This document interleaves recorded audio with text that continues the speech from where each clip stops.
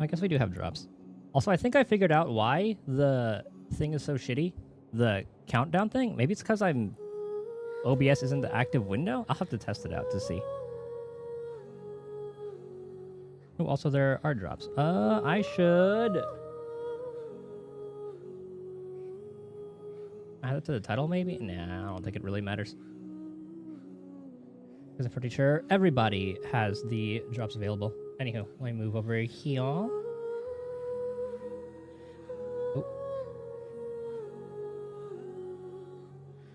And anything else? Anything I need to say? I didn't stream yesterday because I was checking out RV There Yet, which is a pretty fucking banger of a name for a game like that. I should be streaming it on Saturday. So I'm looking forward to that one. We were just like messing around, seeing if it was a stream game, messing around with the mods, so we can play with more people, etc., etc. But yeah. Today's plan, Genshin MSQ. Matt says it's around like 4 to 5, or like 4 to 6, 5 to 6 hours, so we can bang that out in a stream. I got my food, got my water. Dog's been let out. So it should be good. I was just doing the dailies and stuff off stream in the meantime. What else? I still haven't checked out the Wonderland thing. It's really fucking annoying because it has that pop-up, which we'll see in like 2 seconds. Oh, never mind. I should do the test runs in the meantime. But I'm glad I don't have to do these anymore. I'm sure they're gonna give... Wait, basic? Oh. I'm sure they'll give us like Lauma in here. And else running to trigger Lunar Bloom, consume Verdant Dew, yep. Never in the party, Bloom triggered by the party, it turns into Lunar Bloom, provide the party with valuable Verdant Dew on top of the reaction. And that can crit. So skill enters that state.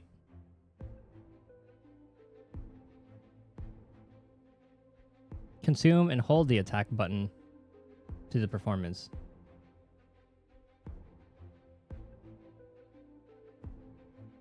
Okay, so it's just like charge attacks to use Verdant Dew, essentially. So E, go into that state, then charge attack. Alright. Moon sign level. Okay, I don't really care about that.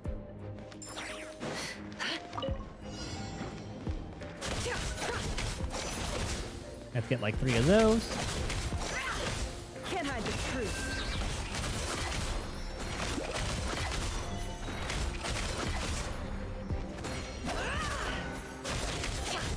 No more lies. Okay, so I didn't realize you could do that like a decent amount of times. The mystery unravels. I love her animations.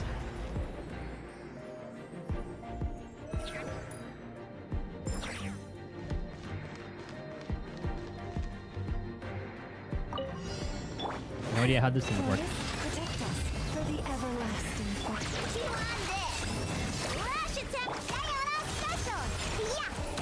Can't hide the truth.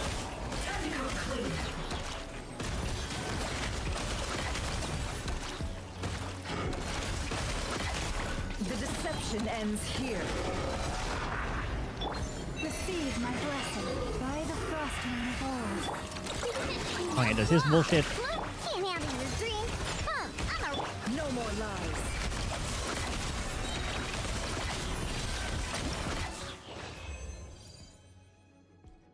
Seems pretty smooth.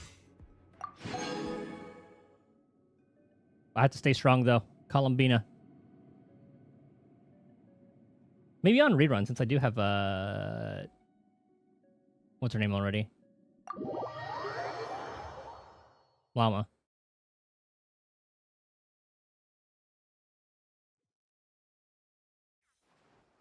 Okay.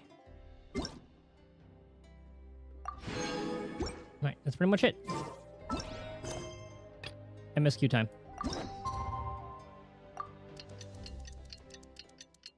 Maybe I should have gone to not try to do that.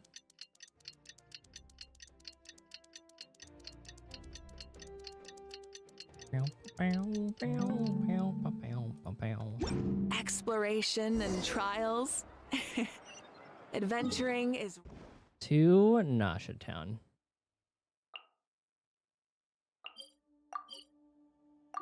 So where do we leave off?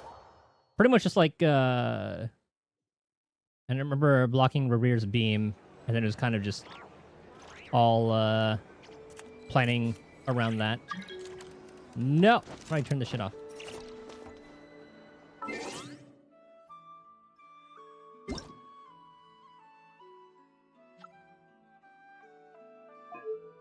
Because that shit's gonna show up and be goddamn annoying. Wait, I wanna uninstall the JP one. Since people are actually voiced now. Sweet.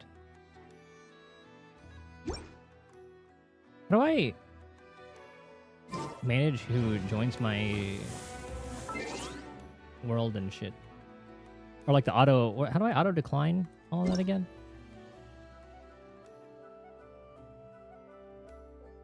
Other?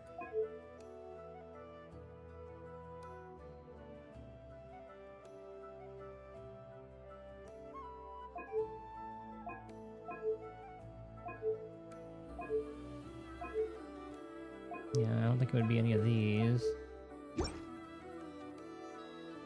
Co-op mode, maybe?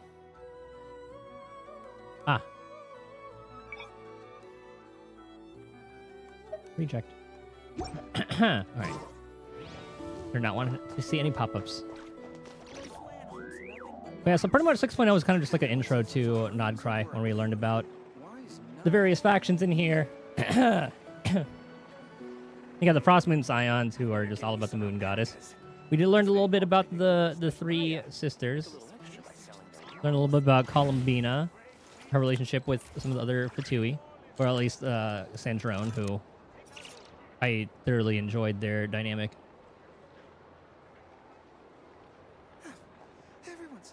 Learned about the whole thing about Kuvaki. Columbina's powers are being inhibited because he can't really see the moon, etc., etc. What Revere is all about.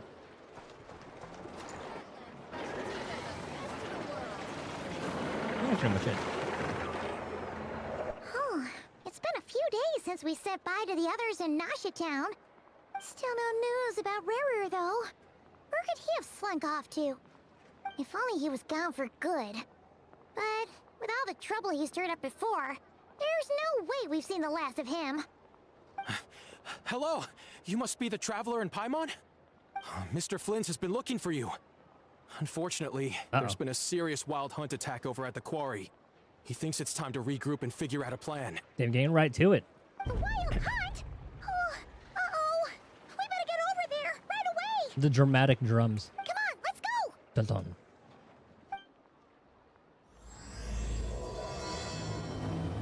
A nation that doesn't exist. What, Conria? Where is the quarry? Oh.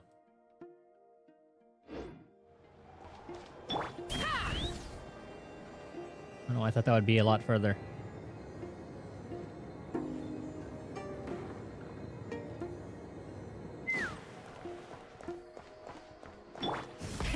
Rev the engines!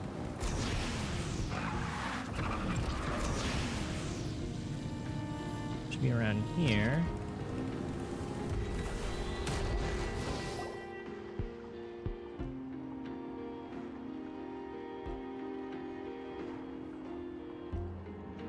Ah, the crew.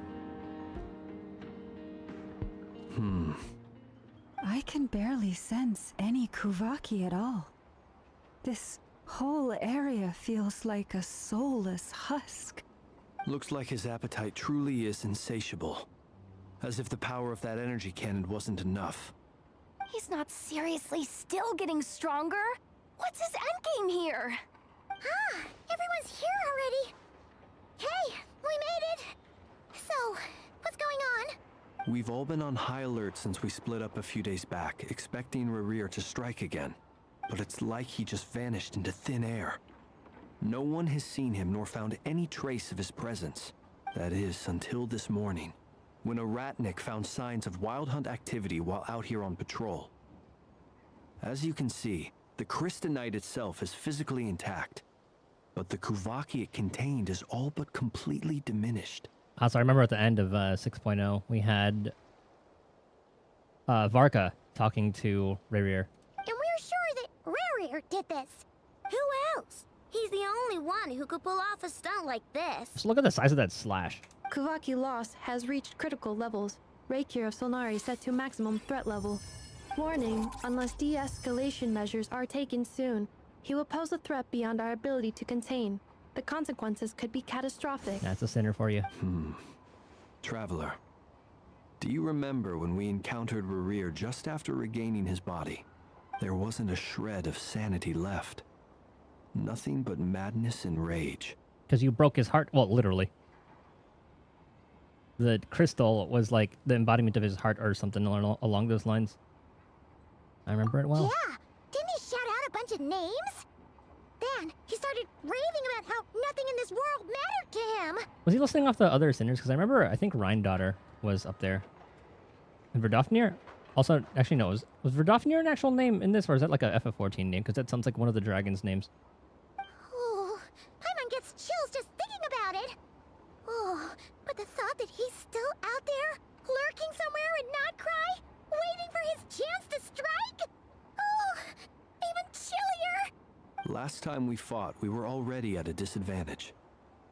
If he has such overwhelming strength, why would he suddenly go into hiding? Yeah, if I were him and I wanted more Kuvaki, I'd just take it by force. No point staying in the shadows. 'Tis a good point. Unless something went wrong. His whole resurrection thing didn't exactly go smoothly. The other thing is, how does someone who's completely lost their mind still have the wherewithal to cover their tracks so perfectly? Wherewithal, good word. Beats me. According to certain medical studies, insanity does not always entail a complete loss of rationality. It may be that he is simply living in a world of his own. That actually sounds about right. He was ranting away to himself the whole time, like he had zero interest in talking to us. There are many unanswered questions here. He could be right under our noses, and we'd still be in the dark. Besides his name and title, we know little about him. Certainly nothing about his past, or what he might be hoping to achieve. Exactly. And we wouldn't even know where to begin looking. Even Boss hadn't heard of the Reikir of Solnari before all this. And Q, Dainsleaf. I'd be willing Dang. to bet that even if we gathered together every scrap of intel in Nodcry, we still wouldn't find more than, like, 3 useful facts about him. So, if we do nothing, he'll just keep getting stronger. But if we want to investigate him, we have no idea where to look. Last time we had Marionette and her big robo-buddy to help us, and we still barely held our ground. If we had to face him alone... Oh, Paimon's head hurts just thinking about it. What are we supposed to do against a threat this big? I do wonder what her kit's gonna be like. Is she gonna be like a Seed and Seed Senior, or Seed Junior, Seed Senior? I guess like Flora, Seed Senior kind of thing. Well, I do have a little hunch about his next move. Given that he attacked the quarry, I'd say it's likely he'll target other places rich in Kuvaki. Somewhere like the Eye of Krati, or the Pillar of Embla. One thing's for sure. If we just sit back and let him keep absorbing Kuvaki, we really won't stand a chance against him. A perfectly reasonable hypothesis. However, it is worth noting that these two locations are quite far apart. To investigate them both, we'll need to split up. I agree, we should split up. Right now, Rerir's goal seems to be gathering Kuvaki, not fighting us directly. Once we're done, let's regroup on Hisi Island. Do we have any form of communication? Because it could just be like we could all be on lookout And once you spot him, don't engage. Call everybody over. Wait, why Hisi Island? It's rich in Kuvaki. And also, Columbina's there. If I recall correctly, your largest goddess statue was carved from Kuvaki rich ore, was it not? Don't touch the statue. That's right. Yes, it could well be a potential target of his. I should head back and start evacuating the pilgrims.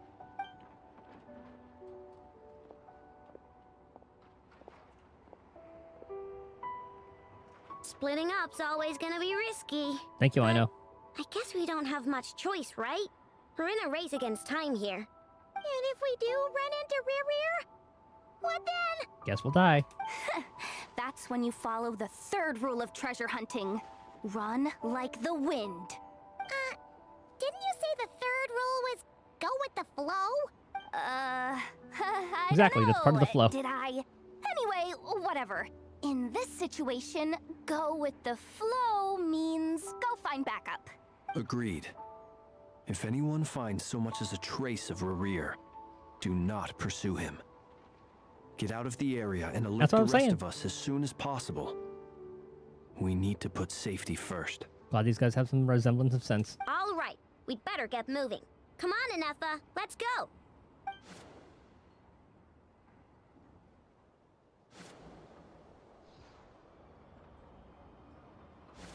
I'm liking the presentation for all of these, actually.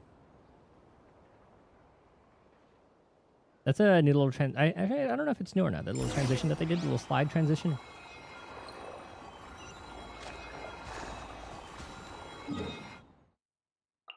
All right, how are they holding up?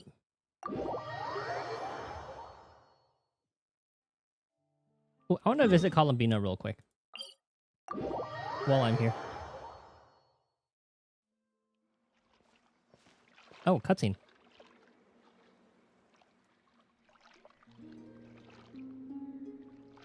Greetings.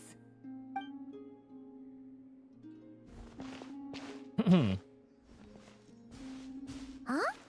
Are you heading out, Columbina? Yes, I need to get a lyre repaired. What? One of the Kuhenki's lyres is broken. She greatly values this lyre, so I wish to have it restored. You want us to do it? Man, Kuhenki sure are multi-talented. Of course. This little one often performs around here, and I sometimes sing along. You know, Paimon's been thinking this for a while, but you sure do spoil the Kuhenki. I mean, look at them. Well, it's only right. They have kept me company all this time, and often bring me amusing objects as well. No one told me about this before. The natural instinct of Kuhenki is to make the moon goddess happy. If you don't mind Paimon asking, how do you plan to fix this lyre? Didn't you say you didn't want to be seen by others? In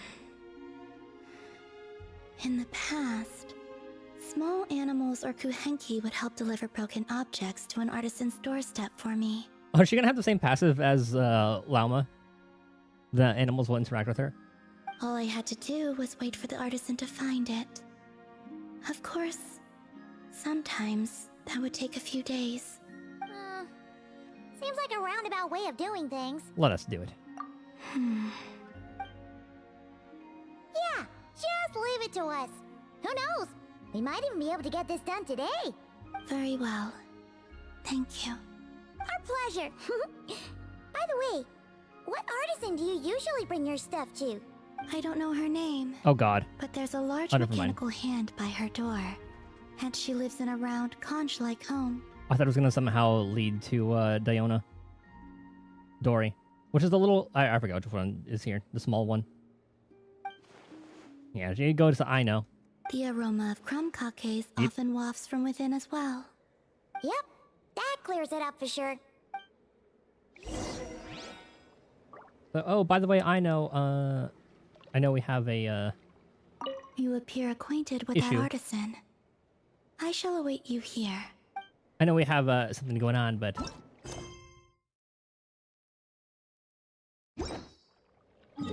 I need a repair.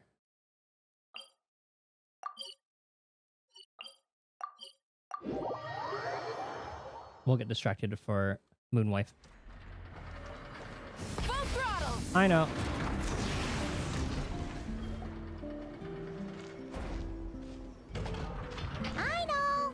you home? Wait, Paimon? Is that you? What brings you here, guys? Oh, their Bring soundproofing me is any really bad. snacks? Paimon knew you'd say that. Here, we got you these on the way. Quick, hand them over. Inefa's gonna be Hmm. back soon. So, you here to hang out? What sort of fun things should we do? Actually, we need your help with something. Oh no. Ah! Get that weird thing away from me! Weird thing? You mean this liar? Again, I really like the addition of like the facial expressions. I told you! I don't mess with stuff that science and mechanics can't explain. It's an instrument. I'm telling you, that liar Uh-oh. just shows up on my doorstep at Again. random. And after I fix it, the thing up and disappears. Not that I believe in spooky, superstitious stuff like that. Ah, okay. Seems like there's some sort of misunderstanding here. What do you mean? Flyer belongs to a friend who's a bit scared of strangers. Yeah, she doesn't mean any harm. She just has her reasons for taking the liar back without being seen. Really? You better not be making this up. I can't wait till she meets the rest of the crew. Fine. I'm trusting you on this. I'll fix this thing for you, and this time I'll try to make it last. Wait for me here. I'll be right back. Ah, knew we could count on Aino. Oh, she's out. Paimon feels a little bad. Columbina's random item drop-offs had her so freaked out, though. Yes, she deserves something in return. And her just sneaking up on people all the time. Exactly. Ah! What are you doing here? You scared us. I have something to give you. Huh? What are these? Sakamura? A few trinkets the Kuhenki collected. I thought the artisan might like them. Perhaps you could give them to her as thanks. I'm sure she'll like that, but she also likes snacks more. Oh. Huh. What a weird collection No, of she takes scrap too, components. actually. Yeah, alright. We'll pass them along. Take care on your way back. There could be people around here. Oh, and Effa. Everyone just sneaking up. Paimon. Huh? What is it? Oh, a new animation. Oh. What is that smug look? Aw. Analyzing appearance. What are you doing that for? Match found. Resemblance to not cry moon goddess statues is 95%. Just 95? Yeah, what about margin of error? Margin of error minimal. Inference assessment accurate. She's a really good cosplayer. Okay, all fixed. Did a pretty bang-up job if I do say so myself. It shouldn't break ever again. Also, about those enough. What was that last part, Aino? Those snazzy new components worked great too. Huh? Good save. Who's that behind you? The person who needed the liar fix, the one who's shy. She kinda looks familiar. Have I seen her before? Whatever. The most important thing is, I hid those snacks Paimon gave me. That's right. Also, she wanted you to have these components as thanks for fixing the liar, Aino. Ooh, let me see. Wow! These are rare and so old. You sure I can take them? Yes. Thank you so much! If you ever need anything else fixed, just come find me. No need to be shy. Well, we got places to be, so, Aino and Eva, we'll swing by some other day, okay? Oh, we've got to get the damselette out of here, or Ineva will recognize her for sure. Oh, sure. See you some other time. I gotta do some cleanup quick, or Ineva's gonna find the snack crumbs. All right. Until next time. Aino. Yeah? Would you like to frame these components or preserve them in any way? What? Why would I do that? They appear to be gifts from the moon goddess. Huh? What are you talking about? Remind me to check your circuits later.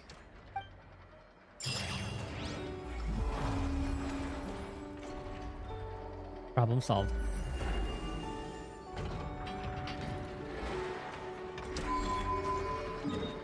That was a nice one. I kind of like how that has its own little story that progresses. Burn it down. Okay. Is Yoda crying? Oh. Any leads? Nope. Diddly squat. No clues to where he might be hiding. It's like he's a ghost. It feels like we're sitting on a powder keg that could go off at any second. Oh, I hate this feeling. I'd rather face him head on than be left hanging like this. And that's how we die. So, you guys didn't find anything either? Not loving the word either. How about you, Flints? I questioned a few Ratniki and eventually narrowed my investigation down to one suspicious individual. But by the time I got to his place, he was already gone. Almost as if he knew someone was on to him. Either that, or he's just extremely cautious and doesn't stay in one place for long. Oh yeah, is this what all leads to us trying to get Nefer because she's the information lady? He's been biding his time for a while now. The question is, where or what is his next target? No idea. Since regaining his body, he seems to have lost all interest in the fragment in my possession. If he did still want it, he's had plenty of chances to take it. I thought it was useless by now. Did we crush it? I forgot exactly what happened. All we can do now is hope that Ino and Anefa turn up some leads. Darn it, Rarir. If you've got the guts, come face me one-on-one! Oh god. Wait, he's actually here? I didn't mean it! I swear! Oh, is that Columbina's place? Yeah. No, it's coming from Silver Moon Hall. The Lady Kutar might be in danger. Let's get over there, quick! Man, she just went out of her comfort zone too. Oh, cutscene. Oh, damn, he actually is there. Oh, they're fighting already? Damn. Okay, now we actually get to see Columbina in action. And this is her weakened state, too. Yeah, we can't really keep up with that, can we?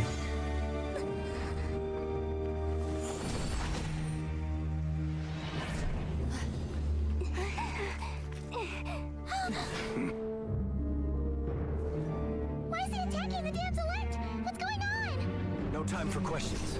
Stop him!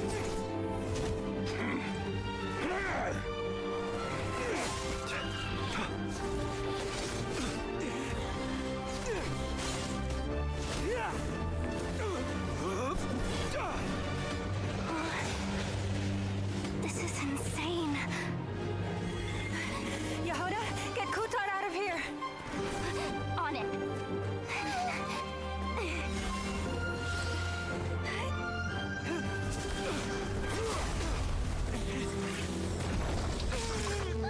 He's so fucking strong.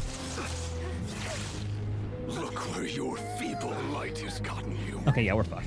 Now you shall plunge into darkness. Varka? Thalindus, soon I will find a way. Watch out!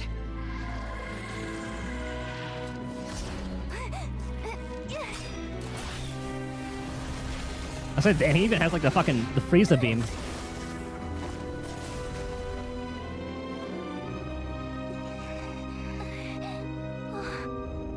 I hope that scratch does not lead to something much worse. Wait, that was a dope transition.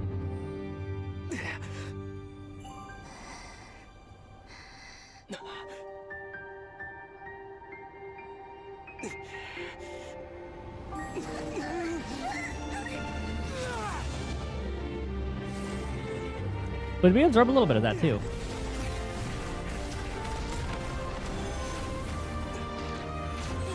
Oh, there's Nefa. Good save.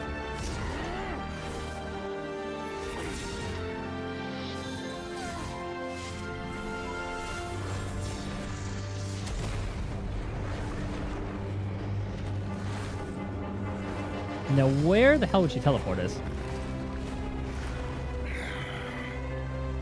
Find them. Even if it means turning this place to ashes.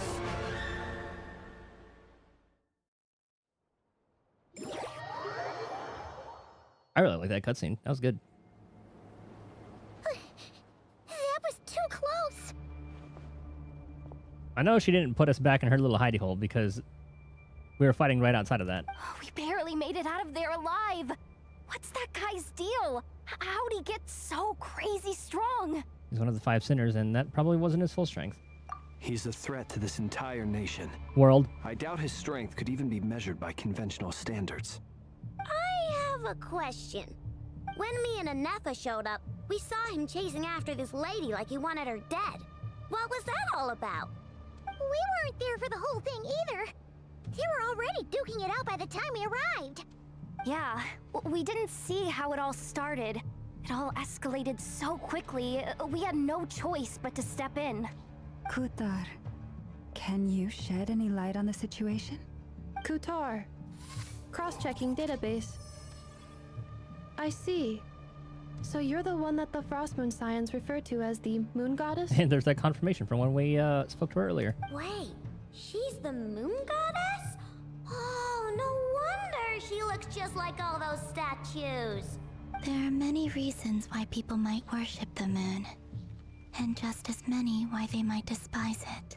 I've never met that person before, but there was no mistaking his deep-seated hostility towards me. You don't say. Why he holds me in such contempt, I cannot say. But since he hunts the power of the moon, it's no surprise that I am a target. Kutar.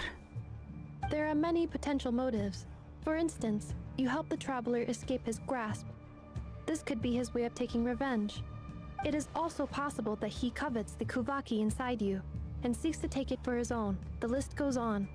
But right now, devising a counter strategy should be our #1 priority. The likelihood of this location being discovered is close to 100%. A counter strategy? We don't stand a chance against an enemy like this. Surely our only option is to run. He's not gonna chase us to the end of the world, right? Oh, yeah. So as long as we can sneak out of Nodcry undetected. That ain't happening. No, I can't say that. Come on, Yehoda. This is serious stuff. You can't suggest we all just chicken out. Running is our only option. Ah. Huh? You seem surprised. But what other choice do we have? We are facing an enemy we cannot possibly defeat in battle. Well, I mean, yeah, but still. It's not too late. I can distract him, so you'll have plenty of time to make your escape. Wait, what? You're gonna act as bait? Doesn't that make sense? I'm the one he's after. There's no need for you to risk your necks on my behalf. But then he gets stronger, then we're all fucked anyway. A coyote doesn't stop for bypassers while it's howling at the moon. What is it, Loma? The Frost Moon Scions have already grown accustomed to life without their goddess. My presence here is no longer essential, and this is not my home, so you needn't ask me to stay. How about you come with the Traveler? We go all over the place anyway. We can't just roll over and That'll let be him in get away 6.3, I with guess. this. That's not our style. Yeah. We can't just call it quits after everything we've been through together. Besides, she'd pretty much saved my life back there. If I just ditched her now, I'd never forgive myself.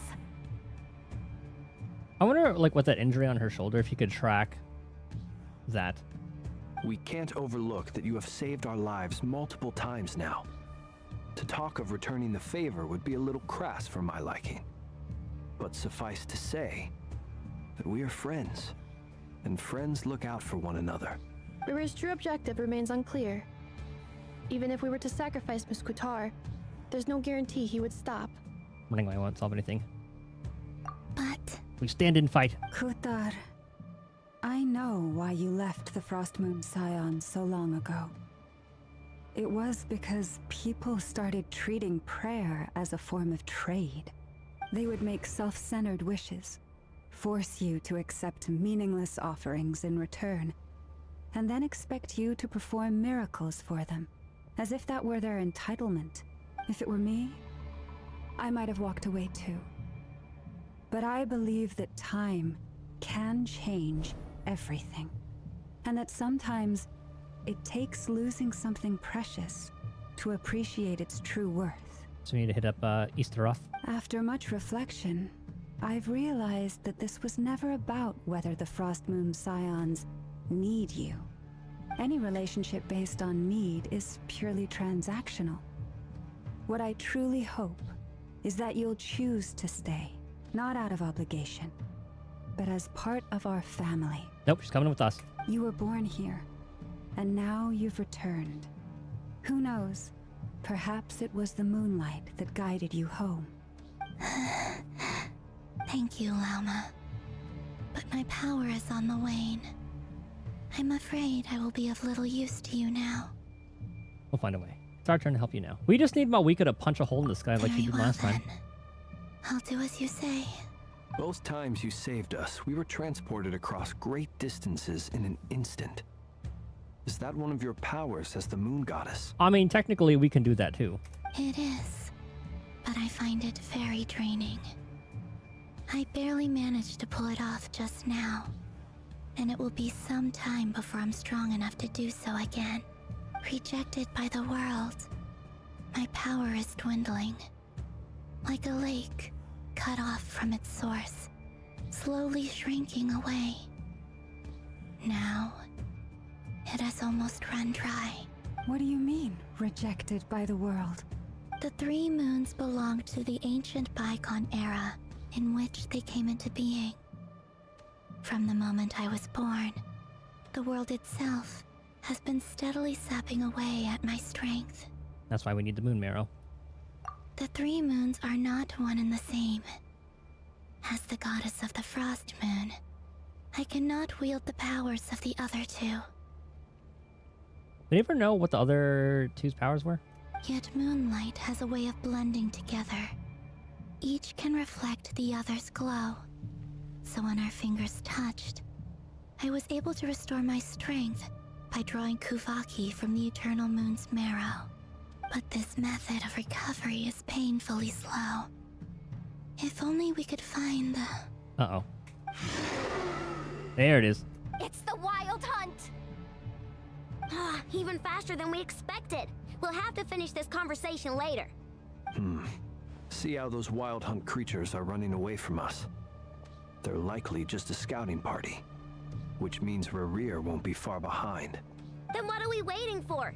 Let's get the heck out of here!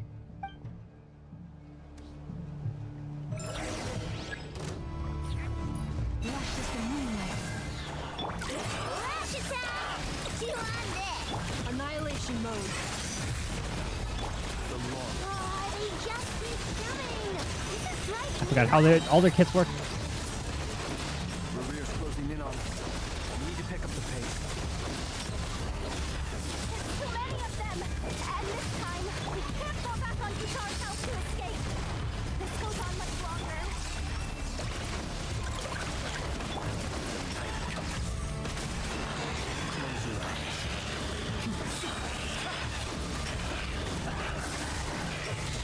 I'm liking the little horde mode though.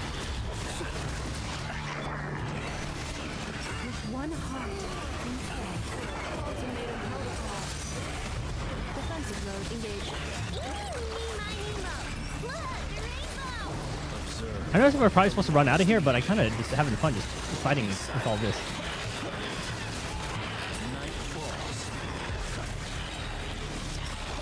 Where am I? Supposed to kill all of them. Okay, let's try running out. Let's see what happens. Okay, never mind. Annihilation mode. We just go through the horde mode. Sequence initiated.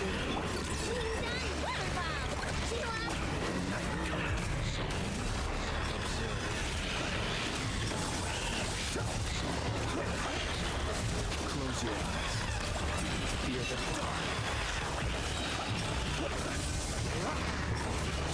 Guys, I'm pretty sure now. Oh, there it is. Okay.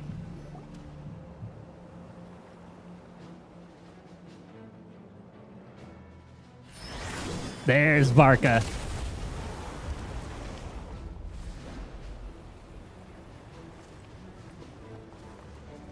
What a fucking bro.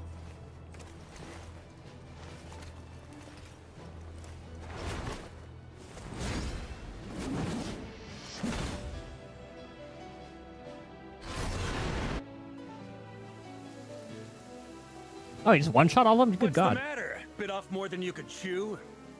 How are you? Uncle Varka! You're back from Amsvartnir? Whoa! You're Varka? Grand Master of the Knights of Favonius? Yeah, it's like a little scarred version of it. I think I like the little worn version of it. Like, what does it actually? What does it actually look like?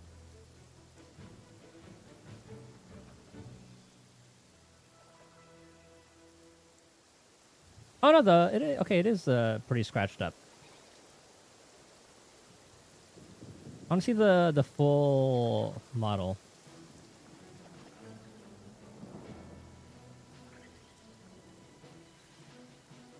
Oh, that is kind of how it's supposed to look. Okay.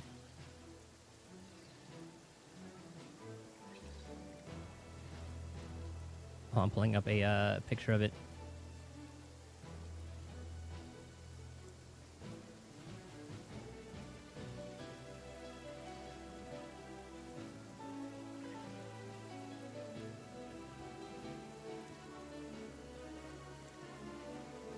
Because I do not own it.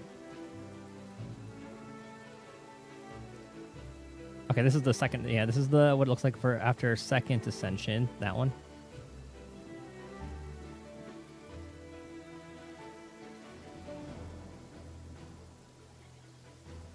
I never owned it, so I didn't realize like that's what it would look like in second ascension. Okay, so it is like little cut off at like the tip.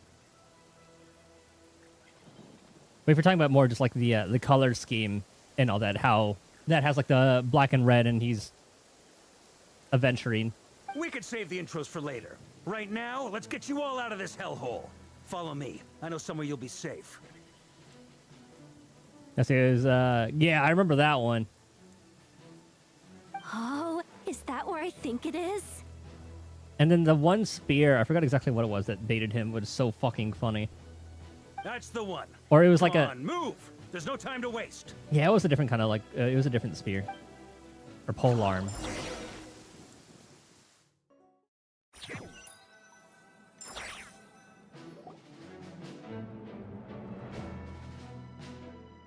Little hideout. Wow! Where are we? This is so well hidden. I hope we get to meet, I think it was Toma's parents, or at least his mom, because I think she's in the Knights of Favonia stationed in Nodcry with Varka. Well, that goes without saying. This is the Knights of Favonius' meeting place in Nodcry, and a contact hub for the Northern Intelligence Network, aka the Black Market of Intel. No matter what faction you're with, it's the place to buy and sell information. Their headquarters are in Nodcry, but they've got contacts in every nation. As an expeditionary force on foreign soil, working with them has offered us the most effective way of getting our hands on reliable local intel. This is where we meet, so naturally, it's secure. Anyway, where were we?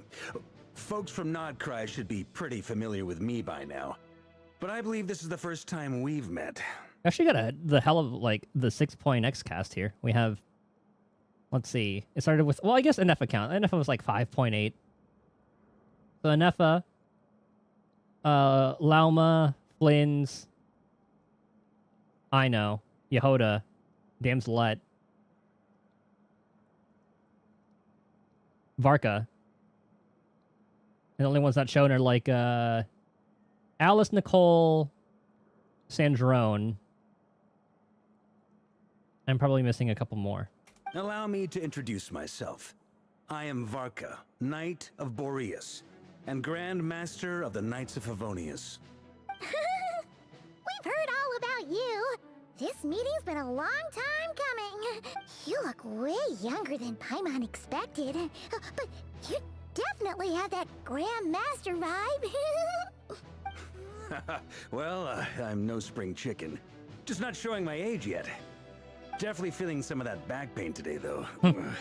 Rushed back from Amsfarnir without a wink of sleep, only to get right into another fight with that freshly revived maniac. Another? You mean you fought him before? Yep. He wasn't nearly as strong back then, but he was still a formidable foe. I brought some of the knights along to give him a little surprise, but he saw us coming from a mile off. My squad took heavy injuries, and I barely made it out alive myself. We knew it might have been our last chance, so we staked everything on it. But still, it wasn't enough to stop him. I tried tracking him down afterwards, but he didn't leave a trace. Even in his unhinged mental state, he's as cautious as any trained operative. So, I decided to come find you. And as luck would have it, turned up to find you being ambushed by the Wild Hunt. The rest, you already know. Is that why he's been frantically absorbing Kuvaki these past few days? Because he sees you as a threat? Oh, I left out Nefer from earlier, but I'm sure like this place is all about information and intel. I'm sure she'll show up pretty soon. Maybe I'm part of the equation, but even if I weren't, I'm sure he'd still be gathering power. He's clearly working up towards something. Note to self, Uncle Varka's strength rating officially upgraded. Guess it's my turn to ask questions now. So, what exactly has been happening in Nodcry? Oh boy. Why is the Wild Hunt returned in humanoid form? And why is it after you? What form was it in prior? That's a long story, but I'll try to make it quick. And it brings the Vark up to speed. Good. Wow, I had no idea so much had happened. What's up, Ray? Sounds like you guys have really been through it. So, the Kutar is actually a Fatui Harbinger. And all this Wild Hunt activity in Nodcry is the work of the Raker of Solnari, one of the 5 sinners. Okay, it was a Harbinger for one. Oh, that's a lot to take in. Need some time to wrap my head around it all. I'm truly sorry, Mr. Varka. You stood with us against the Wild Hunt and did everything you could to stop it from escalating into a full-blown catastrophe. And then, the one time you're away, it all comes to a head and all your hard work gets undone. You've got nothing to apologize for, Miss Moonchanter. You can plan 100 steps ahead and still slip up. That's just life. No one knows what tomorrow holds. You can't predict which way the wind will blow next. And, to be perfectly honest, I can't say I'm surprised. For all the times we've defeated the Wild Hunt in the past, we've never been able to completely wipe it out. Turns out, we were just delaying the inevitable. But now that a new variable has come into play, fate may well take a different course. Us? Are we the variable? We're always the variable. A new variable?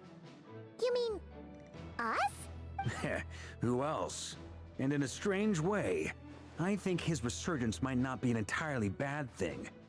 The Wild Hunt is like an unrelenting force of nature, but Rerir is an individual with an agenda. He's gotta have a weak spot somewhere.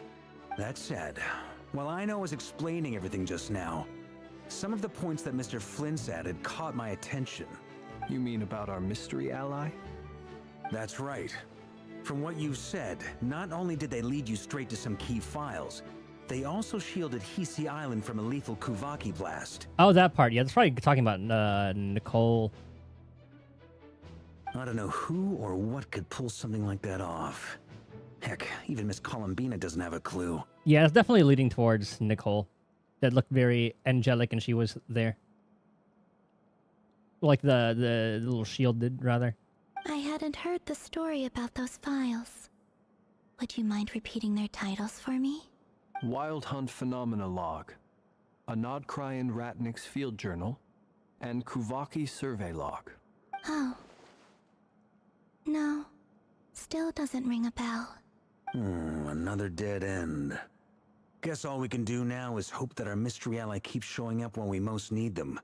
Still, it's safest to assume they won't be intervening again. From here on out, we'll have to resolve this crisis by ourselves. Your intel also explains something else I've been wondering about. The reason I led my team to Amsfarnir was because we'd had reports about a possible source of the Wild Hunt showing up there. But once we looked into it, it turned out to be a red herring. I don't know who was behind it, but clearly it served its purpose. There probably is the other sinner. The chess guy, because I mean that looks very. He seems like the strategic type. I doubt it's by chance that he happened to make his comeback while my attention was diverted. And from everything you told me, it sounds like his scheming began well before his return. So maybe luring me away was all a part of his plan. But is it even possible that he orchestrated all of this by himself? The Moon Maiden and the Raker of Solnari. Nodcry of all places. The way everything is unfolding, it can't be a coincidence. So, what do we do now? What does he Got know? any ideas? Right now, we've got at least 3 things to consider. Let's go through them one by one. First, we need to figure out how to take down Rerir. If we can't beat him in a straight-up fight, the rest won't even matter. To my knowledge, the bulk of Nodcry's fighting force is already gathered here. But even with everyone united, we're still no match for Rerir in his current state, let alone with his power still growing. We did see Skirk around here. She could maybe ask her to help out. Be like, hey, it's training. It can make you stronger. If you take out one of the sinners, it'll help against her Telogy. What if there was a way to tap into a new power of our own? How so? Have you thought of something, Columbina? 3 moons once watched over this world. The Eternal Moon was the largest. The Frost Moon was the brightest. And the Iridescent Moon was the most mysterious. They say that back then, the 3 moon goddesses wielded immense power. Enough to shape the workings of the world itself. I now bear the Frost Moon's power, and the Eternal Moon's marrow resides within the Traveler. Hold on. Are you suggesting? We find the iridescent moon, baby. The iridescent moon. The last piece in the puzzle. That's right. If we can find the Iridescent Moon's marrow, I will be able to regain my strength much more quickly. The 3 moons are said to stir the tides and illuminate all things. Perhaps they hold further secrets beyond our understanding. According to my analysis, this solution is feasible. However, it is subject to one major condition. How do we locate the Iridescent Moon's marrow? I know a way, but we will need to visit the Fatui's Experimental Design Bureau. Oh my god, are we gonna get another Columbina and Sandrone interaction? The Experimental Design Bureau? Are you saying we need to involve Marionette? Yes, please. Yes. I must speak with Sandrone. It's a long way from here to the Experimental Design Bureau. There's a high chance you'll be spotted. You shouldn't go alone. I'll go. Then that's settled. Next up, our second priority. Somehow, we need to figure out Rerir's end goal. As you saw for yourselves, when he was still in his wild hunt form, everything he did was for the sake of recovering his body and resurrecting himself. His first act since then, after laying low for a while, was to try and assassinate this young lady. People's obsessions often reveal their greatest vulnerabilities. There must be a reason why he despises the moon so deeply. Perhaps it sheds some light on his title, the Raker of Solnari. The Wild Hunt has plagued Nodcry for centuries now. If we want to stop it for good, we have to get to the root cause of what's driving it.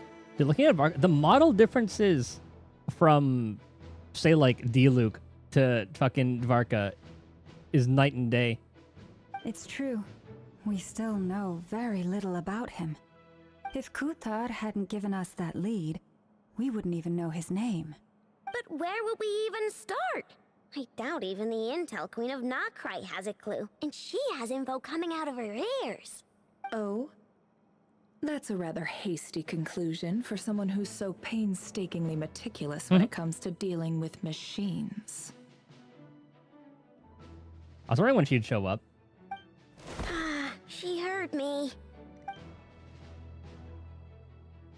Oh, looking towards the employee. Boss! What are you doing here? This is like the Intel fucking capital. I'm now asking myself the same question. I received a letter from a humble knight of Favonius, requesting a meeting to discuss a major business deal. But it looks like this humble knight had something else in mind. Details. Miss Neffer, the important thing is that you've arrived at the perfect time. Since his failed ambush, I've been racking my brains trying to come up with a plan to fight Rerir. Given the severity of the situation, I think it's fair to say that our only chance lies in uniting as one. And I'm talking all the factions in Notcry. We can't do this without the Curatorium. But I knew it'd be a tough job to win you over. So, I took the liberty of reaching out for a little chat. Wait a sec. How did you even hear about this place, Neffer? Okay, come on now. Varka told us this place is all about, like, information. Didn't you say this is meant to be the Knights of Favonius' meeting spot? And a contact hub for the Northern Intelligence Network? And isn't it supposed to be super hidden? Northern Intelligence Network, yeah. You really think he could have gotten settled in Nodcry without my help? Besides, I'm the one running this gig. Of course I know where the meeting place is. Oh no, she was like actually like running the place too. I mean, you're... Allow me to introduce the current head of the Northern Intelligence Network. If it's intel you're after, she's your woman. Pretty much seen and heard it all. Please spare me the flattery. Let's cut to the chase. Seems like you've run into some trouble, huh? Well, this certainly qualifies as an unforeseen crisis. On behalf of the Curatorium of Secrets, I wish you all the best of luck. So you're just going to sit this one out? Why should I get involved? What could possibly be in it for me? What if we told you we can't do this without you? Oh? Then I'd say you'd better make it worth my while. I don't work for free. I can't put a price on something like this. It's just not in my nature. But then again, you and I have always been polar opposites in this regard. So I can't exactly say I didn't see this coming. If you insist on compensation, I will pay you. Consider this a formal commission. Sound fair? You just don't give up, do you? Too bad. I know you well enough to know you can't afford my prices. It's like 180 pulls The worth. riskier the job, the more it'll cost. And a Moonchanter's stipend isn't exactly generous. Unless you're planning to start passing the donation box around among the faithful. Boss, just a thought. If they come up short, maybe you can take the difference out of my next few paychecks. Things got really dangerous during the fight with Rerir. If this girl hadn't saved me, I'd be leyline fodder by now. I'd be gone for good, boss. If there's any way we can make this work, I'd really like to help her. Please? I'm begging you. This is why I'm always telling you never accept favors. They are the hardest debts to repay. You have to be careful who you get involved with, or you invite all kinds of misfortune. Very well, Yehoda, I will help. But just this once. Don't count on this happening again. Yehoda the MVP. Flynn's. That fragment that Rerir was after. Do you still have it on you? I need to watch that cutscene back because I'm like 99% sure he broke it. Of course. Let me borrow it. I need it to follow up on some leads.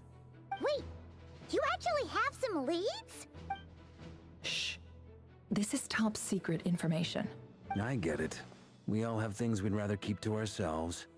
Plus, I know we can count on you, so we'll leave the intel gathering in your hands.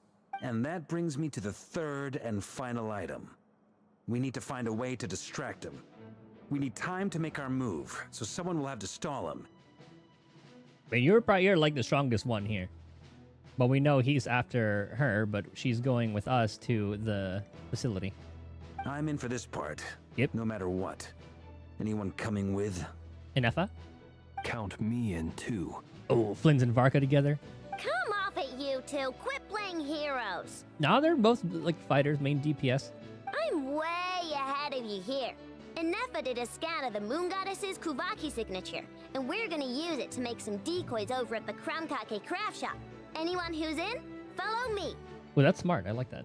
Once they're ready, We'll deploy the decoys across Nogcry, so as long as the rest of you keep moving, he won't catch on to your scent and won't be able to track you down. I like it. Genius idea. No biggie. All right then, we'll split into 3 teams. Once your team has finished their mission, return here and wait for the others. Dismissed! Good plan. It's gonna go to shit at some point.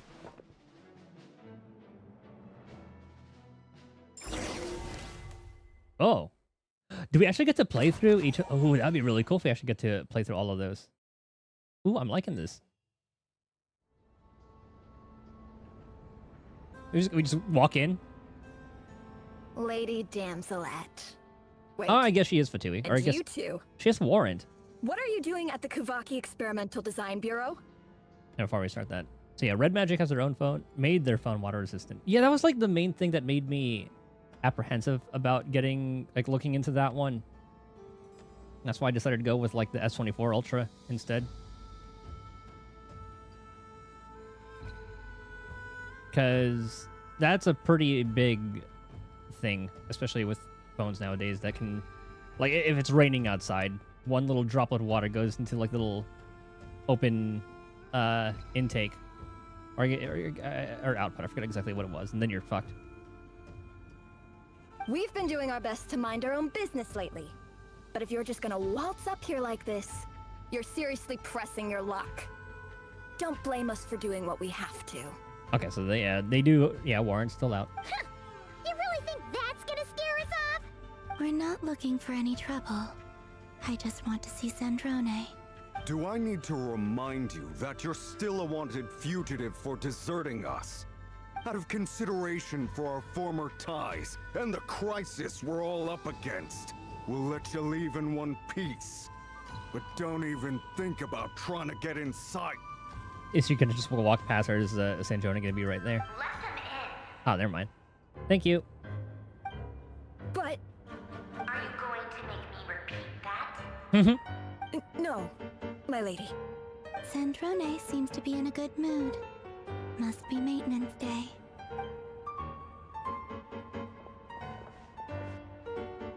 I'm so glad we're getting this interaction this early.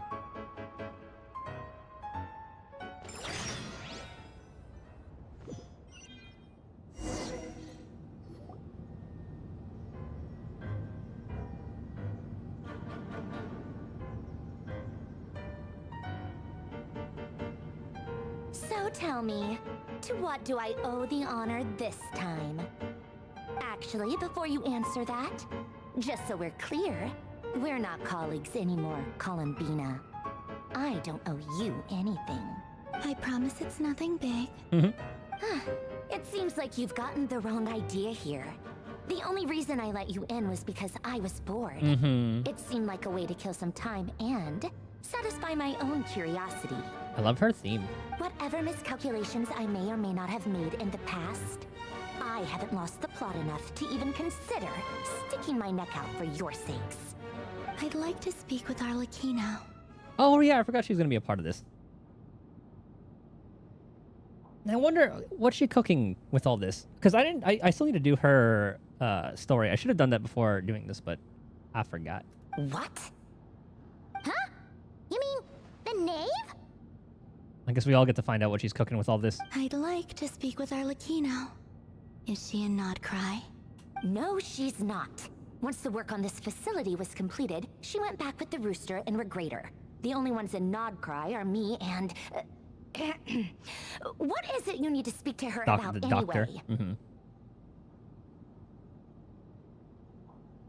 doctor. I wish these textures would be a little bit better. These are quite pixelated.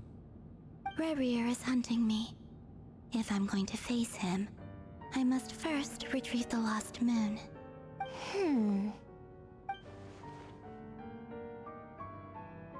But huh. So maybe Arlecchino had something to do with that moon then. She seems lost in thought, but she doesn't look surprised. She must know more than she was letting on. I don't understand what Arlecchino has to do with the iridescent moon's marrow, but at this point, I have no choice but to go along with Columbina's plan. Is that a no then? only doing this to stop Rear. He is our common enemy. As if I need reminding. I was this close to settling things with him before someone decided to whisk me away to their weird little garden. Have you held any tea parties lately? Tea parties? Yeah, obviously. You don't seriously think we'd pack it all in just because you aren't here. They had little tea parties? If anything, they've been more eventful than ever. Just me, Arlecchino, and a bunch of insolent and sensitive guests who won't stop asking where you've gone. Oh, they've been a real joy. I bet you served them the worst tea you have. Just like you used to do to me when I upset you. Who cares about how good the tea is when there's no one around to drink it? I keep losing people. First Rosaline, now you. I'm running out of people who can make me laugh. Honestly, what could be more ridiculous than a multi-centenarian goddess who's only ever had the plain herbal tea she received as offerings? You'd always brew a different type of tea for me each time. Was it really just to see how I'd react?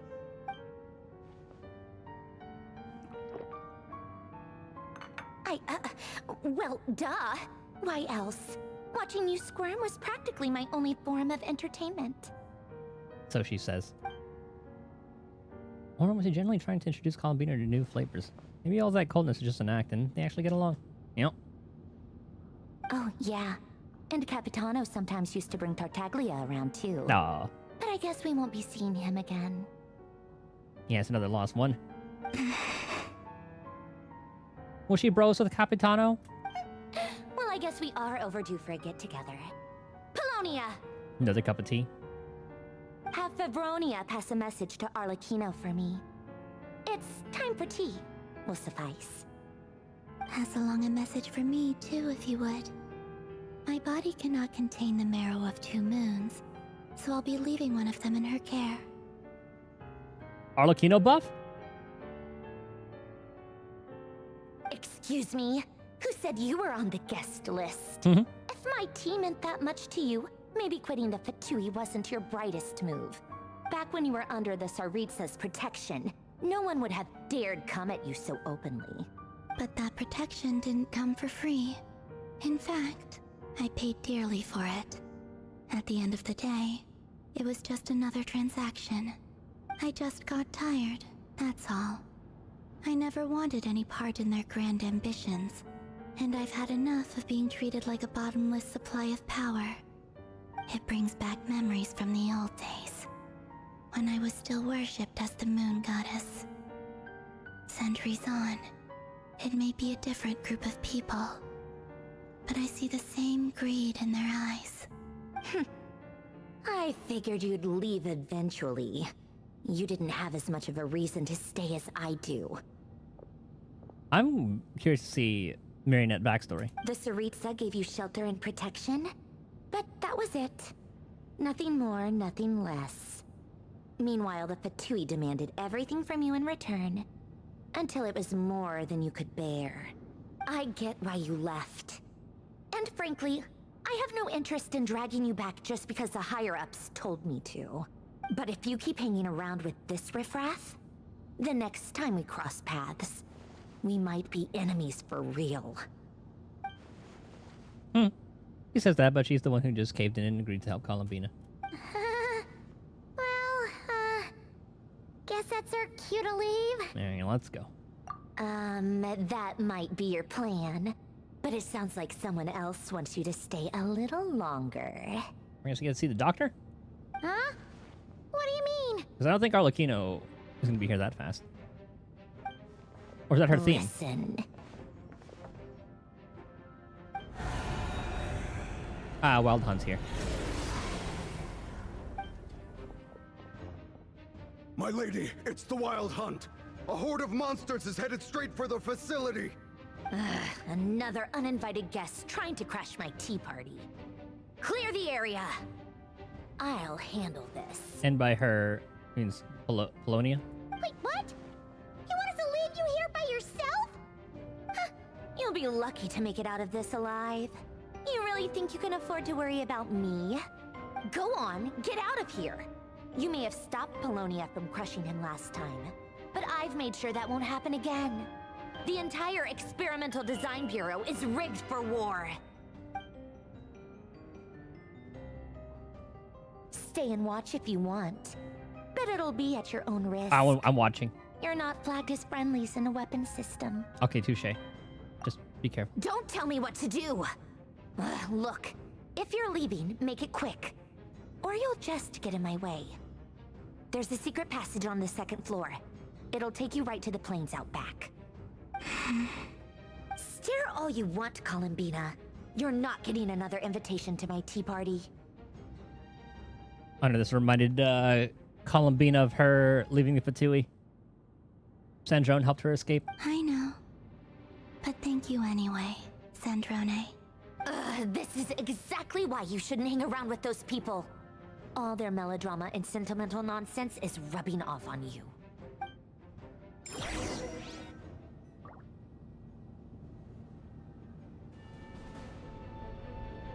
Come on then, Mr. Ray here.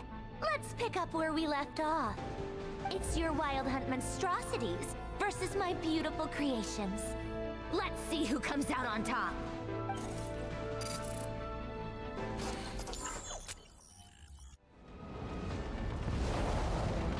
Oh, I do remember seeing this. Oh, we have to get to play through it.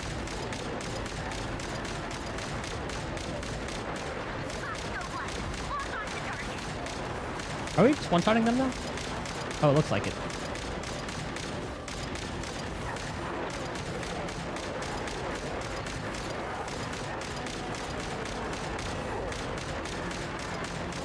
I guess we can just sweep. Oh, where the hell? Sneaky little bastard. Again, they've been like stepping up their... actually, a lot of the Hoyo games have been stepping up their presentation. Star Rail could use some work with their animations and stuff. We still get like the same like hand-on chest thing. This is at least has a little bit more variety in Genshin. Oh damn!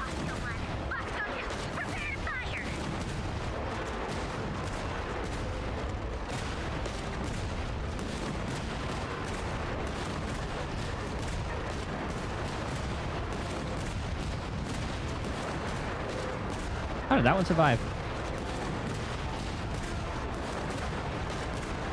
Wow, they should have just loaded up with this the entire time. I think it would have been cool to see the Traveler and Columbina just like running through all of this.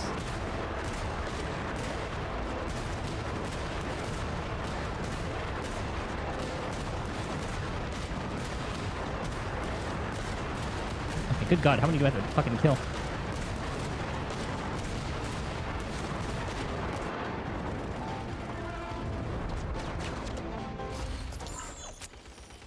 Sniper time. Oh, yeah. That's it. Keep them pinned down. Don't let them get near.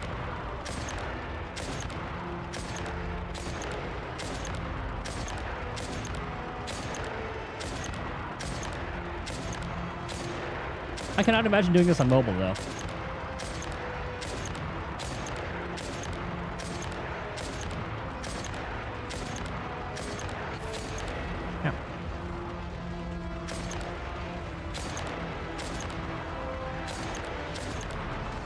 How am I getting hurt from this?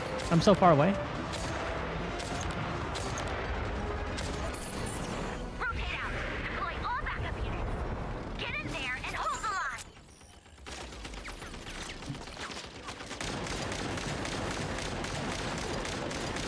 line. Oh, the big boys.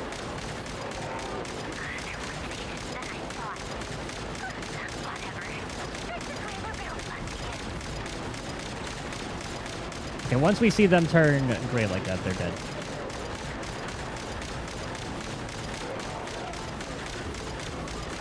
Prioritize the closer targets.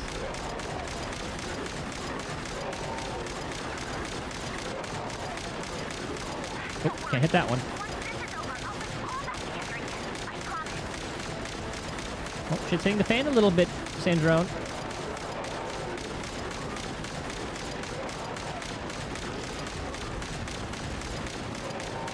Only we had like a little headshot multiplier. Uh-oh. Finally, the Raider himself. Time to... Oh, there he is. Where'd he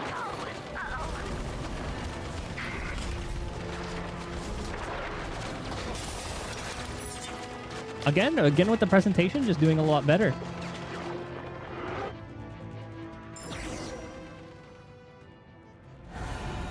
The way you just like move from like gameplay to essentially like a cutscene. Well, they're inside now. What?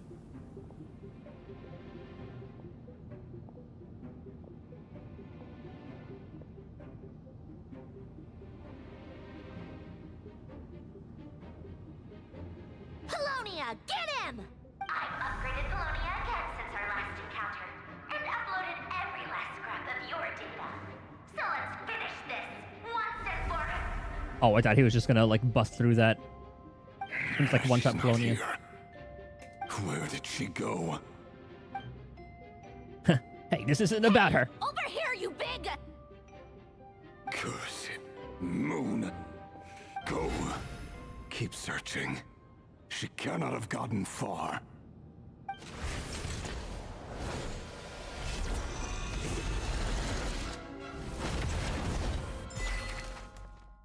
Oh, did he actually just like one shot Polonia?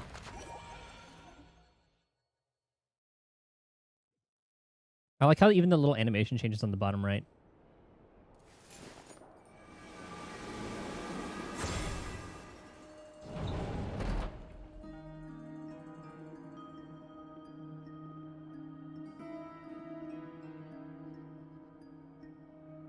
So this is your method for investigating Rarir's past. It almost looks like some kind of ceremony. Is there gonna be some like Ermin soul fuckery? Good deduction. But it's quite a different affair from what you're used to with the Frost Moon Scions. Whoa! First time I've ever been in here. Boss always said it was off limits, so I pictured some kind of creepy dungeon. But it's actually kinda nice. Oh, I guess this must be Sumero decor? That's where Boss is from. What's and up, that man? nice shopkeeper who sold me my treasure compass. Oh, yeah, that's talking about Diona. Dory. I forget which. I always mix the two up. I'm not sure exactly what you've got planned, but it looks like you're all set. When do we begin? Whenever we wish. But for some reason, I've got a feeling this isn't going to end well. I've never faced Rarir myself, but from what you've told me, his power is beyond anything I could imagine. Mm-hmm. I, on the other hand, am just an ordinary businesswoman. Our paths should never have crossed, yet here I am, forced to make an enemy of him. If you ask me, you're about as far from ordinary as it gets. So what are you saying? You're getting cold feet? Once I take a job, there's no backing out. Still, I have to ask myself if the power I'm relying on will even work on an opponent of this caliber. Wonder if it's like some Ermin soul thing, or she has her own kind of like Akasha. And also how to make sure I come out of this alive if things spiral out of control. Death is the one thing we can take for granted. It is the great equalizer, however fortunate or unfortunate we may otherwise be. So it's important to consider how to spend what lifespan we have left. Come on, boss. Lighten up. Quit talking about death. It's bad luck. For once, I agree with you. When you're up against a foe like Rarir, there's no such thing as being too prepared. Is there anything I can do to help? That won't be necessary. I've already made up my mind. Time to cash in a precious favor I've been saving for a rainy day. Yehoda, I need you to find someone for me. The sooner the better. Oh, who now? Find who? That shady merchant who sold you an overpriced treasure compass the other day. Come on, boss. You're pulling my leg again. In what way is she shady? Oh, poor She Yehoda. showed up when I was completely lost and sold me a neat little gadget that was exactly what I needed. Trust me, she's a good person. Anyway, I know who you're talking about. Don't go anywhere. I'll be right back.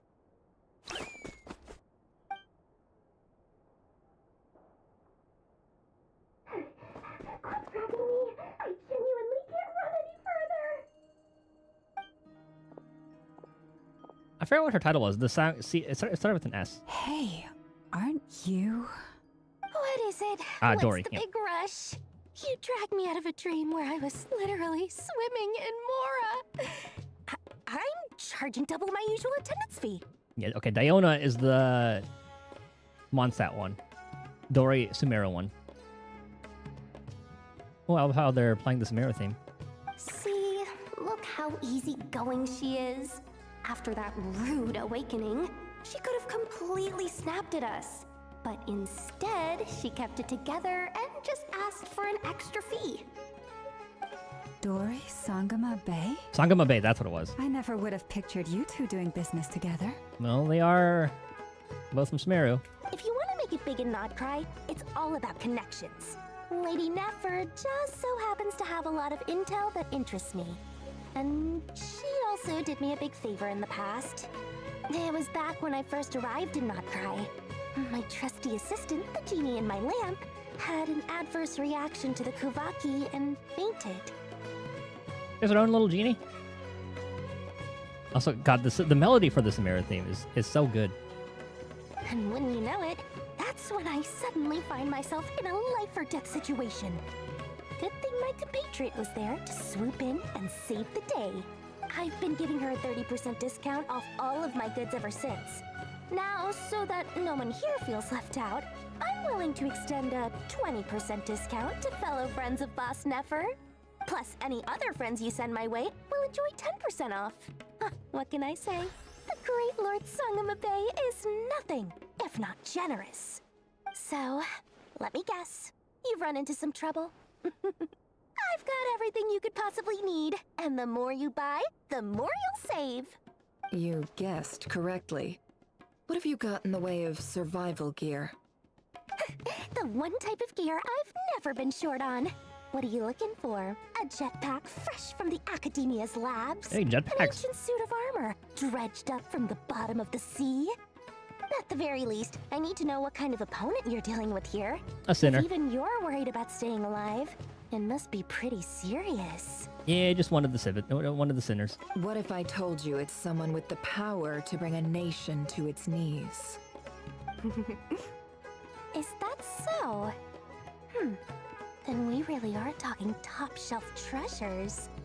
I don't have anything like that in stock right now. I'll have to ask my supplier. What the hell is she gonna... I guess it is Skirk and Alice. Or I guess... Does Skirk just deliver them and then Alice applies them? I forget exactly how that all works. Your supplier? A powerful woman, make no mistake. I can't reveal her identity, but luckily for you, Okay, I it's hear Alice. she's planning to visit Not Cry in the near future. Yeah, that's the first little nod to Alice. If you're willing to wait, I can ask her when she's here. Can't say exactly how long that'll be, though. Yeah, I forgot exactly what it was. I need to go back through the little, not trust event, I forgot what it's called in this game, anecdote, where Skirk was delivering something to Dory. Then, let me put it another way. What would you do if you encountered an enemy like that? Roll over and serve yourself up on a silver platter? Of course not. I have a handy little trinket from one of my generous suppliers, which... Hold on. What exactly are you getting at? No. This is for my personal use only! Let's just say I'm borrowing it, all right? Just for insurance purposes. You'll get it back later. Favors are the worst kind of debt to owe, and now you've got a chance to repay one. A win-win situation, don't you think? Fine. You can borrow it for 5 days. No, make that 3. And for every extra hour after that, I'm charging you 1,000,000 mora. Deal? Deal.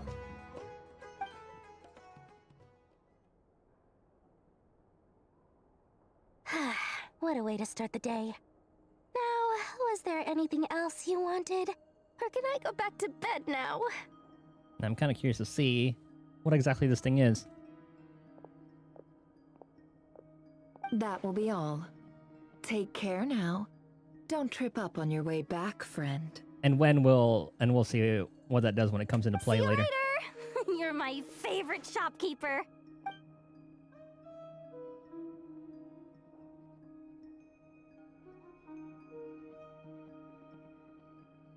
Excellent. Everything is well and truly ready. The ceremony can now begin. And before we do the ceremony, I can use the bathroom real quick. Come near me.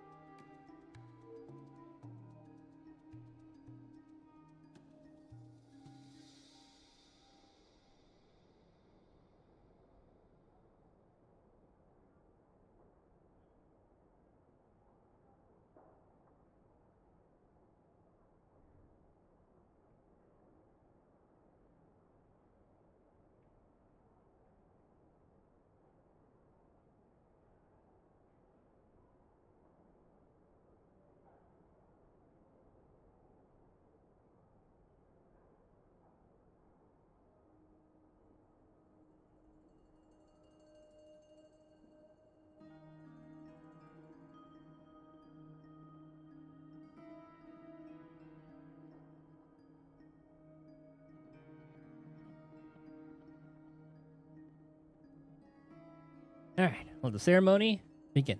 After initiating the ceremony, your minds will follow me wherever I go. You will see many strange things in your mind's eye. So remember, don't be frightened, and don't make a sound. After laying down the ground rules for everyone, something happens. Now then, let us peer into the Raker of Solnari's past. Ah, that's why she needed that crystal.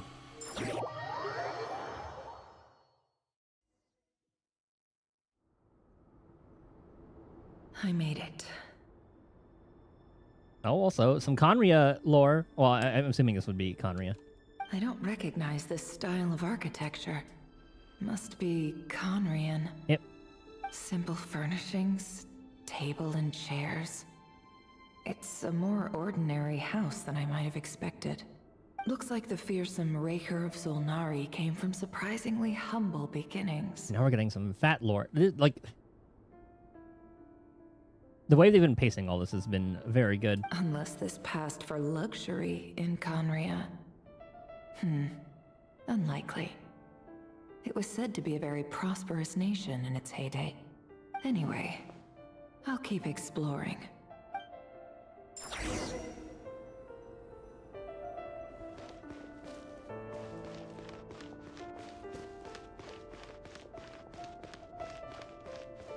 Yeah, there's just that one interactable there then. A few storage boxes sit next to the cabinet. Everything in sight is neatly organized. Whoever lives here seems to be enjoying a pretty comfortable life.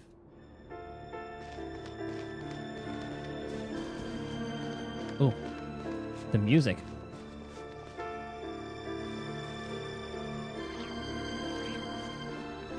The piano melody, the swelling. I don't know what the high-pitched one was. Viola, maybe? I don't know. Handwritten note. Hi, Reverie. Since you're working extra hours tonight, I thought I'd keep myself busy by checking out that new kebab shop. They kebab I've in heard good Conria. things about their menu. I'll test it out, and if it's as good as everyone's saying, let's go back together sometime. P.S. New stash from the Universitas Magistrorum. I brought some goodies home. A few teacups and a pin rack. Hope you like them. They didn't sign their name. But they must have been close. Sounds like they were living together. He had a partner. Or it could be a sister.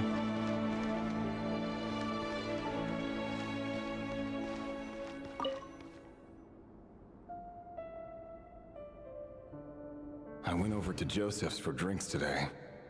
They have a fine collection, but I went alone. There's that name Felindis. Felindis was tied up with something and couldn't make it. Joseph asked why I came alone, but I didn't really have an answer. He then went on to ask about other things. If you ask me, someone who asks that many personal questions is too nosy for their own good. But if he invites me again, chances are I'd still go. Felindis. That's the same name Rerir mentioned. Grain imports keep falling. If things don't pick up, we'll soon be back to meat and mushrooms only. That doesn't sound bad at all. Honestly, I'm not a huge fan of that new type of mushroom everyone's been into lately. Didn't it start out as a lab-grown variety? Oh, Christ. I heard it's even mildly corrosive. Seriously, why would you even eat something like that? I don't care if it's an impressive feat of alchemy. That just isn't the kind of thing I like to eat. Grain has to be imported, and they're eating a diet of mostly meat and mushrooms. Could it be because Conria is underground, so it doesn't get much sunlight? But that would actually be... Because I don't think we know too much about all of that. That would explain why they use so much stone in their buildings. I thought that was just like the aesthetic choice. I mean, Romans used fucking stone a lot. They even use alchemically modified strains for food. Seems like the people of Conria don't have many options when it comes to dining. I've just about saved up enough now. Time to buy it and keep it somewhere safe. A wedding ring? Making a big purchase. I wonder what it is. Most of what's written in the diary are the mundane details of everyday life. It's clear that the author was an ordinary Conrian, or at least that they were passing themselves off as one. The author's handwriting doesn't reveal anything. It's neither showy nor stiff. In fact, it doesn't really leave any particular impression. He really is a professional. No wonder he's so good at covering his tracks. Despite what he's become, it seems like he's retained certain habits, at least in this regard. Near the end of the diary, you notice a page with a shallow indentation along the bottom. The previous page has been torn out. For now, its contents remain a mystery. Did Rerir rip it out himself? Does he keep it on him? But pen marks like these leave a trace. With something like charcoal to add some color, you just need to find the right angle. When Nefer looks around, she sees a fine charcoal pencil on the desk. Before long, she's restored the missing words. Compared with the forgettable handwriting from before, these lines have been scrawled in a rougher, more haphazard way, as if the person who wrote them was in an emotional state. Before I met you, I was convinced that my heart was nothing more than a stagnant pool. The burial place of a fallen moon. A withered, windless grove where the waters rested forever unrippled. I was still talking about his heart. I thought that was like talking about the iridescent moon, or one of the moons. It was you who helped me see that my heart hadn't entirely withered away.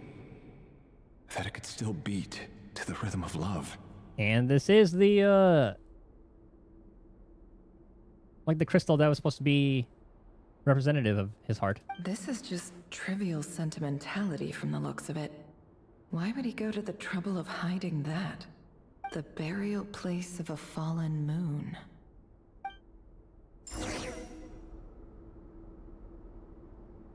On here, I thought that was like just a metaphorical thing.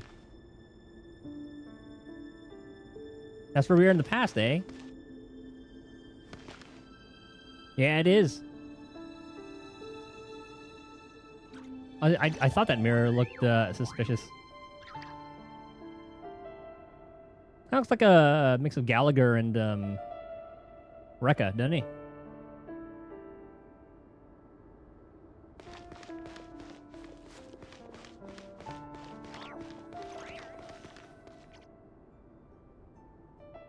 Rerir, over here. Dainsleaf? Old school Dainsleaf. Dane! I hope he looks different. Oh, and, Vedalfin here? What a surprise to see you here, sir. Well, are you gonna get to see what they looked like back in the day? Hello there, Rerir. You need not address me so formally outside of court. Oh, damn it. He doesn't get that much free time, so I invited him over for a drink. Even the court prophet deserves a break every now and then, right? Well, I'm flattered. So, what are we discussing today? Hey, don't look at me. As far as I see it, we don't need an excuse to have a few drinks. Come on, don't give us that. Didn't you say you were about to pop the big question? How's that coming along? That's talking about marriage. Who'd have thought the great Twilight Sword was an even greater gossip? I just didn't expect you to be the first one to settle down and get married, that's all. Yeah. If you told me that a few years ago, I wouldn't have believed you either. So, are you planning to come clean about your job then? I'm guessing you still haven't told her. Sure, I'll have to tell her at some point. But I'll need to pick the right time and place. To be honest, I have no idea how she'll take it. He's definitely doing something to, maybe copy the power of the gods or something. Come on, stop being such a pessimist. For all you know, she could be thrilled. I bet she'll be much more impressed by your actual job than the one she thinks you're doing now. A member of the King's Guard. Quite the cover story. Does the king himself even know? Of course he does. Anyway, enough about me. How have you been? Me? Same old, same old. Nothing much to... Huh? What's up, Ved? It's nothing. Vedifulnir, Dainslift's elder brother. Renowned Forgot about throughout that. the court of Conria as the Visionary, and said to possess a wisdom far beyond the reach of any ordinary man. Because I'm pretty sure that was like the chapter 1 or 2 interlude stuff where when we first meet Danny, he mentioned that name. And yet, despite the gulf between us, he seems to have something to say about me. Does he even know me? Does he see me as a friend of his brother, or just another of the Vinster King's blades? Why did he react so strongly? Was it really to do with what we were talking about? Brown, curly hair and brooding blue eyes. So this is what Rerir looked like back in the day. Perfectly normal. No different from anyone else. As frightening as this monster is in the present, there's something even more unsettling about seeing the human he used to be.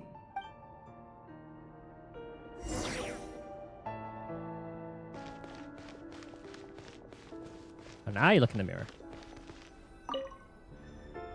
Is he gonna be talking to himself in the mirror?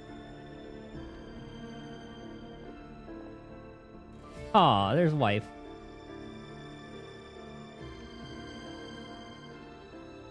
Felindis? You're back early. Oh, Felindis is her name. Okay. I thought that was a more masculine name. Our equipment's being serviced today, so I got off earlier than usual. How's your day been? I love her. Aw, why the long face? Is something the matter? Has your boss been giving you a hard time again? I understand why he is the way that he is now. Went for a drink with Dane and the others after work. Yeah, and then going back to like the models we were talking about earlier, the model quality has just improved so much. Isn't that a good thing?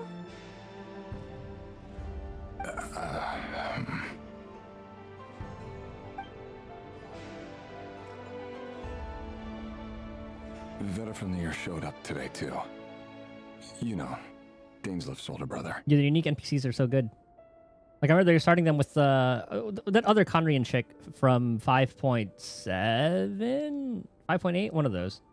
Ah, Mr. Vedifulnir. Yes, I've heard of him. They say that everything he says ends up coming true. He overheard Dainslift mention that I'd recently proposed and seemed to have an issue with it. Does he have a thing for her When too? I asked what it was, he kept it to himself. So, you're worried? You could be such a child sometimes, Revier. We're nobodies. Why would the Visionary be concerned about us? I'm sure someone in his position has much bigger fish to fry. Maybe you're right. You worry too much, Rerir. We've been together for ages now, and everything's been going so well, has it not? You've even proposed to me. So, you do remember. Tell me then. What's your answer? She hadn't even given an answer yet. Like I said, I need some time to decide. You can't just rush into things like this.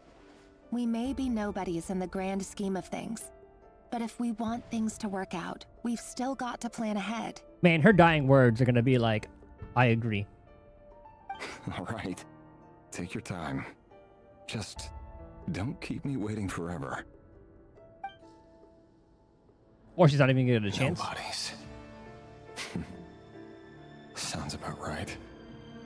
In the eyes of people like Vedalfnir and Dainsleif, what do we matter?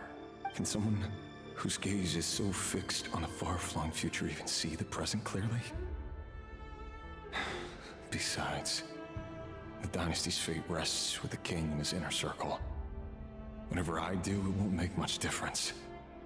Meanwhile, every idea they come up with and every decision they make, it affects everything. These days, the king is lost in his research, and the purge of the Crimson Moon bloodline grows ever more intense. Ah, there's the little more look into it. The purge of the Crimson Moon bloodline. The opposition tried to speak out, but nothing came of it. And I'm under no illusions as to why. Because we eliminated them and got rid of their bodies. A man can have 1,000 reasons to carry a sword, but there are few good excuses to use it. Yet the king has never even considered a gentler approach, and he never will. Damn, he was such a reasonable guy back in the day. What becomes of someone who kills on another's behalf?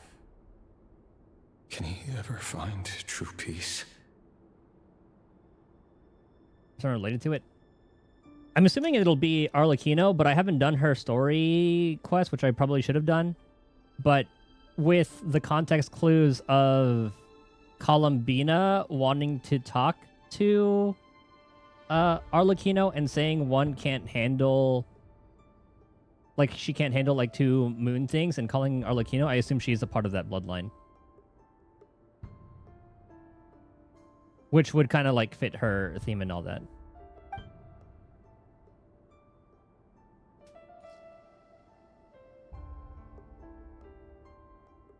Thelindis,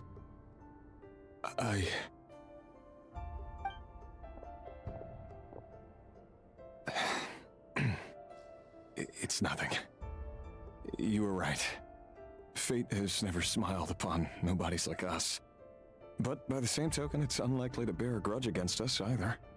There's no reason we can't keep living happily together, cherishing the simple joys of each day as they come. See? You just need to stay positive, Rerir. I can feel your warmth, your breath. You're right there, right by my side.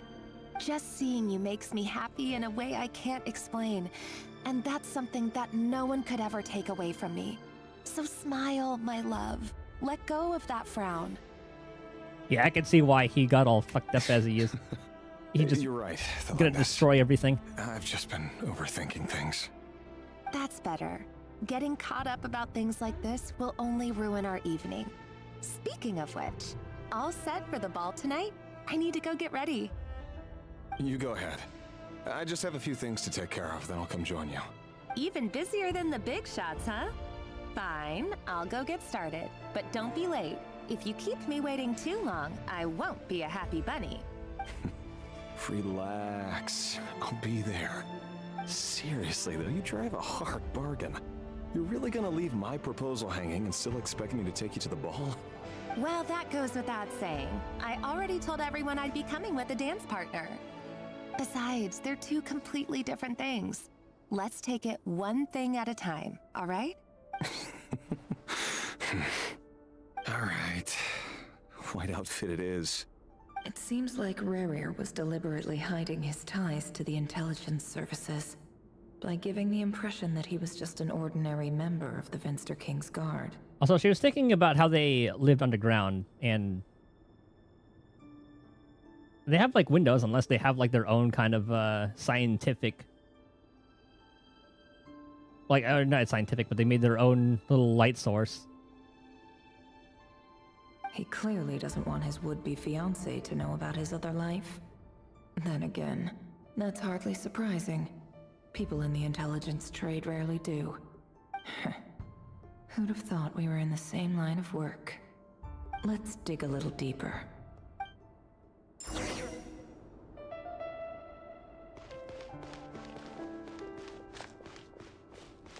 Yeah, this could very well be like a synthetic kind of... Oh, never mind. We can see outside a little bit.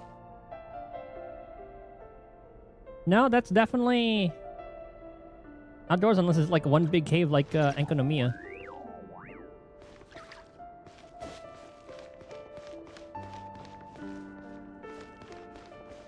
They call this a hut? Our last operation was a resounding success. Larkel. And all thanks to you, Rayhir of Solnari. In total, we apprehended 32 dregs of the Crimson Moon and 67 accomplices. After all these years since the dynasty's fall, so many of them still linger on. Indeed, it cannot be denied. Yet it was destiny that the Crimson Moon should be overcome by the eclipse, and that His Majesty, the all-seeing Vinster King, now guides our nation on the path to prosperity. They refer to themselves as the Eclipse. Also, he looks a little bit familiar, Thorkel. Did we see him in like a Capitano's like backstory at all? I don't remember. Conria has no further need for a dead moon. But alas, there will always be those who refuse to see the truth, choosing instead to romanticize the past. That's not entirely true. Much about the Crimson Moon era was worthy of remembrance. And that's exactly why they keep trying to see it restored. Many of its secrets remain unsolved to this day. As it happens, that's precisely the field of study my partner is devoted to. You still haven't told her what you really do for a living. Where would I even start? How do you tell someone that you're one of the king's hand-picked executioners? That your hands are steeped in blood? You didn't choose this life, any more than I did. Orphans like us don't get a say. But I'll sure as heck be the one to pay for it. Speaking of which, we need to be more rigorous in the way we identify direct descendants of the Crimson Moon. She's gonna be a descendant, isn't she? Someone, it seems, has strong opinions about my future plans. Most likely my marriage in particular. I have a feeling that we may soon become targets of the Crimson Moon's retribution. I can totally see that being the case. Rudolfnir knew. He foresaw that she was of the bloodline. Your concerns are not unfounded. They've taken out many of our colleagues these past few years, and for that very reason. These are no helpless lambs we're leading to the slaughter. They're wolves in sheep's clothing. Or would that would probably be a little too cliche, but we'll see. Take care, Rayhir of Solnari. I look forward to toasting you at your wedding. I can see it go either way. She somehow ends up being a descendant, has to take a route, or she just gets killed by the shit that happened with Conria. Thanks, Thorkel. You look after yourself, too. Having to kill her himself would maybe fuck him up a lot more. Thus turning him into... Thelindis, I never wanted what to he is keep today. This from you. You're the last person I would ever want to lie to. But that's exactly why I can't tell you everything. There are things you shouldn't know. Things you cannot know. The Moonlit Dynasties are a thing of the past. Yet even now, with the sun shining high in the sky, there are those who would call forth a dead moon's ghost. Could that be why Vedalfnir held back? Or was it because of some court secret he's not at liberty to share? I have to get a clear answer from him. No matter what happens, I will protect Thelindis. Rayhir seems to be very concerned by Vedalfnir's reaction. Vedalfnir and Dainsleif, the Visionary and Twilight Sword. So that's what they were really like. I've investigated this whole area now. There doesn't seem to be any other memories here. Should I try somewhere else? Wait a second. What's this black smoke? Looks like a little ley line. Uh-oh.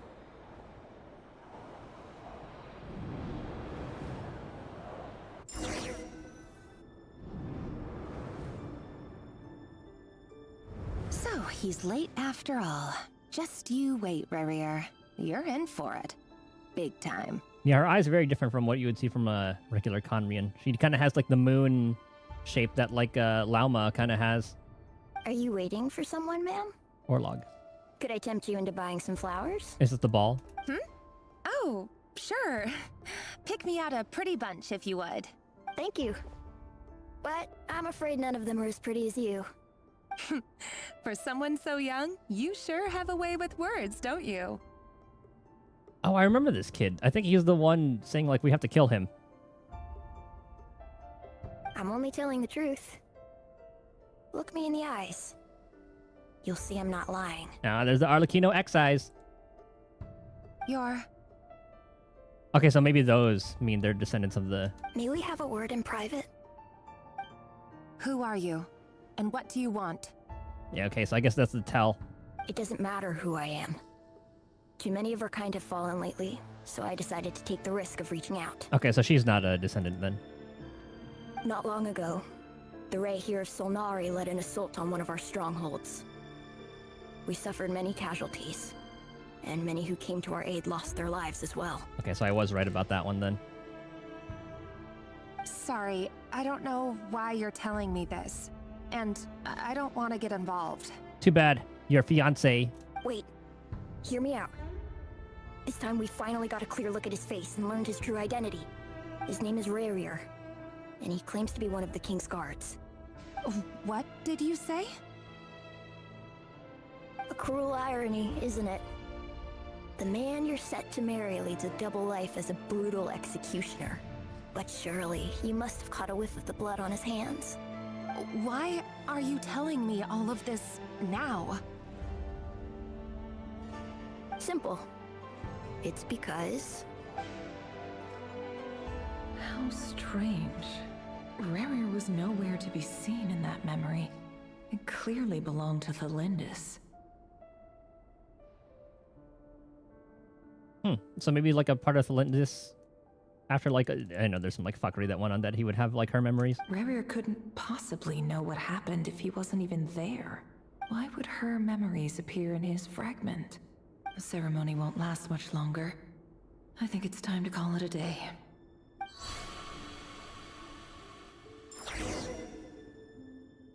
That was a nice little lore drop. I like that one. So that was your doing? Did you just pull us inside Rarier's fragment to spy directly on his memories? Any more questions and I'll have to start charging. I had no idea you could do that, boss! Seriously, that was amazing! We're not worthy. We're not worthy! I gotta admit though, I'm itching to see what happens next. Feels like we barely scratched the surface. I'm just as curious as you are. But the ceremony only allows for limited time inside. That's all we can see for now. Luckily, we managed to learn quite a lot. So far, so good.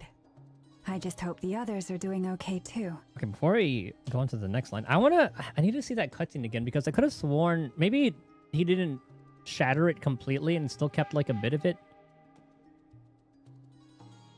I need to watch that the fight scene. Was that like 6.0? Rarier versus Flynn's? These are all his cutscenes in 6.0.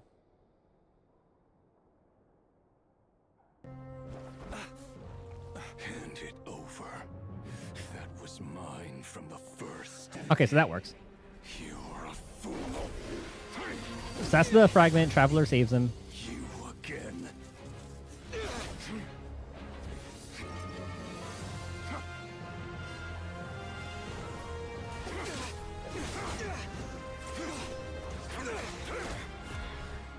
Yeah, we fight incomplete Reverie for a little bit.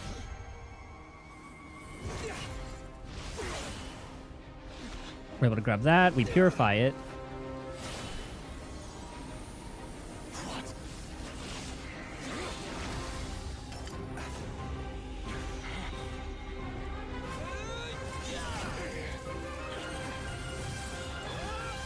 Okay, so that's what we did. We've only purified it. Okay. Humans, you never change. Always trying to use powers you neither comprehend. So I don't think we broke it. I could have sworn we saw it like shattered at one point. Thanks to you, that I found a way to return. So, not every line was purport. Oh, let's skip through it just to see. The camp's happy stuff. But you, my life of time was torn into countless pieces and hurled into the swirling chaos of time itself. But even so, my life and will were not extinguished. Every last fragment calls to me. Sooner or later, they shall welcome my return. Serendipity guided the fragments to construct an incomplete version of myself, upon which I Yes, I was getting the fragments. the fragments at which you hold in your hand. Yeah, we know that part. My heart. And a little nod to the moon at that scene too. Critical piece. Could I gain mastery over the turbulent Kuvaki energies and be fully reborn? Dying? It may destroy creates me, however, is how you've destroyed. Okay, so that was the scene that made me think that like it shattered. Remember they said it quote unquote destroyed it. But I guess like when he absorbed it, it's essentially would be the same thing, but the fragment still existed. My heart. All that and strength and flow of this Kuvaki are enough to destroy any in this world who stand in my render you down to nook. Okay, that's pretty much that clears things up for me. But I'll be real quick.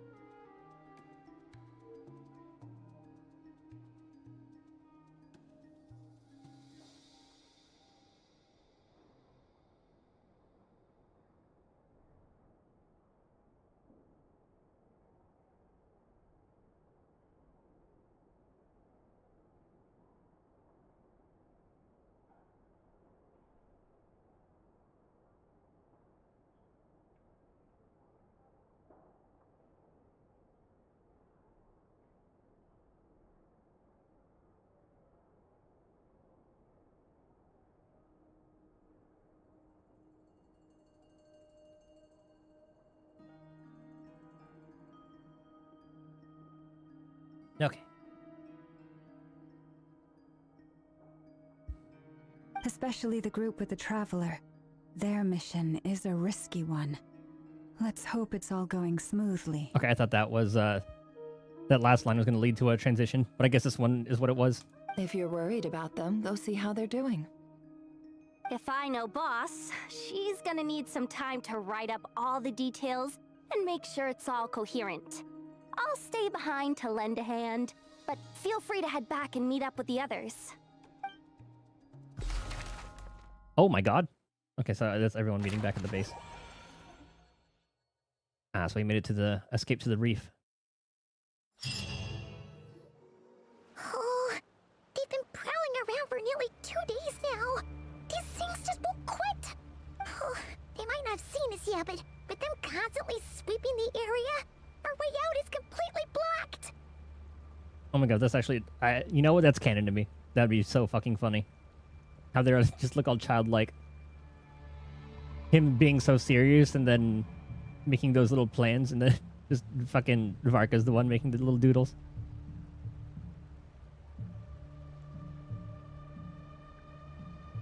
You had a dream. You jumped down the World Trade Center. Following when you was walking down the street. Stop posted a Revere Catboy profile picture as your name under advertising and doing stand-up comedy in bar. Ah. Thanks. Oh, that's never gonna work. One little slip up and it's game over. If they spot us, they'll run straight back to Rare. And once he knows we're here, it won't be long before he's breathing down our necks again. Be that as it may, we still gotta try. Oh, guess you're right. All right, time to zip it. We're gonna have another one of those sneak past the cones. I mean, because theoretically, you can just go through those. We almost got spotted. Phew, that was a close call.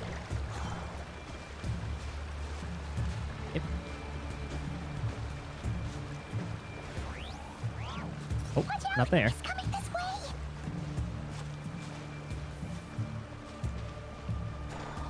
Keep going. We're nearly there. This is the final hurdle. Okay, I thought we would actually have to avoid things, but... Oh, there's no end to these things.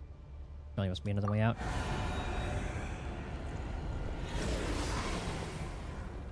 We need one of Aino's distractions.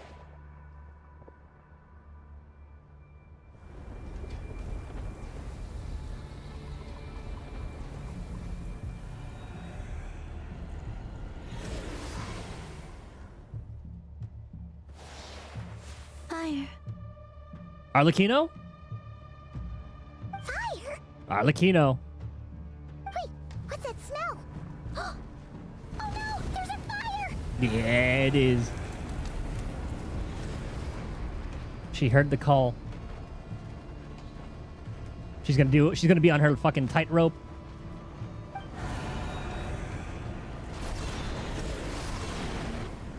You know, we're gonna get that aura. And I think that's her theme. The Wild Hunt. That was quick.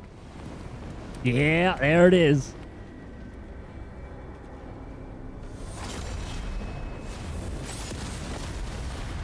Damn, she went straight to second phase too.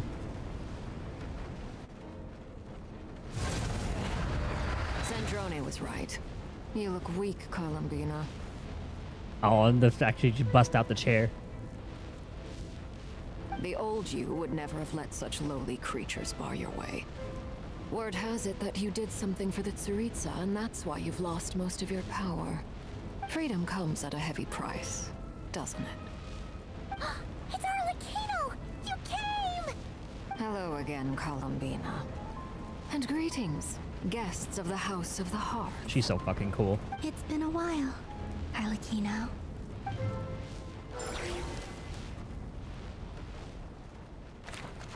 Oh, we get some more marionette. Oh, maybe it's just going to like Arlecchino showing up. I thought she baby rages about all of this. She's upgraded him a little bit more. Right here of stupid Solnari. Whatever. I've got all the data I need. Next time we meet, you're finished. She's such a little goofball. He sure doesn't pull his punches. Excuse me, do you need a hand? Lenny? You can do me a favor by staying out of my way. Can't you see I'm busy? Wait a minute. I recognize that voice. Cause you gotta bring the kids. Hello, Miss Sandrone. Yeah. Father sent us over to help. Okay, Lynette, get the fuck away from the machines, though. She will just absolutely destroy them. How considerate of her. She brought all the kids. Hey, Fremine, get over here and help me fix this. Lenny, you do your thing. Oh no. Just keep your sister away from my machine. So she knows that Lynette is not good with the machines. Look at that little smirk. Nearly every machine that Catgirl touches ends up going haywire. Mm-hmm. Go put her on cleaning duty or something.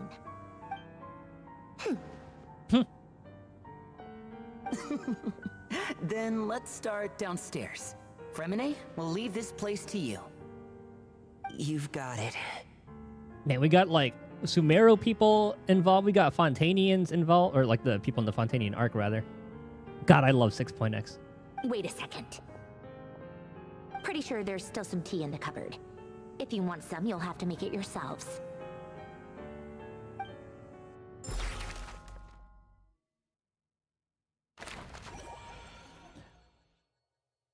Dude, seeing Arlecchino with this group. Take me up.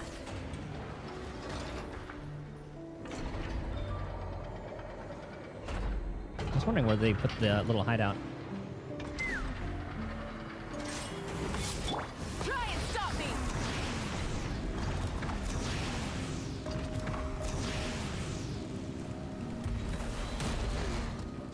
Oh, okay. Enter meeting place.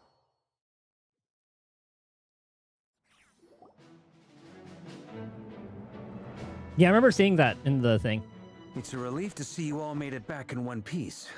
So it's good to see that. Oh yeah, I guess you'll be relevant in the like the flagship event, because I'm pretty sure that's when Nefer and Co go to Sumeru. Huh? Feels like there's quite a few people missing. Where's Flint's and the others? And what about Nefer? I returned ahead of them. Flint is helping Aino and Anefa to set up the decoys and buy us some time. As for Miss Nefer... Boss is still wrapping things up on her end. She sent us back to fill you all in on the top secret intel we've been gathering. Yeah, that was the one who had like a pretty big crash out. Hold on, let me find out what the exact quote was.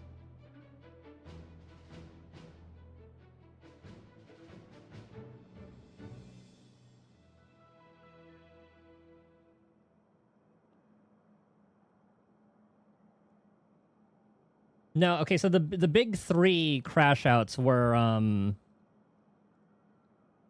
Paimon's VA, Candace's VA, and then Kutching's VA. I think those were like the big three. Actually, I don't remember if hers was. I don't really call her a crash out, but I think she was being like catty. I think that's what it was. No, I think she was the one who was like pocket watching Jake Takanashi, the new VA for Kinich.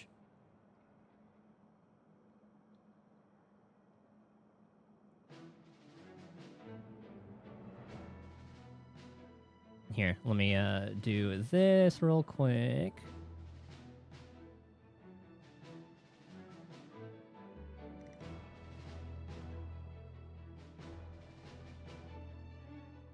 Yeah, she was the one who did like the little public resignation.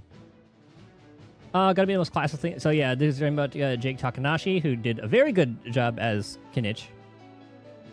And then this is like before people talking about like he's a JPVA, doesn't really know about the strike going on because it's a fucking American thing. If he's like JP based, like he probably only heard about it like after all this shit. But then she goes on to say, "This is gotta be the most classist thing going on. Classist thing I've seen with everything going on. Have fun with Genshin. You'll never work on anything else. LMFAO."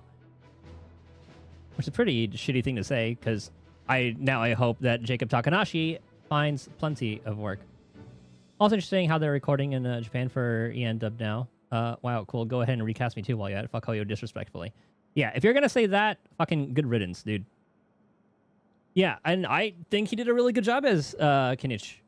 I forgot what he sounded like at first, but I did interaction with Kinich in yesterday after turning in my dailies. And he sounded great. Because I'll say Frank, who's going to beat my ass over a video game that underpays its performers? I think that's been disproven. And is actively farming their voices that they don't have to hire real people. Also disproven, they don't do AI shit there. Still hope it was worth it. Truly I do. You never catch me singing that company or any company that operates that way. So yeah, she's just full of shit the entire time. One more thing I've never dealt with the fan base as callous and annoying as the Genshin fan base. I mean, sometimes they, fair. There is a subset of people that we've seen in, like, look at the fucking Monato bullshit that just happened. There are some dumbasses in the community, fair call, but in this particular instance, she is definitely in the wrong for this one. Who would go so far as to berate voice actors who only want better protections? That's not exactly what it was about at all. So again, wrong about that one. Only other one I've dealt with like is the murder drones. Never heard of them. Only one those docs me. Okay, yeah, that's fucked up. You don't. That's something you don't do. But that does not mean she's in the right.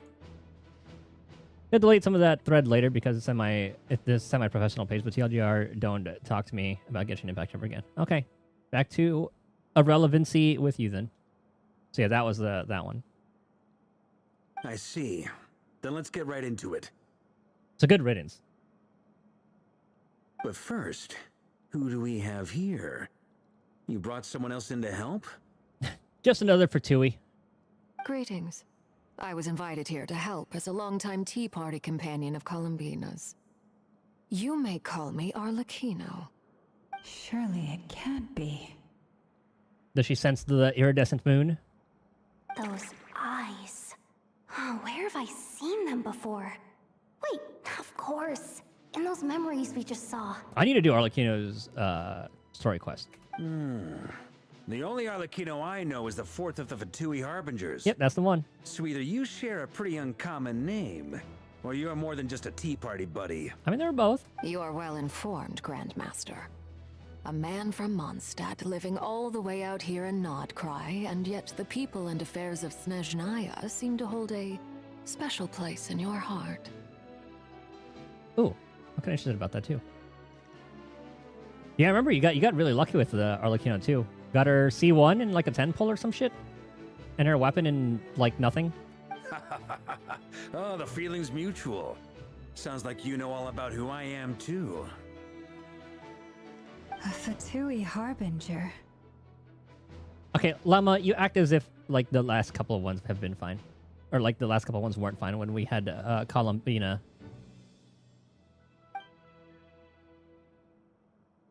The atmosphere in here just got really tense.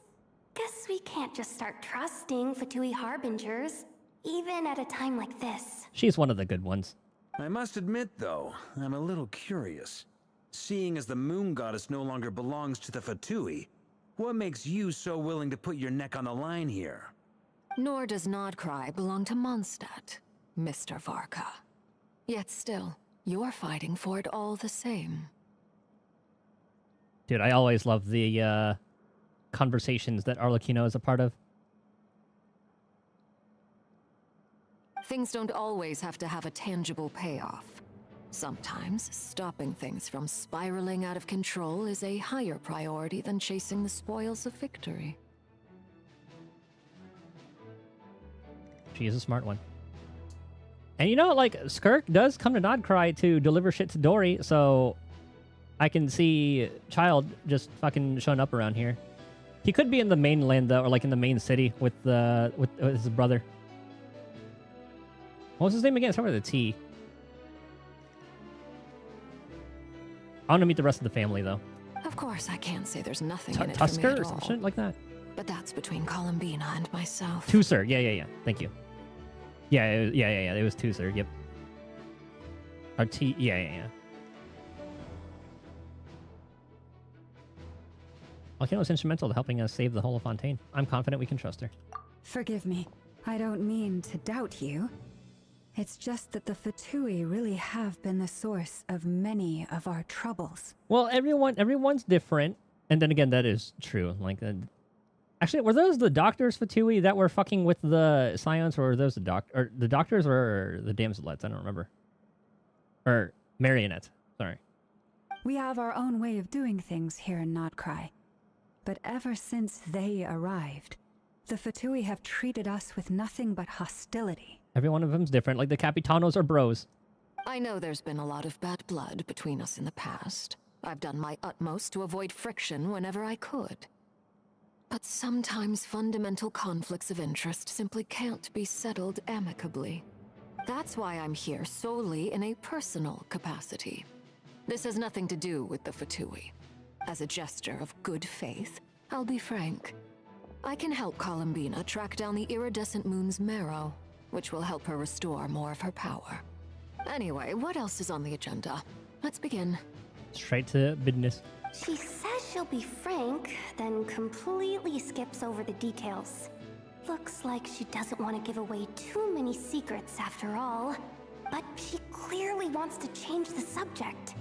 It'd be awkward if I tried to bring it up again now. I guess we'll just have to go along with it. She's the fourth of the Fatui Harbingers after all. One look and you can tell she's not someone you'd want to mess with. As she looks directly in Yehuda's direction. Yep.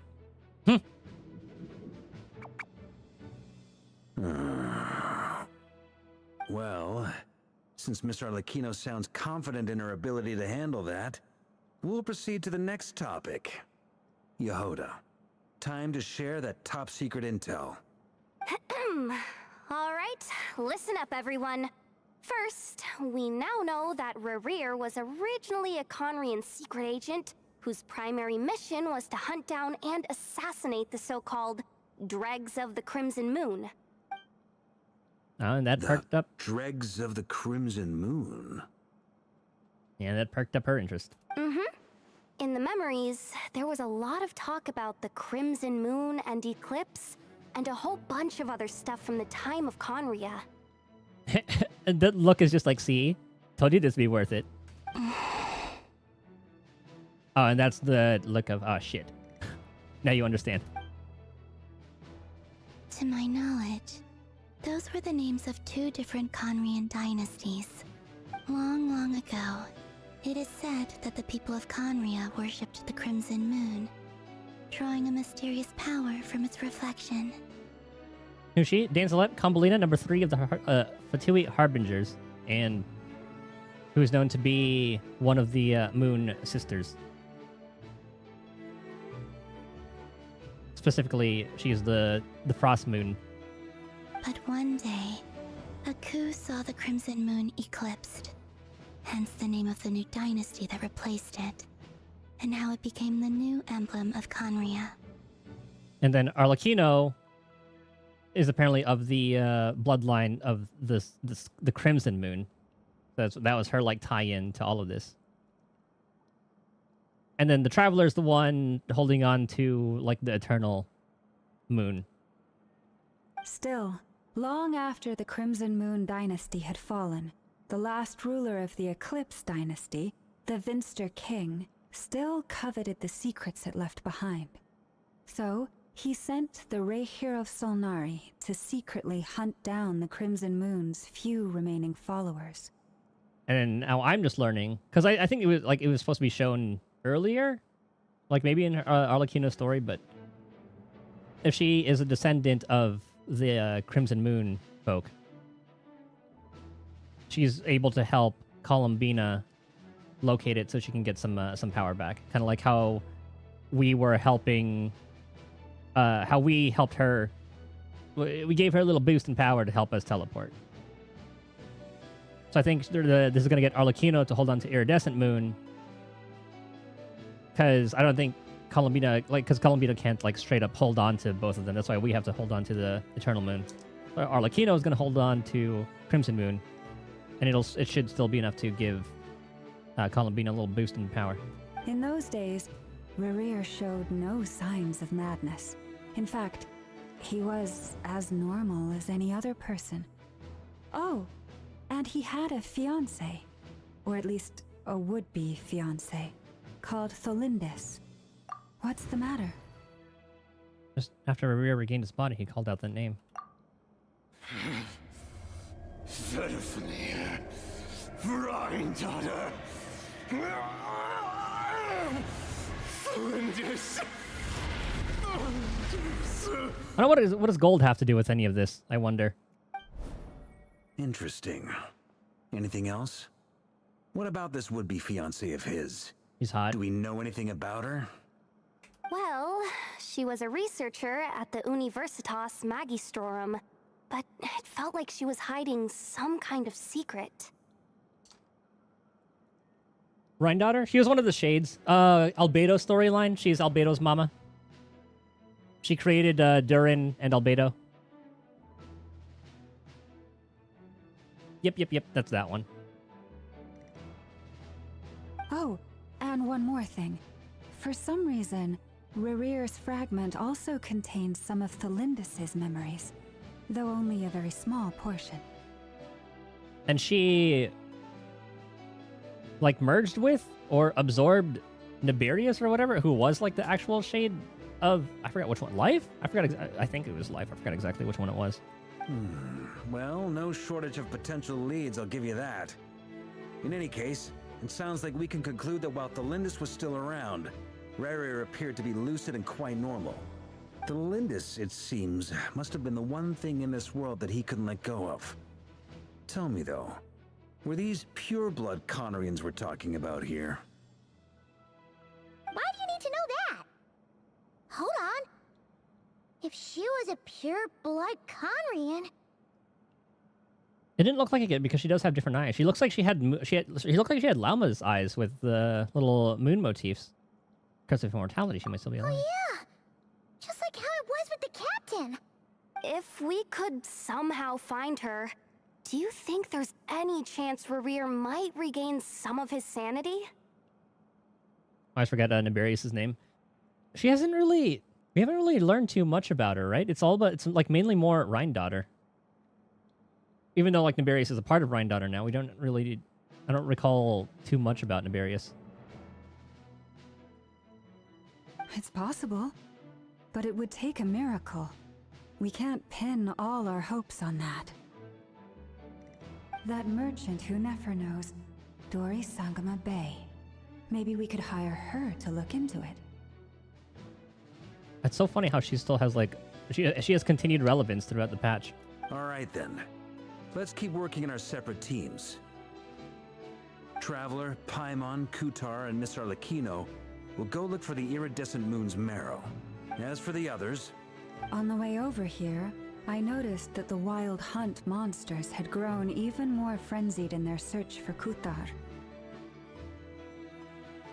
Well, she's mostly Israt that's been mentioned a lot. Like, throughout like the life of Genshin. Yeah, because she's involved in like Venti's storyline, A's storyline, and Irminsul too, right? That I could be wrong about, but I don't quite remember. At shorts of Nefer, she looks cool. I love her design. It's so good. At this rate, the people living here will be in grave danger too. So I'm thinking of gathering together some of our followers to go wipe them out. Okay, Lauma. I love her personality too. She's just all about the business. I'll head back to the curatorium and meet up with the boss.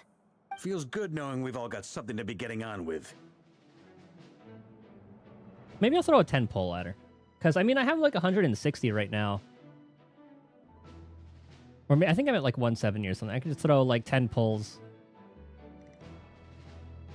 Given that the Wild Hunt has been a lot more active lately, the Lightkeepers have likely begun their own operations too.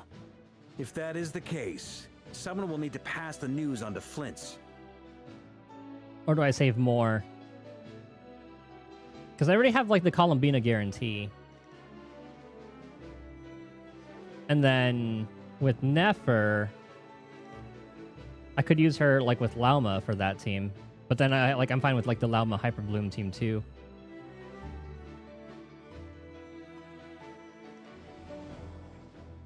And then I also want... And then Alice and then probably Varka. So we'll have to see. Maybe I have been impressed with this. So I'll probably like Welkin again.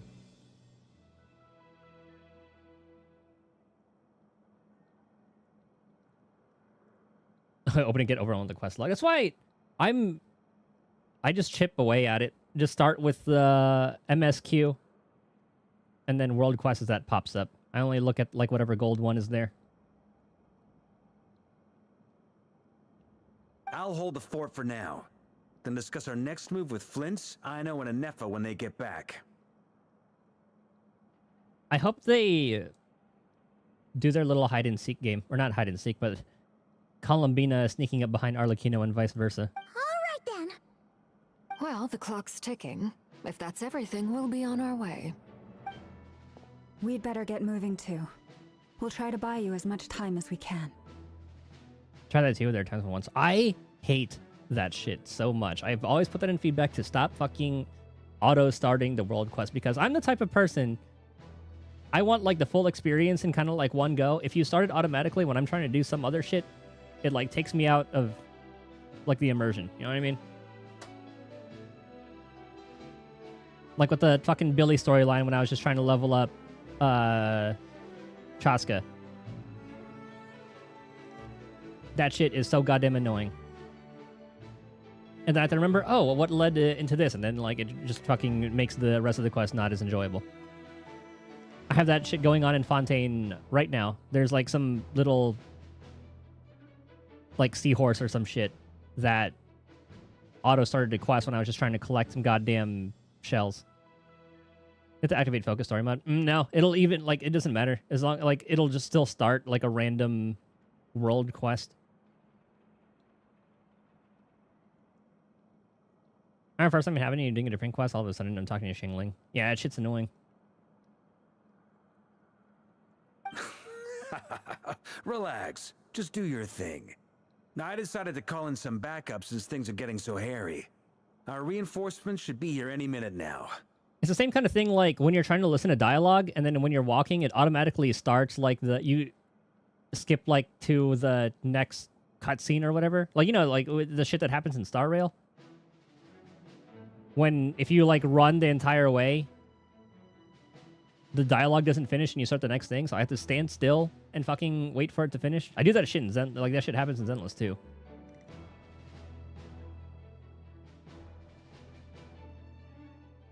Stay safe, everyone. Dismissed.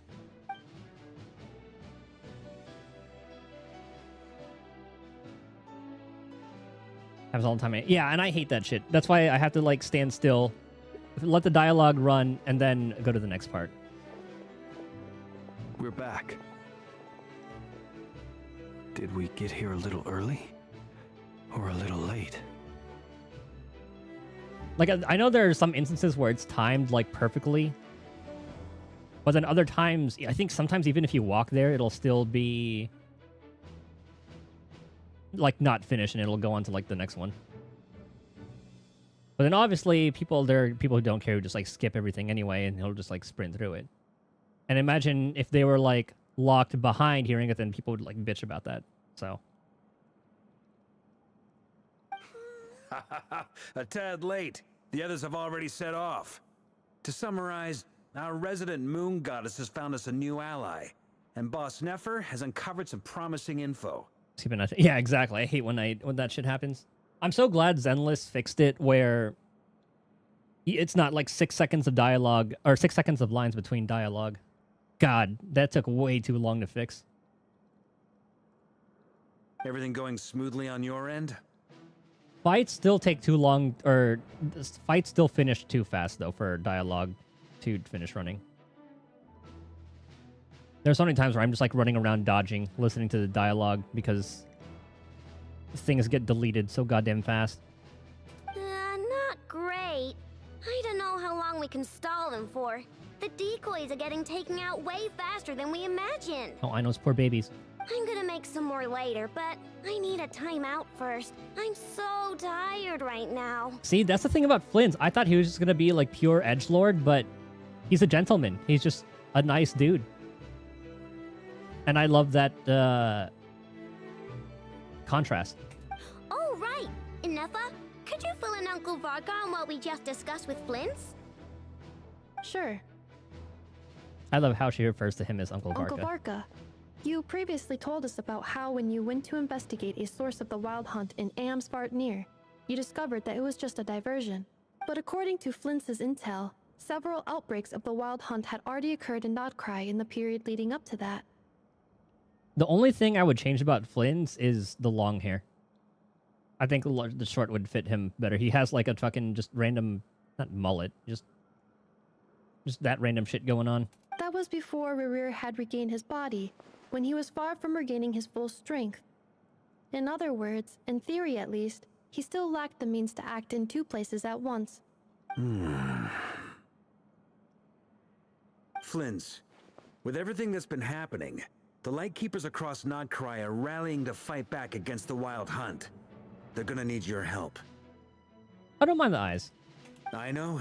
I'm sure you're capable of coming up with something far more effective than decoys. But for now, you should stay here and get some rest. And Effa and I will head back over to Amsfarnir to see if there's anything I missed. I wonder how Varka's gonna work. I know he's probably gonna be like an Animo main DPS, but I do wonder what his shtick's gonna be. I told you Uncle Varka would say that, didn't I? A deal's a deal.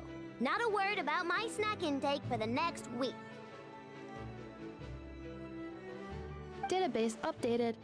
Reliability of Aino's predictions increased. What does that mean? They were betting on how you'd respond after hearing their intel. Yeah, provide shield. Attack with poker chips. Or, who's the other one we compared him to? Actually, no, like, yeah, I guess Japard is another shielder. It's the obvious choice, isn't it?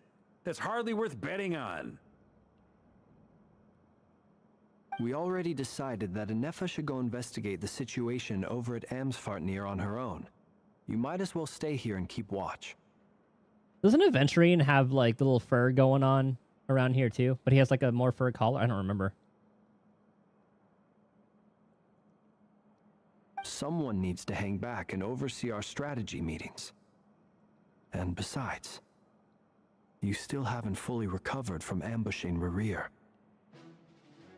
So I've ended up with the easiest assignment. Oh, it's a regular collar? I thought he has some fur. Well, I appreciate it, everyone. See you when you get back.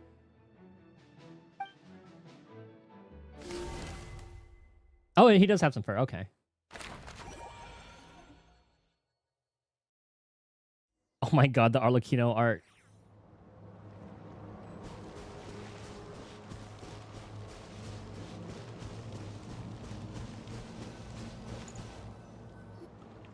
Here, this will serve as a good spot to cross over. Cross over? Arlecchino, hold up a second. Since you brought us all this way, would you mind telling us what you got planned? We still haven't got the slightest idea what's going on here.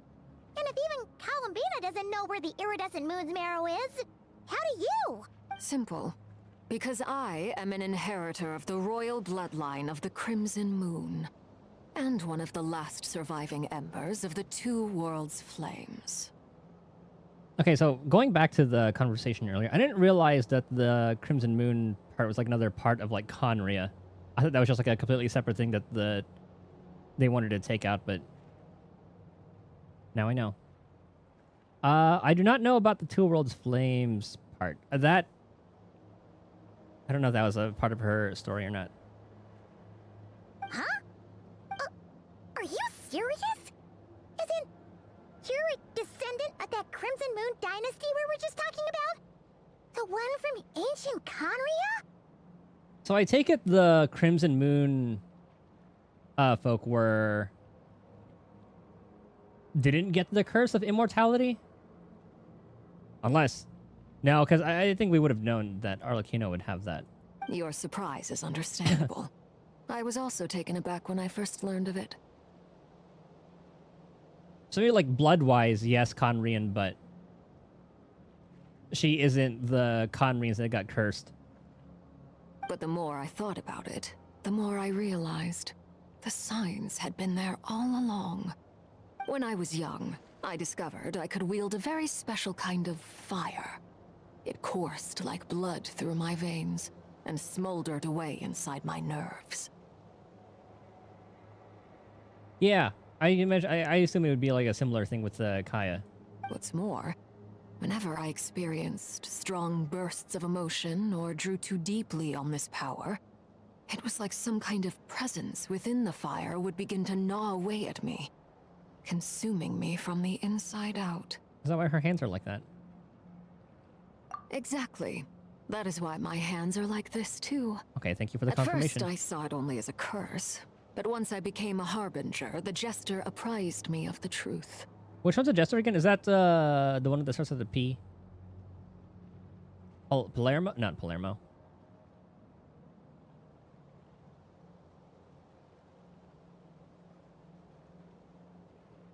Between harbingers.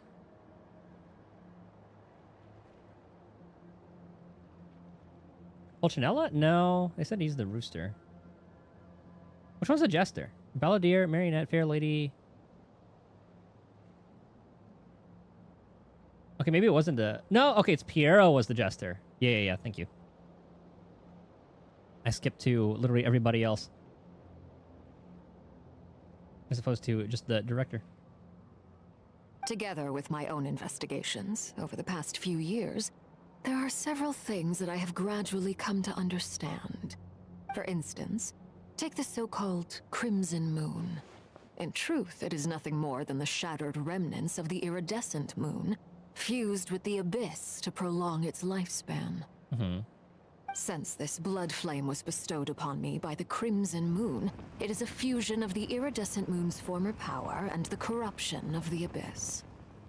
Ah, so she doesn't have like the pure version.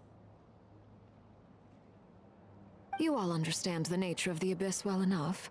I draw upon its power, and in return, it hungers for my soul. This strange blackness is the mark of corruption it has left behind. If I recall correctly, you once told me that if the corruption ever made it to your heart, you'd become a completely different person. Yes, and that's the reason I'm always careful not to push my power too far. It's essentially a never-ending tug of war. Oh, sounds intense. I was like Naruto and Kurama prior to him willingly sharing the power. Anyway, the rest of my story can wait. Is there anything else about the Crimson Moon or the Iridescent Moon that you're unclear about? Tell me everything. Paimon has a question. So, the Crimson Moon that the Karians used to worship was actually the Iridescent Moon, right? Which was one of the three Moon Sisters. Does that mean that the Karians were to the Crimson Moon as the Frost Moon Scions are to the Frost Moon? Maybe like the art of them. So much of that history has been lost. We have no way of knowing exactly what they were like. But I would suspect that the Conrians weren't as devout in their moon worship as it might appear. The iridescent moon's remains simply served as their link to the abyss. Later on, perhaps someone discovered a way to make direct contact with the abyss. Or maybe there was some kind of ideological divide. Either way, a dissenting faction staged a coup and drove out the royal heirs of the Crimson Moon dynasty. Still, even with the dark sun looming high overhead, the Crimson Moon's glow never truly faded. If you want living proof, it's standing right before you. The first time we met, I sensed something familiar in your presence. When I looked at you, I felt I could see that mysterious red moon in the corner of my eye. In your flames, I saw its broken image, surrounded by a strange black aura. Well, I appreciate that you kept it to yourself. Much about the Crimson Moon is still a mystery, and I'd prefer not to end up as the object of an insane research project. Yeah, Doctor would probably be all up over that. Anyway, time is against us here, so if there's any other questions, they'll have to wait. I just want to make sure I've got one thing straight. In her letter, Sandrone mentioned that since you are unable to contain the iridescent moon's marrow yourself, you intend to leave it in my custody. Correct? That's right. For now, it's the only way I can pay you back for your help. The iridescent moon is already part of who you are. So with its marrow in your possession, you'll be even more powerful than before. Deal. Then let's get started. Imagine an Arlecchino buff. Get what started? What does this place have to do with the Crimson Moon? And she's still like what number? Like he's like top 10 DPS right now, yeah. When I first became a Harbinger, the Jester gave me a book called Paranhari, also known as Leobranto Inamorato. I'm not remembering that name. You don't need a buff. She's like...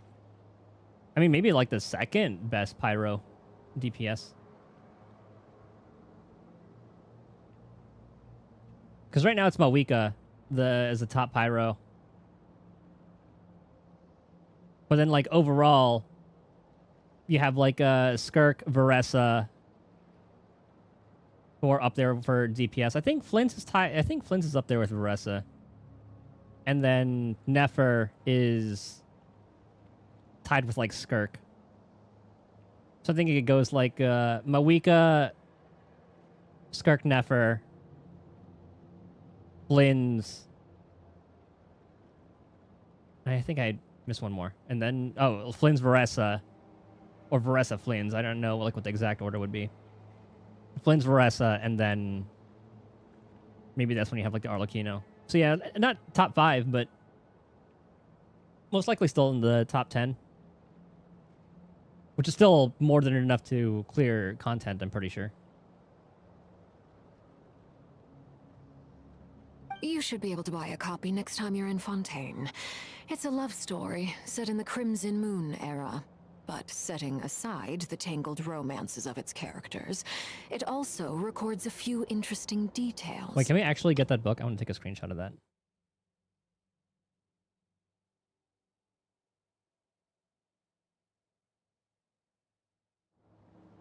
In the Crimson Moon era, or so the story goes, there was an orphanage that received children from beyond the bounds of this world, and subjected them to a peculiar induction ceremony. Beyond the bounds of this world? For real? And what kind of induction ceremony? The Crimson Moon Sages looked beyond this world for beings with powers that surpassed the gods. But fearing they might lose control, they subjected these children to a process of refinement. They made these children crawl up a fireplace and kept asking them, "Have you died? Did you see it?" Until they finally admitted to having died and seen a crimson moon. Jesus Christ. The adults embraced the children who passed the ritual, telling them, "Within the fireplace, you have traversed the flames between two worlds. Here and now, you are born anew." That reminds me when we chucked the baby into an oven in Witcher. The book leaves much unsaid, but I suspect that this was their way of branding the children they had enrolled, leaving an indelible mark upon them so that they would forever live in the Crimson Moon's light.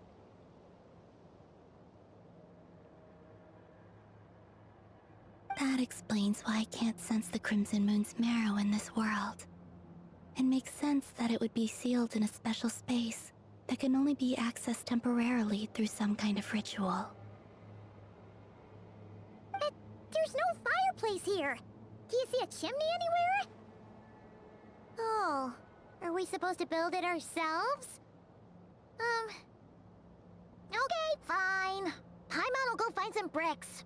She's a go-getter. That won't be necessary. The fireplace is purely symbolic. The key to the ritual is crossing the flames between two worlds. In other words, the flames that burn within me. Those burned away by such flames leave behind a kind of ghostly afterimage in the world. In the days of Conria, people believed they could be used to bridge the gap between the two worlds of life and death.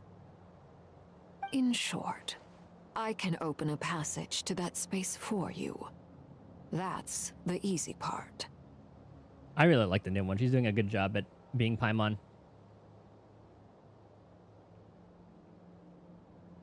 The catch is I'll need to stay on this side to keep the passage open, so I won't be able to come with you.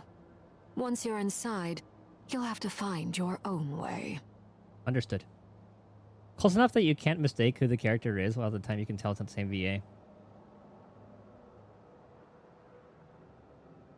I didn't play like long enough. I guess I did play enough to listen to her before the recasting, but it sounds similar enough to me, but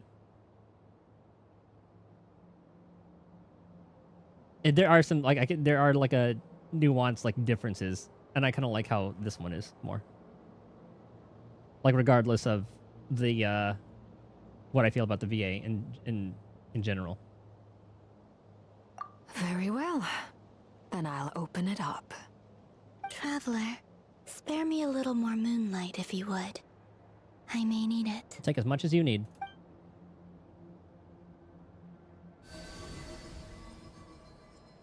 Thank you. I feel like I've recovered some of my strength now. It should be enough to move us across short distances and confront whatever dangers might await. Can always give more.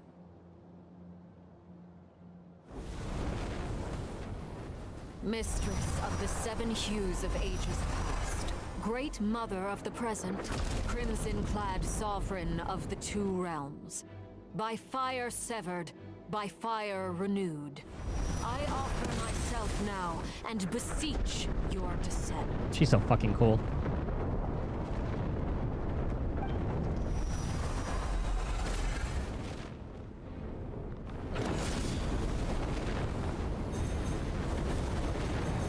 Does her weapon count as... Is she a polearm user?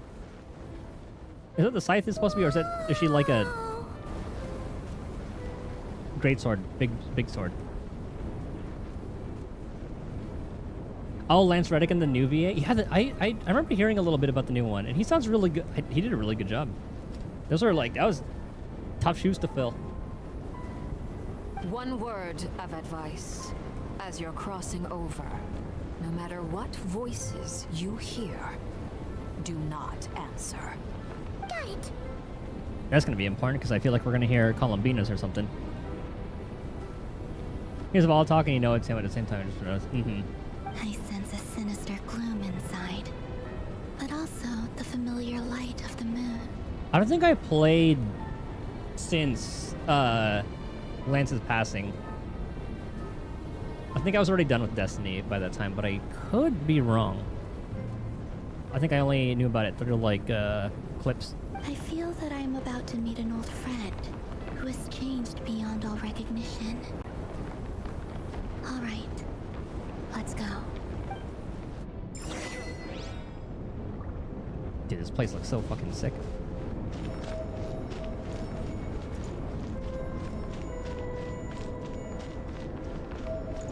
Farina just shows up. It's like, oh, Arlecchino, long time no see.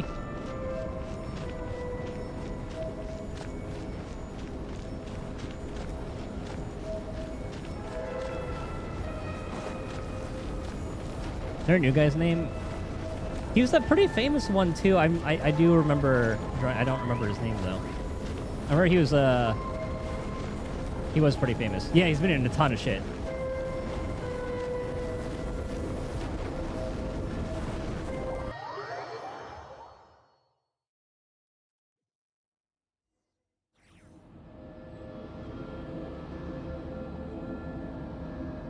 Keith David, that's what it was.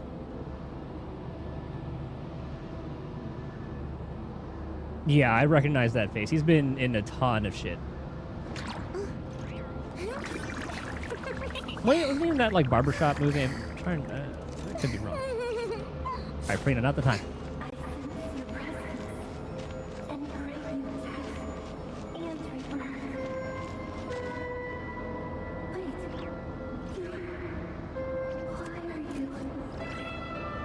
I don't know who that was supposed to be.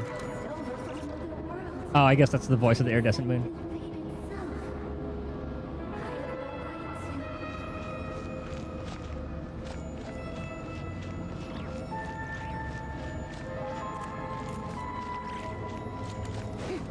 I love how my little cat is just taking pictures.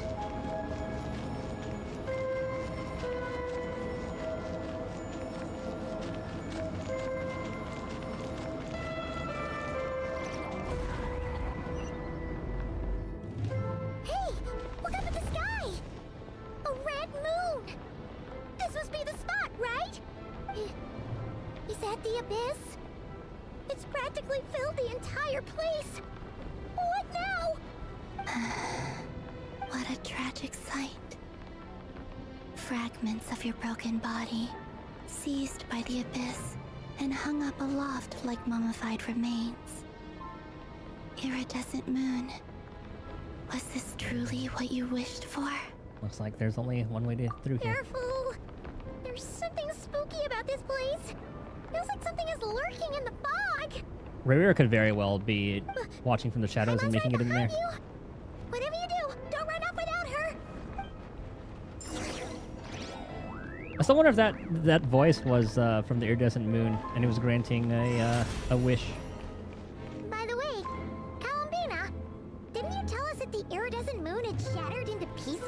The moon up there looks pretty whole to Paimon. How is that possible? I swear, the little cat just reminds me of Stell, just taking pictures at like the worst possible times. Isn't there anything else more interesting to do? Ah, a little party setup thing. I was wondering what that was.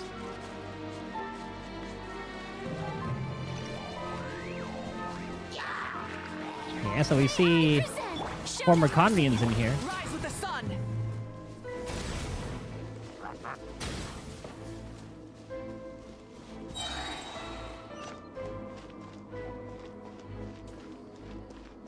They've been suffering enough. I don't think we need to kill them. Oh, yeah. Okay, there's a fracture. It was only a facade. That was a really cool way to do that. It was just because they turned it around like the shitty side of a cake. The shell will fulfill our pact. Burn it down.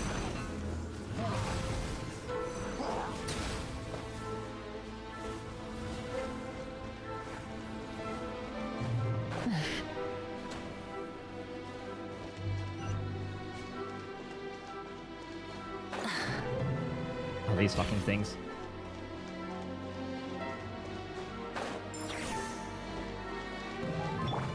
And the music for the place, too. Okay, I think we need to kill you for that chest. Pyroclastic surge. Incinerate. Oh. Pretty sure that's the only one. I do not recall seeing a chest in the earlier spots.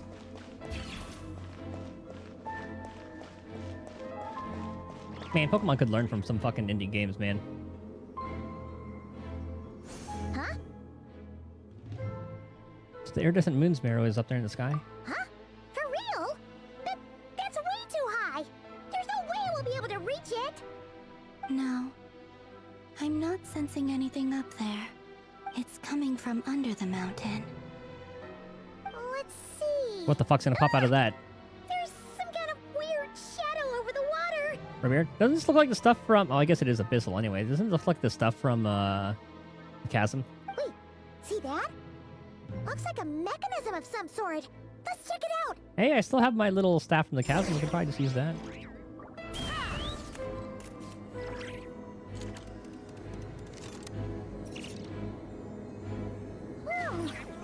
Looks like a device from the time of Kalia. Maybe people once came here to study the Crimson Moon's domain, and they left this behind. Oh, if we can activate it, we might find some clues.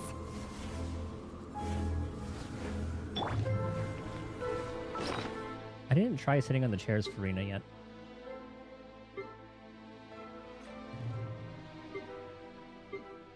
What is it under? This one, I think. Oh. Okay.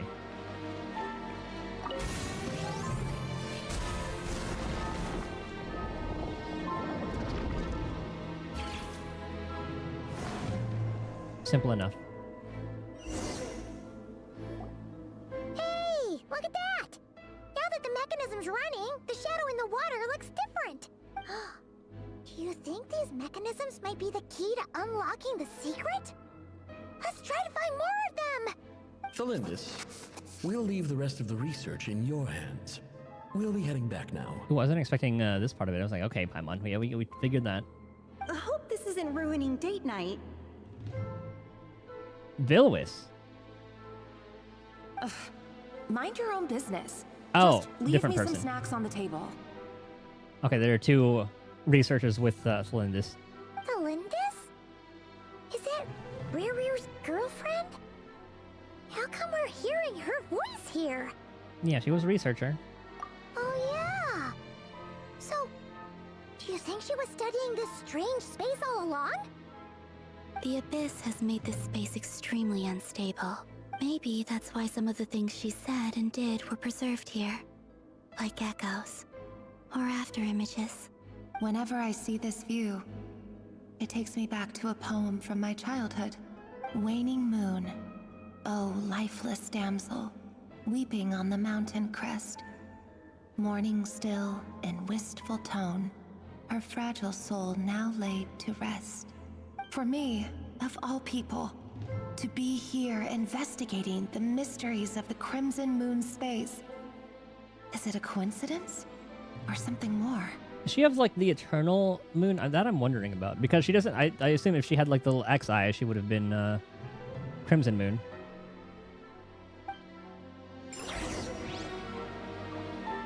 Unless she died and then became Columbina, who's like the Frost Moon, but... Maybe she was always Frost Moon at that point? Also, speaking of Pokemon, I got a little, I think it was either a short or a TikTok, but... It was kind of talking about how good, like, I think it was it Diamond and Pearl, the one that had, like, Dialga and Palkia, and then Giratina? But, like, the presentation with how they introduced Giratina was just so good. And then, like, when you went into, like, the little void world or whatever it was.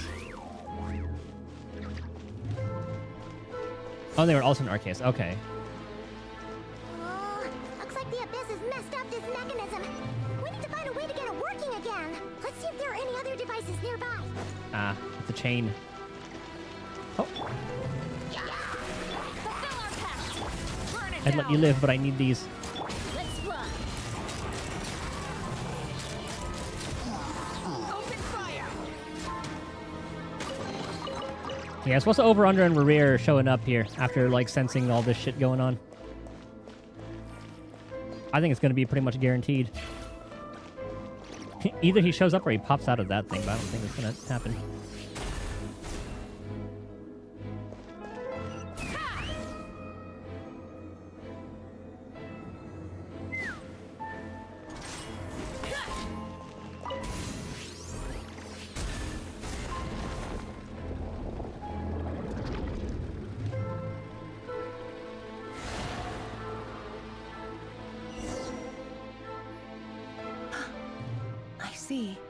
So the moon marrow, or rather the power of the 3 moons, is the key to unlocking... Aw, dang it. Because this is like pre-fall skies. I wonder what it would unlock. Something to do with the Abyss? If it really does exist, then maybe this madness can finally be put to an end.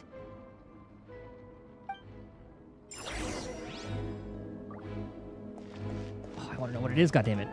Take me up.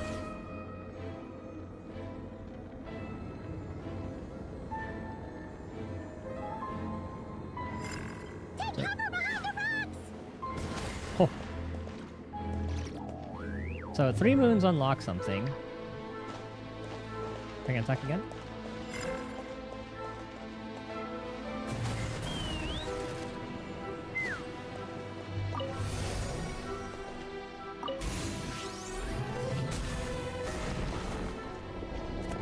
Yeah, why don't we just purify that last one? Like, just...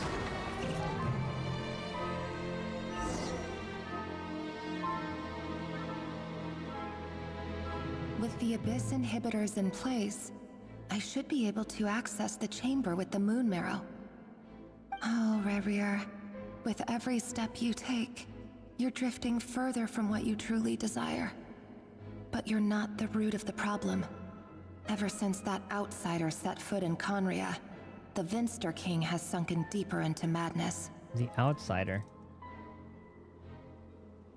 If only I could get my hands on that outsider.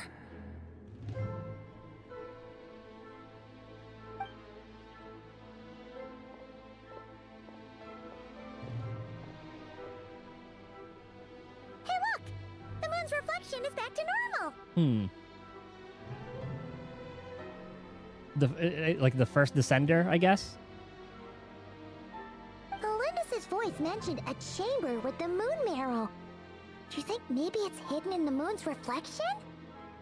It must be. For within it, I sense the fragile aura of a dying soul. Oh, I wonder. It could be Sister. Then there's no time to lose! Let's go!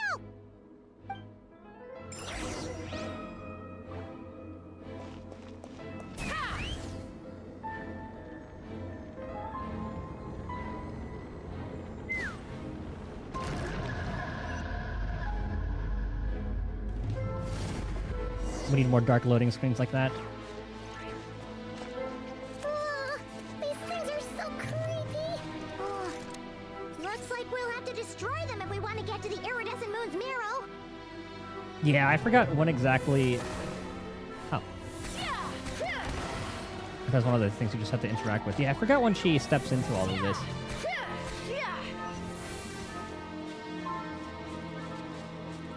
Because there was that whole thing about the spaceship that crashed never even opened, and it never showed anybody leaving, but it did show Sister opening it up.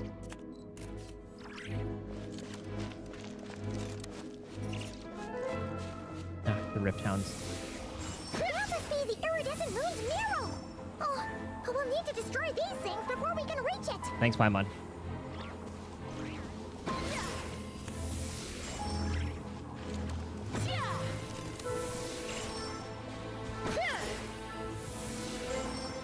Maybe I'll go up there anyway, just in case there's, like, loot.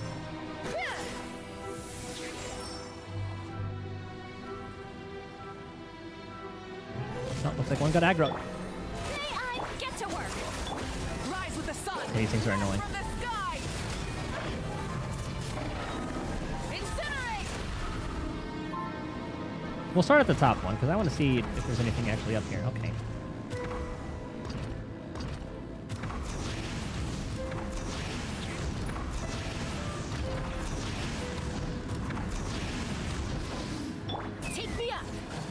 No, it's just enemies. Okay.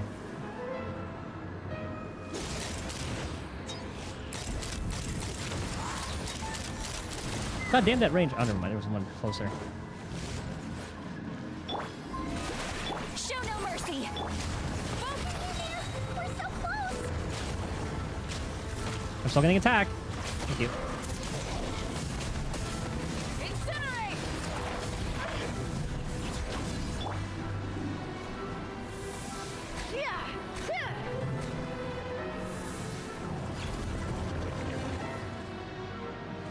And here I thought a boss was going to pop out at the first one. Maybe when we get to this and exit. Yeah, I think it looks pretty fucked up. We finally did it! The iridescent moon's marrow. Still burning away like an undying flame, yet now contaminated by the abyss. It has taken on a new form entirely. I mean, we can purify it. If we can purify the abyssal power within, There it is. we should be able to obtain its untainted essence.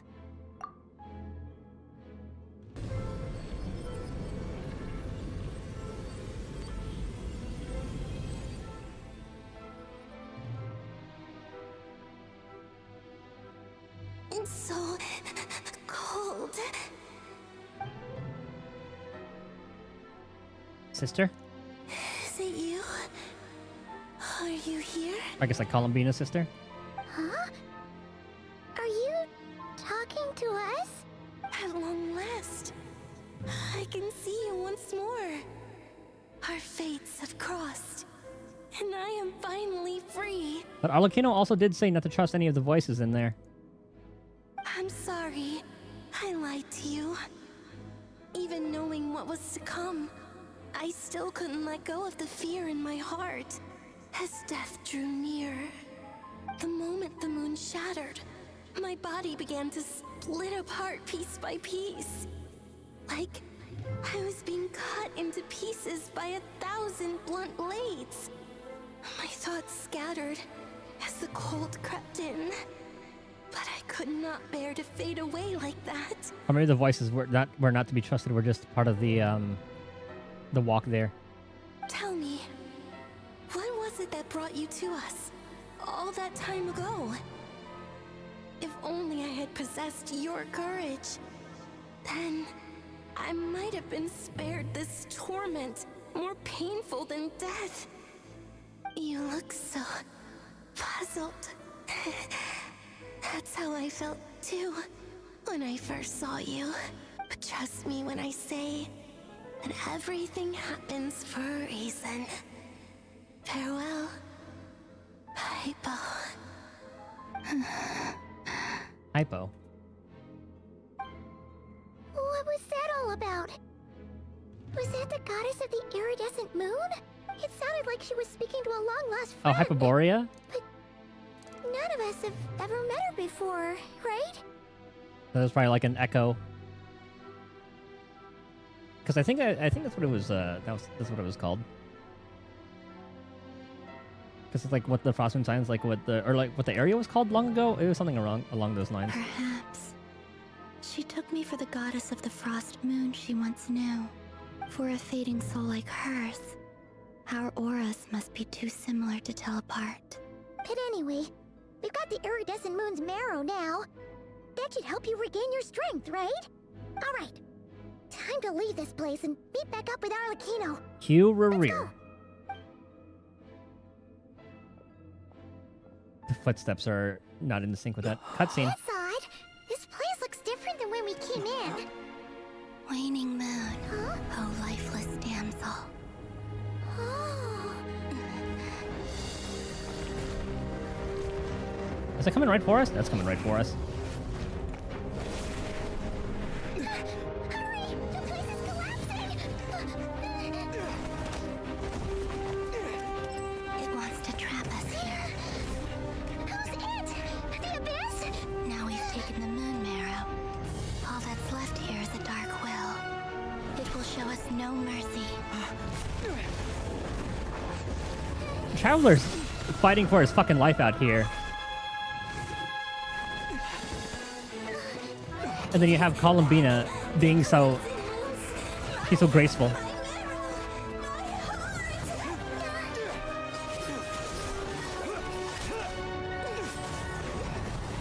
Ooh, maybe you get to see a little bit of her kit, what she'd be able to do.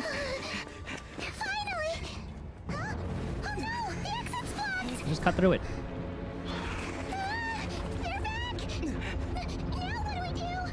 This is where you fall. Witness my rise. Now she busted in there, eh? What are you waiting for? Oh, helping from the outside.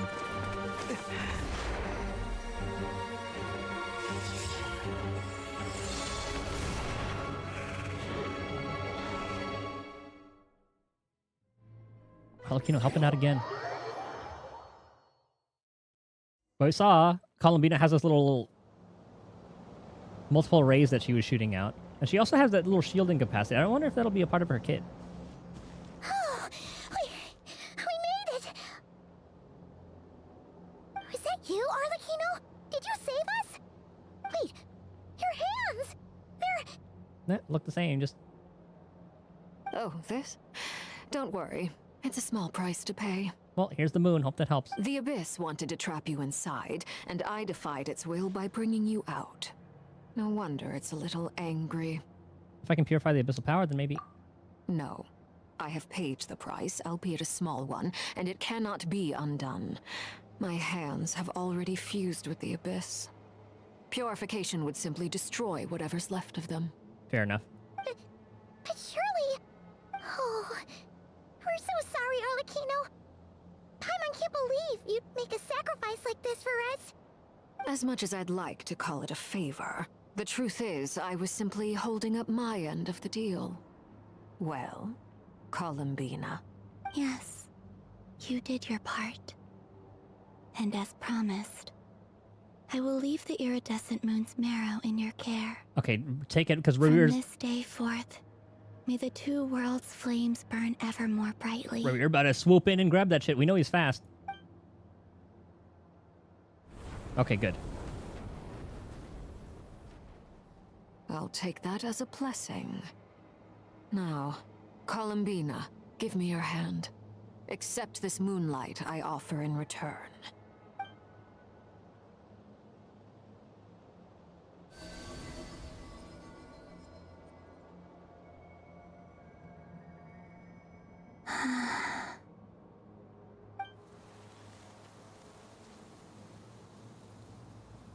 Feeling stronger? Too much power? Hey, Columbina! Are you okay? I'm fine. Our powers are a little at odds, that's all. By the Frost Moon's authority alone, wielding the power of the other moons was always going to be a stretch. Still, I think it's fair to say that your strength has returned. At least to the level it was at as Third Harbinger. Goddamn. It's still not enough. Ah, never mind. There's no way I can hope to challenge Rayrier like this. Well, yeah, he needs to be... he's probably at, like, probably above, like, Capitano level, honestly. Just one more ray of moonlight, if you would. Don't push yourself. It's okay. I can take it. Just one more hit.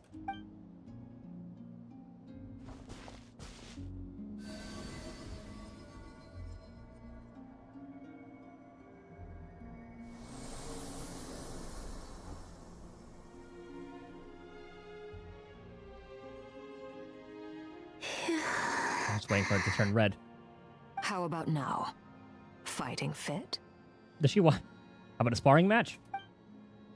At the very least, I won't have to stay hidden like before. She's free!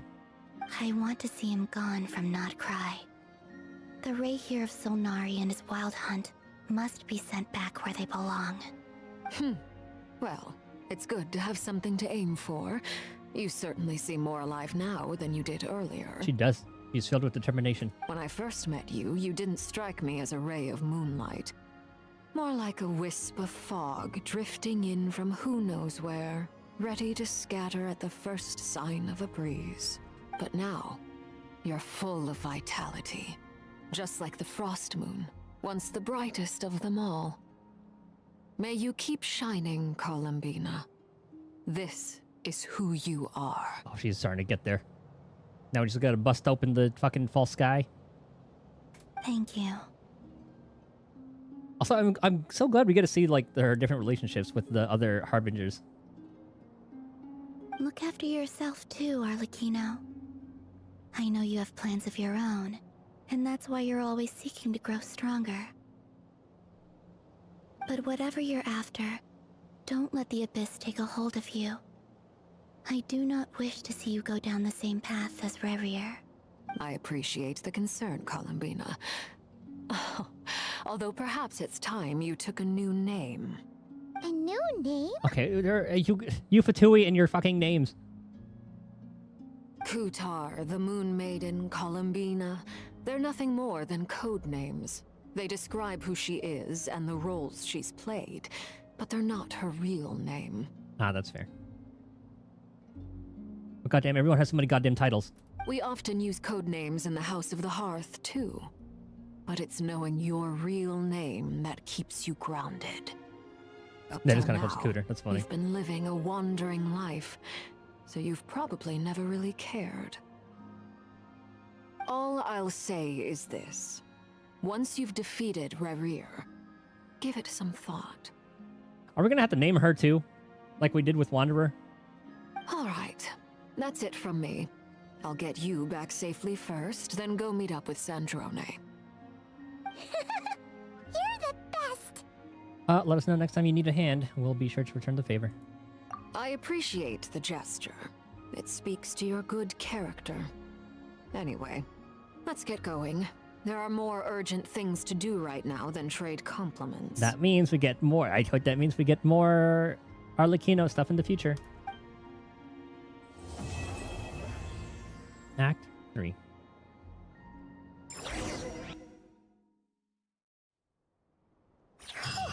It was a close call, but we got the iridescent moon's marrow and restored Columbina's strength. And that's all that matters. In other words, mission accomplished. Paimon wonders how everyone else is doing. Okay, I thought she was going to talk a little bit more.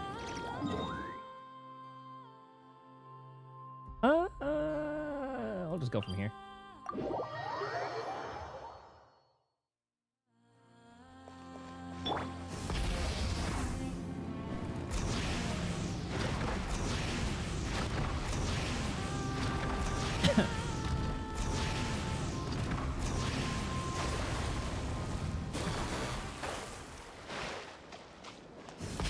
They're fine.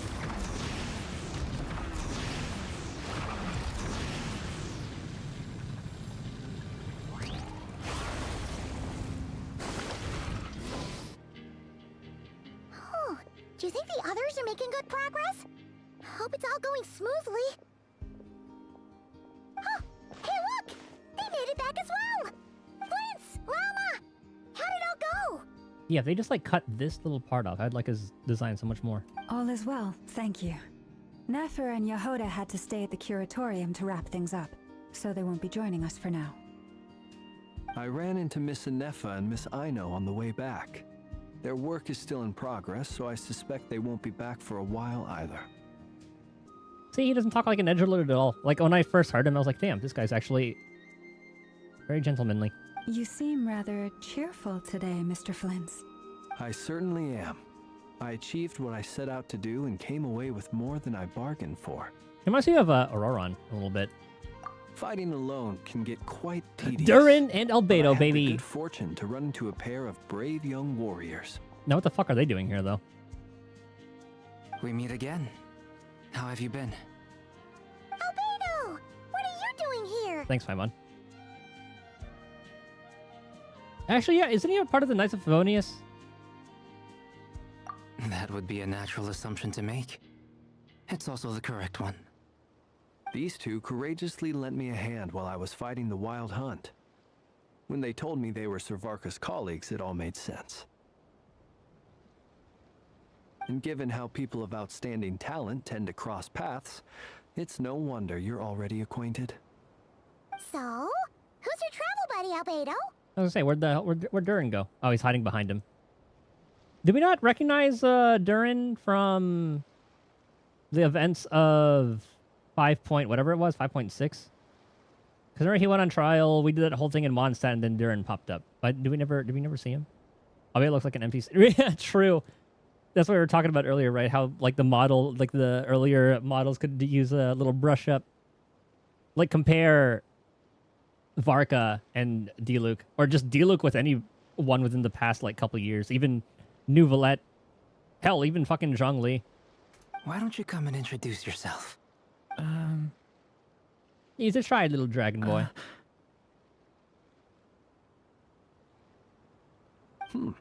A gentleman of few words, I see. Okay, so we know who he is. And a rather stern We do countenance.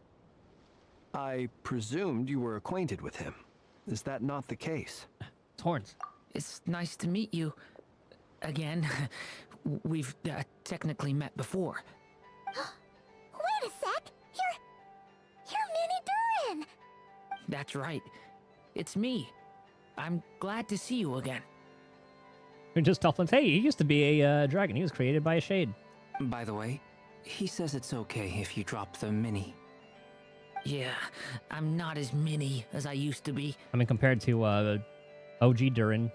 Interesting, isn't it?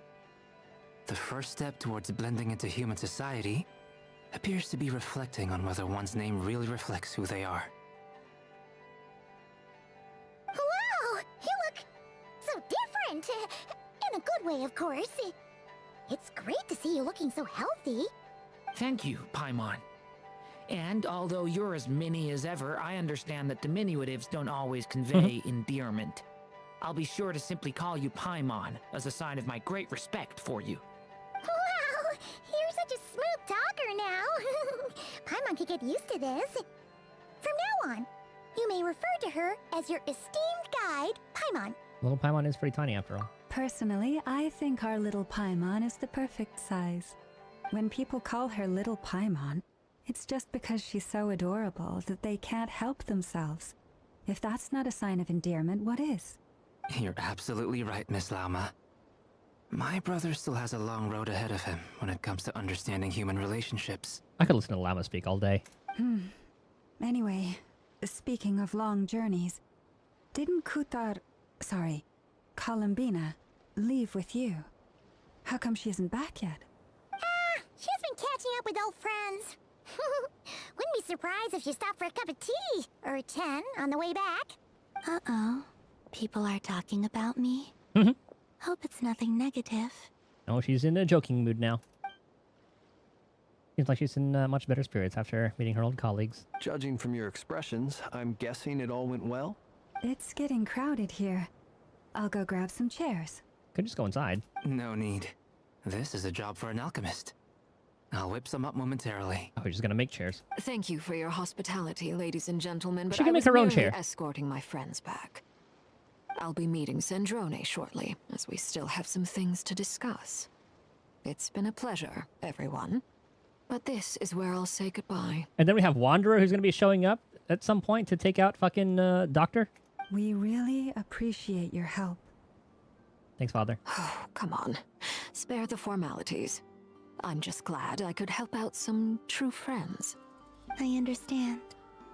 Well, bye for now, Harlequino. Oh, is he the ENVA for Edward?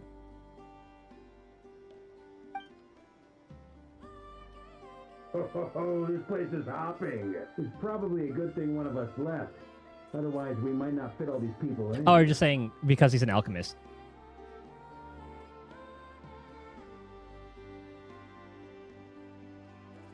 Are you saying we're about to run out of chairs? Oh, just because he's an alchemist. As a matter of fact, I am. Come on in and see for yourself. What, do we have a whole crew in here too? Do we have the other Knights of Favonius?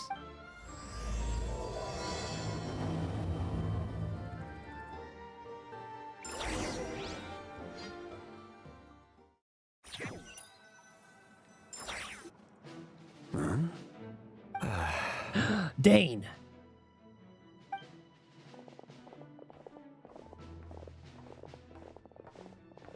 I overheard your little chit-chat outside, by the way. With Miss Columbina's colleague gone, we should be back to the original crew plus the other colleagues I brought in. And he's not a part of like an interlude chapter. He's a part of the main shit.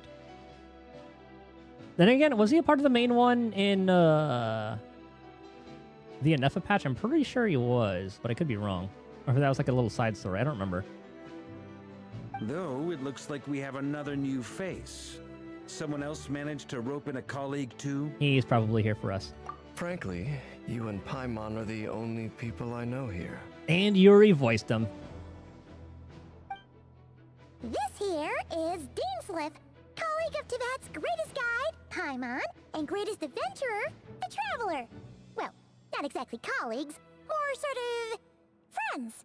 When someone else jumps in to do the announcing, you know you're speaking to someone important. Let's hear what he has to say. Note to self. Once Paimon knows your name, the rest of the world will soon follow.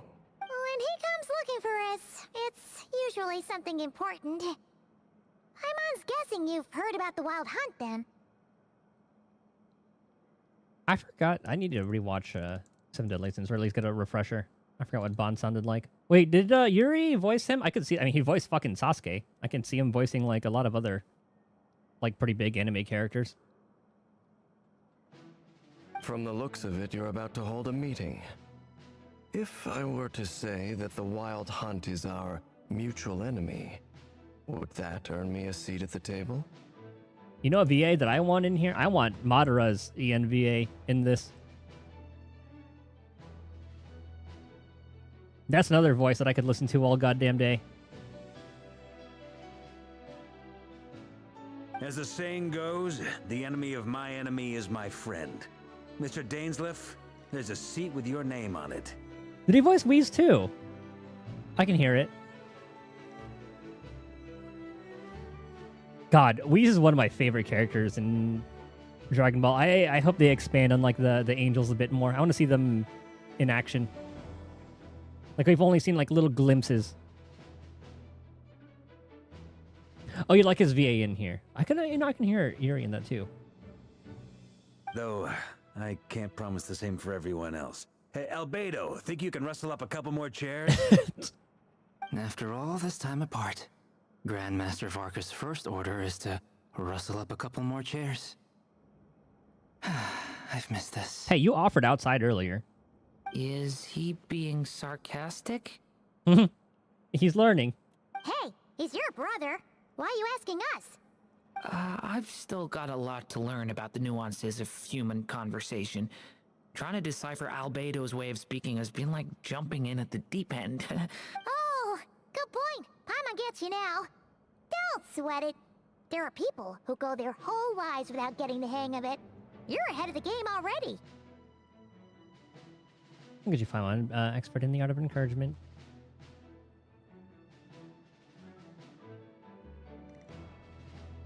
With OT, was it OT's voice? Who was I'm trying to remember whose it would be. I wonder what's taking Nefer so long. Oh yeah, Dane and JP, like, yeah, it's a fucking Kenjiro Tsuda, like one of like the VAs, like the most like well-known VA, or like one of them at least. I don't really know all of them all too well, but the man with a voice like butter. Perhaps you should go and check in with her. If anyone can hurry her along, it's you. I just got back from the curatorium. Besides, aren't you curious to see what's taking her so long? What the fuck did she get herself Nefer into? doesn't strike me as the type to share secrets. And since gathering intel is her specialty, I'm guessing she'd prefer to keep her methods confidential. Under such circumstances, would it not be tactless for me to impose? Oh, but it's fine for me to impose. You're closer. What can I say? You have an unrivaled ability to garner people's affection, Miss Moonchanter. Besides, you have far more in common with her than I do. All right then. Impressive. She barely fought back at all.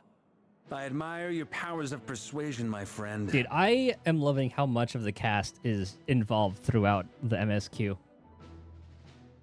It's like how Star Rail handled Amphorius. Like, you would see the entire, or like most of the crew, but you'd see them throughout like the entire time. As I'm sure Miss Lauma will realize soon enough, the trick in life is to always pitch in with other people's responsibilities so that you can be selective with your own. Another trick is to simply hide in the background. Spoken like a true sage. Anyway, looks like we've got some time to kill before the meeting. Let's take a little breather, folks. Yeah, Albedo and Flames, I can see them getting together very well. And feel free to chat amongst yourselves. We'll get down to business once the other two arrive. Oh, do we get a little catch-up time? Yeah. Looking forward to that, Lee. Use the bathroom real quick. Here.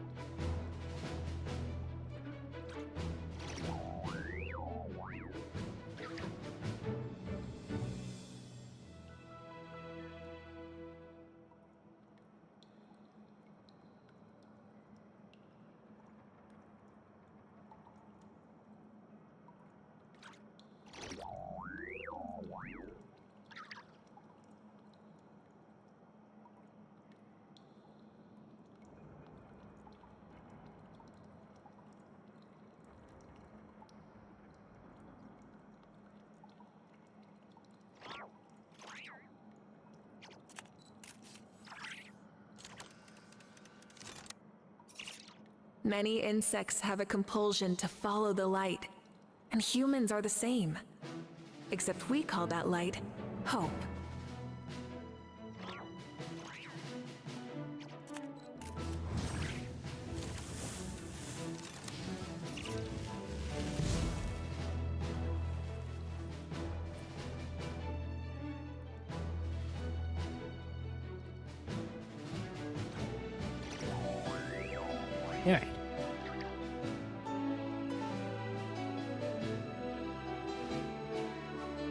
Alright. Next for a moment you go in. Okay. Exploration and trials. Adventuring is right up my alley. I plan on, because I already did my dailies for the, well, I didn't do my dailies. Like, I spent like 60 per each, like, game, so I planned ahead. You're both awfully quiet. Why don't I start us off with an icebreaker? Much obliged. Does he have a pun? Have either of you ever had your portrait painted? If not, I'd be glad to help. Ooh, I would love to see that, actually. That sounds like a lovely idea. You know how to paint, then? I dabble occasionally. He's an excellent painter.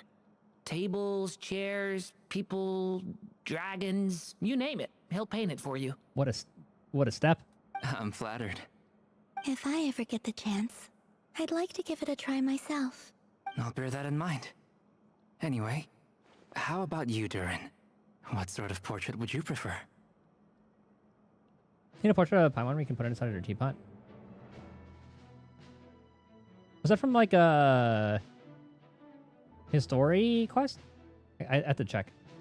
I usually spam through all the things that I unlock in that. Oh, I'd be fine with anything. Oh, event. Classic. Whatever style feels best to you. Very well. Then I'll play it by ear. Actually, that for a reward as an event. That makes sense. You can replicate any style I want? I can try. If you show me a sample, I'll do my best to match it. Thank you. In that case, I'll dig up some reference material for you.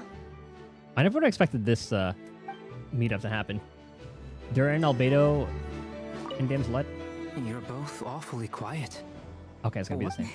Have either of you... That sounds like... See, this one, a skip button would be nice. I'm flattered. If I ever... I'll bear that in... Oh, whatever style... Very well. You can replicate... I can try. Thank you.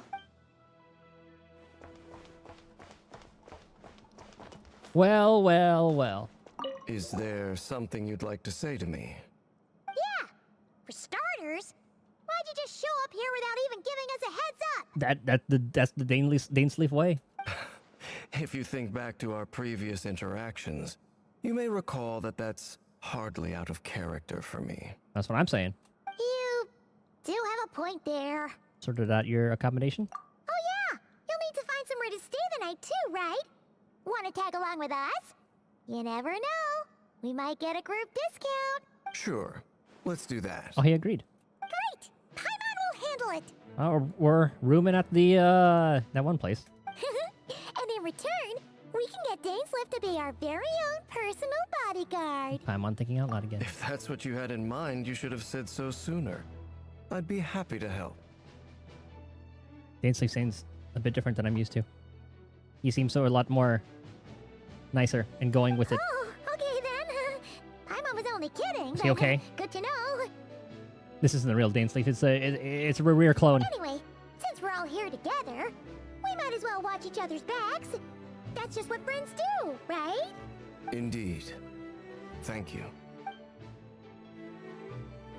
I don't think I've ever heard him say thank you before. I'm wary. Truth be told, I can't remember the last time I was in a meeting with so many people. You're not alone there, my friend. The Lightkeepers also struggle to bring everyone together for a serious discussion. I don't doubt that. I've only ever met two Ratniki, one being you, and the other being that young guy, Itlua. How fucking tall is he? He's a fucking unit. Itlua is a good apple. I'll give him that. He's kind, honest, and regularly delivers supplies to my lighthouse. A true Ratnik to the core. In that sense, he puts me to shame. So you're what? A fake Ratnik? That's what it sounds like you're saying. But I get the feeling that's not quite what you meant. How we learn more about the Fae? Well, I guess that'll be like a 7.0 kind of thing, but... Come on, why the awkward silence? Sorry. I'm not even gonna bother trying to hide it.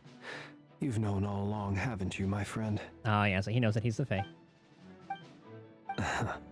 Now, that was an awkward silence. Let's just keep this between ourselves. Probably best if Eloa doesn't know, huh? That goes without saying. Gotta be careful what you share with youngsters, after all. Anyone else in the know? Let me guess.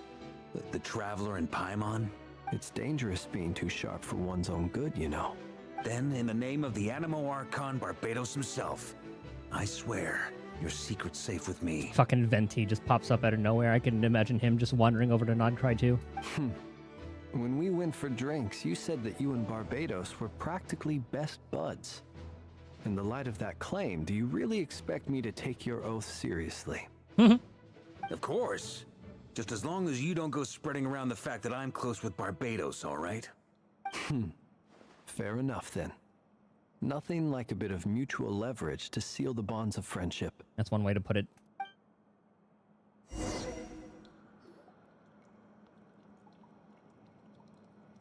Ah, it worked. Oh yeah, and then Nefer can meet Deansleaf. And then maybe find out a little bit more about it.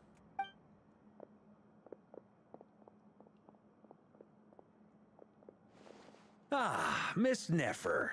You made it after all. But what about Yehoda? I'm here to give you an update on how things are going on our end.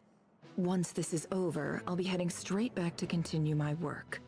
I left Yehoda back at the Curatorium to watch over things while I'm gone. Huh. So much for just this once. Shh! Not so loud! We're on a roll here. What if she remembers and suddenly decides to back out? Did you say something, Mr. Varka? Huh? I didn't say anything. Right, Flint's? He goes to the bro. Must have been a frog. They get so noisy around here at nighttime. It's like they're putting on a concert in the background. Anyway, before we begin, there's a few introductions to make. Let me start by saying that it's an honor to be speaking before so many distinguished colleagues and collaborators. Nice, so official now. First up, we have Miss Lauma. As Moon Chanter, she's the leader of the Frost Moon Scions, a local religious community in Nodcry. Then there's Miss Nefer, boss of the Curatorium of Secrets, an intel gatherer extraordinaire. Nefer is leading the investigation into Rerer's background, assisted by Yehoda and Lauma. From the little I've heard, they're making some great progress. Over here, we have Mr. Flint's, a ratnik and guardian of the abandoned lighthouse. In our last operation, he courageously distracted the Wild Hunt to buy time for the rest of us.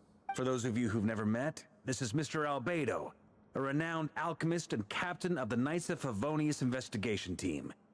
By his side is a new face for us all, myself included. Mr. Durin, who has come to lend his aid. And Albedo's brother. Next up, we have the Moon Maiden and former Fatui Harbinger, Miss Columbina. Then we have the Traveler, who's earned more titles than I could possibly hope to list out, so I'll spare you the rundown. And Paimon, the ultimate travel companion and quite possibly the best guide in all of Tevat. Aw, Varka. Whoa! That's a lot of people! Great turnout! Deansleaf. Miss Nefer, it looks like you might have another job coming your way. So, congratulations on the booming business, I guess. Dane just in the corner. Well, I guess Paimon introduced him already. You think I haven't got But enough not on to my Nefer. hands as it is? Who's looking for me now? That would be me, Miss Nefer. Ah. I have a commission for you. And you are? Deansleaf. Then I'm sure she already heard the. Who She'll know I in the am memory. doesn't matter right now. Dang it! What does matter is that I'd like you to gather more intelligence about the Recher of Solnari. Because she'll be able to put that together. Though, in the memory, she already would have seen Deansleaf. Because they were kind of just like voices in the memory. But she would have been able to see him. And I'm sure he doesn't look that much different from that without, he would just not have, like, the mask. And he has, I mean, come on, Conry and eyes, come on. Well, it's not as if we never take on anonymous commissions. But in your case, I'll have to decline. I'm gonna take a wild guess and say your job's probably more hassle than it's worth. Something about you seems like bad news. He wants to kill the other sinners. He's a good guy. It's my eyes, isn't it? Yes. Did she recognize the Conrian eyes? Conrian, Yep. I assume. And what's with the mask? Are you trying to hide your identity?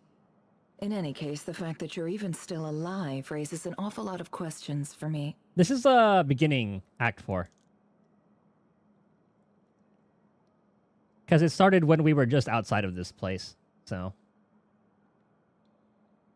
we're still very early on. My name is Dainsleif, and yes, I am from Conria. As I'm sure you're aware, the Raker of Solnari's real name is Rerir. He was once an acquaintance of mine. I'm sure that's a hell of a lore drop for all these fuckers.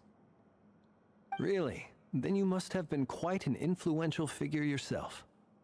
Flint is too nice for his own good. You flatter me, but none of that matters anymore. My point was simply to clarify why I have asked Miss Nefer to investigate Rerir's background. So you're both from Conria, and it sounds like you used to be friends? What am I missing here? Surely you already know how he became one of the 5 sinners. I'll tell you everything I know. The history of Conria, the names and identities of the 5 sinners. I remember it all like it was yesterday. Information as Aemond. That is something Nefer would absolutely love. I have never spoken openly of this before. But the truth was exactly as people say. The 5 sinners were each driven by their own desires, and it was by playing upon these that the Abyss tempted them to their fall, tearing Conria apart in the process. The visionary, Vedifenir, who wished to foretell the future. The wise, Haroptatir, who sought limitless knowledge. The visionary. Gold, Rhindaughter, who desired to create life. The foul, Surtologi, who pursued supreme strength. Imagine Durin and Albedo just popping up. Hey, that's my mama. And last but not least, Raker of Solnari, Rerir, Ravager of the Moon. Of the 5, Rerir is the only one who remains a mystery to me. He never harbored grand ambitions. So what changed in the space of a single night? How did he come to fall like the others? In other words, the wife. You're saying that his change came as a shock to you, and you have no idea what actually happened? That's right. You mentioned how the Abyss tempted them, which led to their fall. But what did that look like in practice? And what other context can you give me about the events of that time? The more detail you can give me, the better. Strangely, now that it comes to it, I hardly know where to begin. The fateful night took place during the era of the Eclipse Dynasty.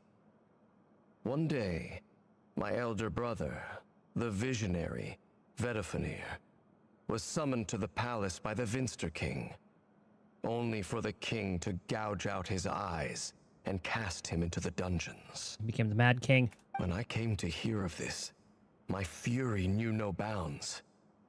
I gathered together every ally I thought I had. He thought he had. And together, we set a night to storm the palace and free Ved. Centuries on, the memories of that night still haunt me, like a never-ending nightmare. We broke through the palace gates, just like we had planned, each striking towards our separate targets. But then, I was betrayed. Even Vedifenir, the very person I had come to rescue, abandoned me and partook of the Abyss's power. Oh, is that why he hates him so much? So, it's personal after all. Then tell me, Mr. Dainsleif, what price are you willing to pay? You, of all people, must know that nothing comes for free. I cannot say what price would be worthy of such a commission. But know this. Rerir was not always a madman. Believe it or not, there was a time when he was just an ordinary man, working for the Conrian Intelligence Service. Uncovering the truth of Rerir's past is the only way to unravel this mystery. But before you decide if you will accept my commission, I will tell you more about him. Enough, I hope, to help you plan your next move. Sounds pretty good to me. Feels like we just flagged down a random passerby, only to discover he's actually a master strategist who has a score to settle with our enemy. Must be all that good karma I've been building. Who knew having a Conrian friend would come in this handy? Can I borrow your halo? It could be useful in the lighthouse. Hey, enough with the wisecracks! Besides, isn't that lamp of yours bright enough already? Relax. It was meant to be a compliment. If that was a little over the top for your liking, I'll make sure to tone it down next time. I'll give your proposal some serious thought, Mr. Dainsleif. Let's speak in private once the meeting is over. Before that, there's a He few speaks. things I'd like to share. This must be important. You got meeting the Knave and how the iridescent moon's marrow was retrieved from the crescent. Okay. You make it clear that the Knave chose to help you of her own accord, then conclude by reporting how the hearts of the three moons are finally in your hands. Now that we've united the hearts of the three moons, your power should be greatly enhanced. But it seems like that hasn't happened yet. I believe it will take a little longer. Yeah, one more patch. You've done so much for me, so I want to be completely honest with you all. Even though I'm doing a lot better now, the truth is, my recovery will likely be an ongoing process. Yeah, we're gonna see full power Columbina in her patch. I know it. From the moment I was born, my power has been slowly ebbing away. And that is because Tevat has never accepted me. Even with the moons united as one, it seems my rejection cannot be undone. So far, I have yet to find a solution. It may turn out to be a problem that will plague me until the day I finally leave this place behind. Even so, I will do everything in my power to help you drive out the Reihir of Solnari. As Arlecchino put it, this is not about chasing the spoils of victory. It's just a gesture of heartfelt gratitude. Kutar. She seems a lot more energetic and positive than she did when we first met. Defeating the Reihir of Solnari will be no easy task. While my strength slowly recovers, we'll also need to gather more intel. Nefer, you're up. Naturally. We should take all the help we can get if we hope to defeat him. We've considered several viable plans now, but our choice hinges on the answers to a few key questions. Is it even possible to kill Rerir? What experiences shaped the person or monster he became? And what's he really after? Yeah, if he probably has that curse, so Dane, we're gonna have to help with that one. Given Albedo's expertise in alchemy, I think we should leave him to try and answer the first of these questions. Understood. As for the other two, I'm afraid we'll have to count on you again, Miss Nefer. Believe me when I say it's not my wish to burden you. But right now, relying on your skills is our only option. So you're placing all your hopes on me, huh? We can't thank you enough for agreeing to help us. Honestly, I can hardly believe how lucky we are. You sure have a talent for changing your tune, Miss Moonchanter. Timid like Yehoda one moment, then flinches insincere flattery the next. Ladies, please. I must object to your portrayal of me. That's all. Feel free to keep bickering. Just pretend I'm not here. I almost don't want to leave this room. I'm curious to see how this plays out. I have faith in you, Miss Nefer. Something tells me you'll stand by us until the very end. Oh? And what makes you so sure of that? What if I suddenly decide that my compensation is insufficient? This isn't about the money. I can sense that you've got a deep-seated distaste for Rerir. And knowing you, that alone is motive enough. Look at them getting along so well. Like two peas in a pod. And I'm the one they accuse of insincere flattery. There is no justice. Miss Lauma, you have to understand something. Unlike you, I don't actually enjoy having everyone's hopes on my shoulders. I really do like the dynamic with the Nod Cry crew. And actually, this is even beyond the Nod Cry crew. Is that right? Well, maybe the fact that I'm willing to put my hopes in other people says more about me than you. But the fact is, I also trust you. And that's because I know that you're someone we can count on. Anyway, we've got our plan, so let's get moving. Mr. Dainsleif, let's talk. And Traveler, once we're finished, if you've nothing else planned, I'd like you to come with me. This whole experience is teaching me a lot.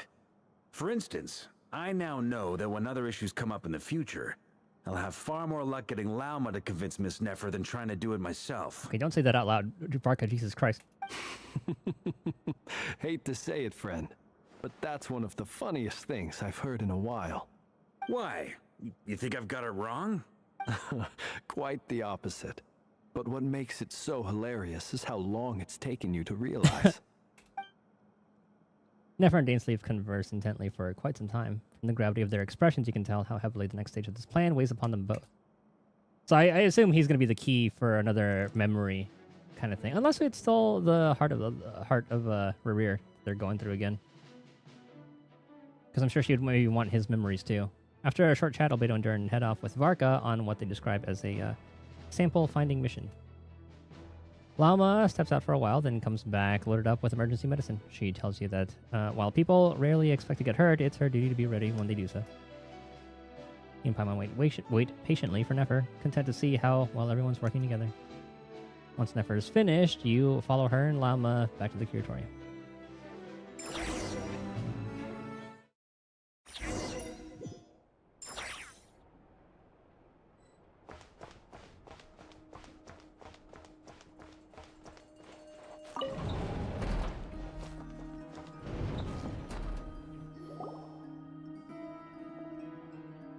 Thank you for waiting. It's okay. We actually used the time to help Dainsleif get a room at the hotel. That's very considerate of you. Now, I trust you share my curiosity about Rerir's past. Goddamn right. And you seem fairly familiar with Mr. Dainsleif already. Mm-hmm. We've known each other for quite some time now. We spoke at some length after the meeting. He was the one who suggested I should invite you to join this operation. He feels confident that these secrets will be safe with you. Dane has a lot of faith in us, that's for sure. Thanks for your trust, Thanks for your trust too, Nefer. Likewise. I appreciate that you got right on board without interrogating me about why I invited you. It shows that you trust me to explain everything in due course. That's because we know what you're capable of. We appreciate you too, Nefer.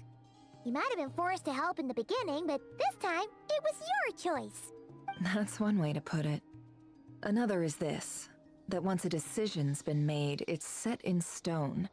After that, my only goal is to see it through. I like how Choshi's wearing the thing from Dory. Alright, so here's how it is. I'm going to access Rerir's thoughts again using my confidential method. Now, I'm sure you've seen things like this before on your travels, so you're surely well aware of how dangerous it can be.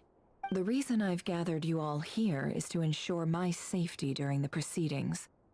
I plan for us to enter the fragment of his consciousness together, and once inside, I will focus on searching for information. Think of this as a diving expedition into someone's brain. If I'm the diver, you are my safety equipment, tasked with keeping me alive while I'm under the surface. Once the ceremony begins, we will all be spying on privileged information. But in the interests of safety, you must remain absolutely silent at all times. We will discuss our observations after the ceremony has concluded. That worked the first time. I wonder if there's something going to lead up to us having to say something. Lastly, any individuals of a weaker constitution are advised not to partake in the ceremony. Poor Paimon, she just wants a tea. In any case, Paimon has her own job to do, which requires staying in the room but not joining the ceremony.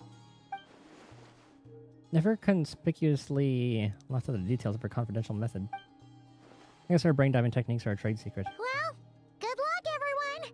Sounds like all Paimon can do is cross her fingers and root for you guys. There's a little more to it than that. I was being serious when I said you have a job to do. While the rest of us are inside Rarir's mind, it's imperative that we have a team member on the outside. It reminds me of Inception. In the event that something goes wrong, you will be our first responder. I don't anticipate any issues, but the extra level of safety will be greatly appreciated. I second that. This is a dangerous operation here, and you're our whole rescue team. That's pretty much the most important job in the crew. So, Paimon's like the lifeguard? Yeah, that makes sense. All right, got it. Good. Please, take a seat. We'll get started momentarily.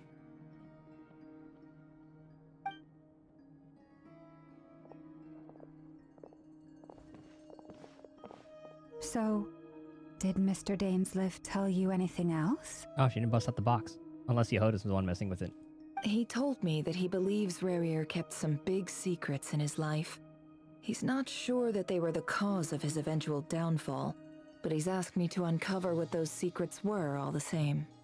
But surely you're not planning to go through with this, no matter the cost. If you think that, you'd be overestimating me. I'm a businesswoman, not a mercenary.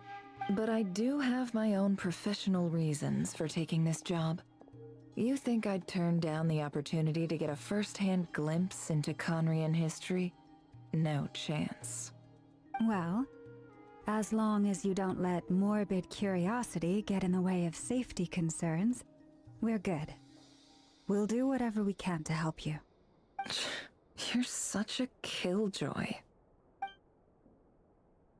She's got incense, candles, almost feels like a summoning ritual. Seems like Nefertiti has no intention of sharing her trade secrets, but now's not exactly the moment to pry. I see there's a chest set on the table. Could that have something to do with her intel gathering methods? All right, I'm good to go. Is that what's inside of it? All set over here too. Mm-hmm. Promise, Paimon, you'll be extra careful. Pinky promise. All right. Let your whole body relax. We're about to begin. Close your eyes.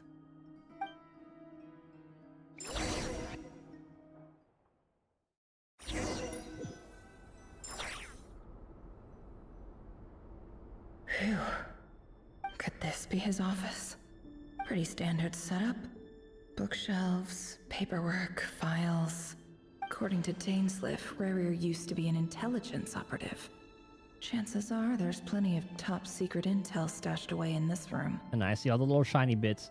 Is this where you keep your secrets, Rarir? Files on people? Can't say I'm not looking forward to this. Okay, we'll start with the shiny things. Investigative documents. A file tucked inside a folder. The title reads, Dear Breakfast Shop Owner. It's a list of names. But at this stage, I have no idea who any of them even are. Who's a breakfast shop owner? Wonder what kind of encryption technique this is. Seems like it has to be inserted into that camouflage device nearby. Aha! It's an audio recording. A camouflage Please, device? hear me out. I can't shake this feeling that someone's been spying on our house. No, I'm not being paranoid. It's true. Ah, yeah, their house is bugged. I saw someone dressed in all black. It was a couple of days back, but that was on another street, not near my house. I swear, I know what I saw. There's a note in the margin. Surveillance of the run for their residence has concluded.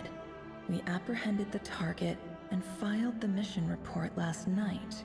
Could the voice in the recording belong to one of Rarir's targets? Okay, saw that one, saw that one. Bookshelves full of documents. Looks like these are all files, packed with the personal details of individual Conrians. The Crimson Moon dynasty preceded the eclipse. Since Rerir worked as a secret agent during the latter, it stands to reason that he was tasked with purging remnants of the old dynasty. Yep. Lines up exactly with what Dainsleif told me. Yes, nothing quite too new, just a lot of stuff that drives home the fact that he did his job. A box containing a ring inlaid with a precious gem. Must be for his girlfriend. Yeah, that should be all of them. A mirror. Well, I want to look at these real quick. I can't really get a good look at them, just like faceless things, but I'm kind of surprised with how detailed they are. Papa Squat. Never mind. He looks even gloomier than last time. I wonder what's changed.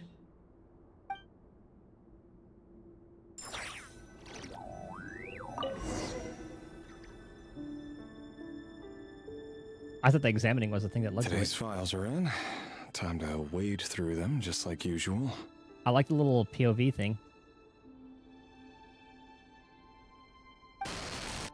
Male, 51. Occupation, cook. Confirmed Crimson Moon descendant. Has maintained frequent contact with other descendants over the past year. Poses a threat to the dynasty. Neutralized. X. Yep. This one should be archived under purged targets. Female, 23. Occupation, office clerk. Confirmed Crimson Moon descendant. Has maintained frequent contact with other descendants over the past year. Poses a threat to the dynasty. Neutralized. Another one for purged targets. Sounds like she was that other man's daughter. Never mind. What's it got to do with me? Oh, he's feeling empathetic.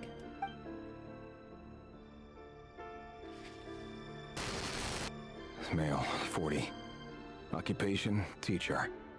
Confirmed Crimson Moon descendant. Has been observed making contact with other descendants during the past year. Poses a threat to the dynasty. I really wonder if we're going to see a picture of his fiance in this pile. Neutralized on... Just another nobody for the archive. Come to think of it, I remember surveilling this man. A case like his never would have been considered a priority in the past. Huh. He barely even interacted with other Crimson Moon descendants.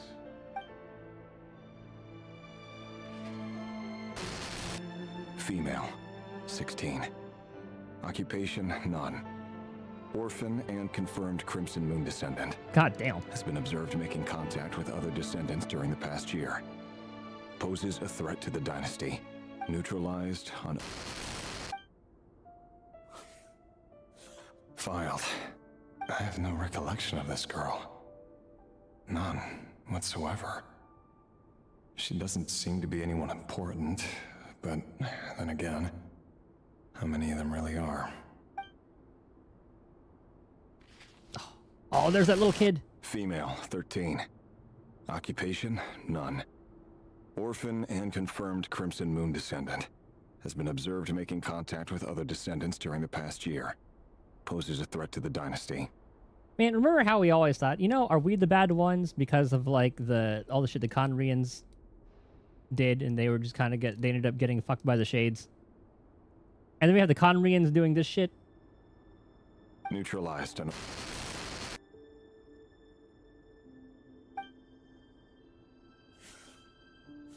Filed. And I'm sure there are like, okay, we have like Dane, who's like one of the good Conrians. Obviously, it's not going to be a black and white kind of thing. But like when the leaders do some shit, I can see why the Conrians had it coming. Here's that kid. I was talking to the wife. Male, 11. Occupation, none. Orphan and confirmed Crimson Moon descendant. Has not been observed making any contact with other descendants during the past year. Poses a threat to the dynasty.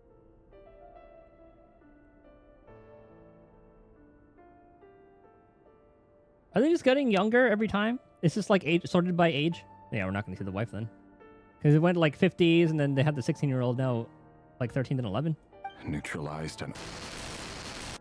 Yeah, I think the Shades were just acting for the heavenly principles. They just kind of like followed their orders. Is what I recall.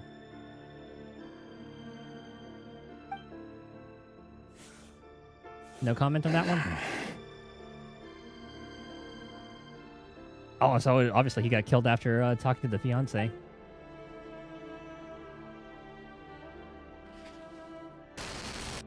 Male. 6? 6. Occupation, none. Orphan and confirmed Crimson Moon descendant. Poses a threat to the dynasty.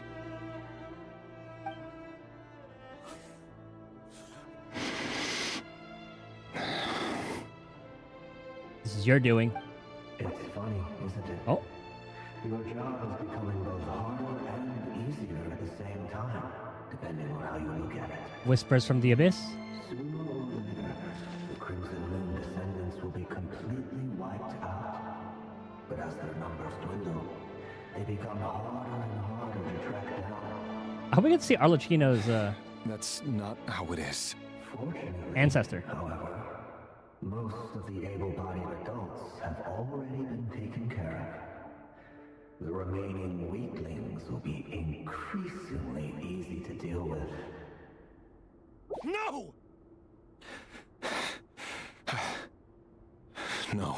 My job is to ensure the survival of the Eclipse Dynasty. Keep on telling yourself that. And the only way to do that is by eliminating any and all potential threats. It's a perfectly legitimate line of work. But I love Every single seeing... one of my colleagues can attest to my fairness. And if my friends were aware of the facts, I know they'd back me up too. Assuming, of course, that they were aware of all the facts.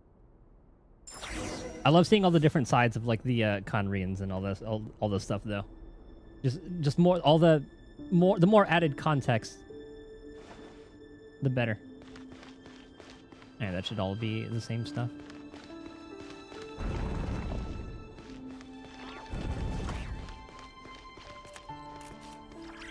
Good job, Kat. You keep on taking pictures.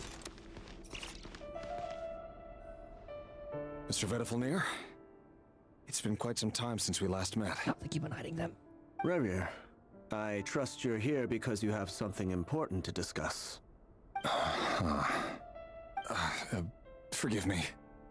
I wasn't tuning out, it's just, I noticed you didn't even phrase that as a question. As if you knew I was coming. Tell me, does someone in your position ever feel the need to ask questions at all? Oh my god, imagine if March had a little cat photo drone. Yeah, she would absolutely love that thing. It is indeed within my power to foresee certain things. Things like your arrival. I was just thinking, it won't be long before I'll be inviting both you and Dane to my wedding. That isn't a lie, but nor is it a fact as such. It's a wish, isn't it? No fooling a prophet, is there? Ever since that day we met for drinks, I knew it was only a matter of time before you came looking for me. Does it feel good? Knowing how the future will unfold. I'm afraid the notions of good and bad fail to capture the complexity of what such a power entails. Once you've seen what will come to pass, it can be all too easy to succumb to fear and melancholy. Unless, of course, you learn to abandon these feelings. You fear my silence, and long to hear the words I left unspoken that day. That's right. You must have noticed my reluctance to broach the subject. And the reason is simple. Because the truth could never have lived up to your hopes. For both our sakes, such words are better left unsaid. The burden of prophecy was never meant for your shoulders. So who exactly do you deem worthy to hear your prophecies? None but our exalted king? Or rather, our king as he once was. You're closer to his majesty than I am. You must know better than anyone how much he's changed. You say that as though it is to my benefit. Yet precisely because of that, I dare not speak rashly. A king can turn out to be the most virtuous of rulers, or a tyrant more terrible than the most vicious of dragons. You are so wise and far-sighted, yet still you would have me live in fear of the unknown? You make a fair point. Especially given my silence alone was all it took to send you spiraling downwards. Very well then. Let me offer you some advice. And I say this not as a prophet or a visionary, but simply as the brother of your friend. Call off the wedding. Leave your fiancé. For many reasons, there is very little chance of your marriage ending in happiness.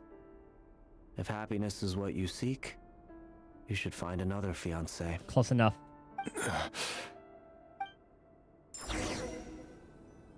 Hold on. There's that same black fog again. Could this memory belong to Thelindis? Guess I'd better tread carefully. More lore.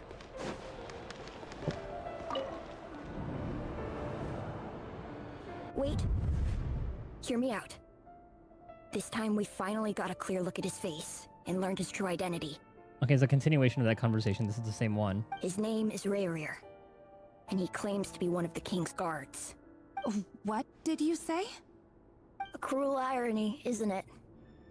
The man you're set to marry leads a double life as a brutal executioner. I wonder if she finds out that he's the one who... Actually, I don't know. We don't know if he's the one who ended up killing this kid, but he was just, like, filing the paperwork. Why are you telling me all of this now? Simple. It's because I want you to kill him. Oh. You are the only person he would never suspect. I wonder if he acts in like a self-defense kind of thing and gets her killed. No, absolutely not.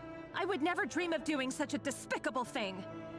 Yeah, I thought it would either go into her getting killed in the disaster somehow, or him finding out that she's somehow a conspirator with them, and then having to kill her. So you'll just stand by and watch him slaughter us to the last. Do not forget that the blood of the Crimson Moon flows in your veins too. There's a confirmation. The blood of the Crimson Moon? What does that matter now? The dynasty has long been dead and gone.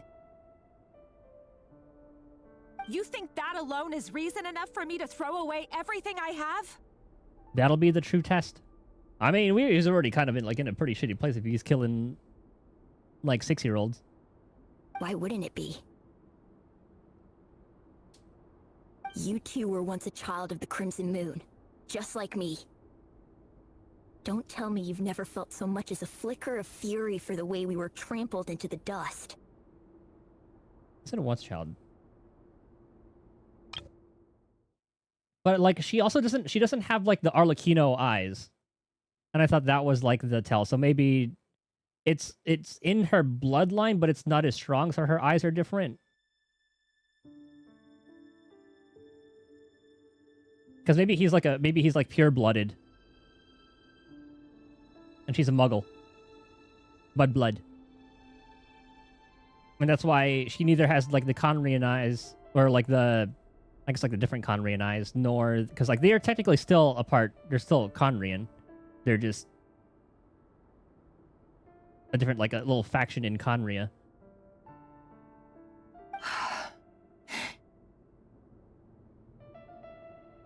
As long as you promise to abandon this pipe dream of restoring your dynasty, I can try to persuade him. Or have him persuade the Vinster King. Oh, he's the Mad King now.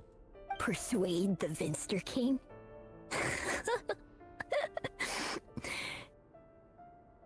Do you even know why he's so obsessed with hunting us down? Why he keeps trying to force us to hand over our secrets? Over and over again? Or why we refuse to give up on restoring the dynasty? Royal descendant, yeah. So, but I guess, like, I mean, he's like an orphan, so I assume like the royal part would be. I just think it's just like a stronger part of like the bloodline, I guess. The Vinster King. A blind fool. His eyes clouded by powers from beyond this world. A petty little man with a miser's heart. And he dares to sit upon the throne? Mark my words. Sooner or later, Conria will fall. Hey, you were right. And it will be his doing. Oh, look at little Verdolfnir here.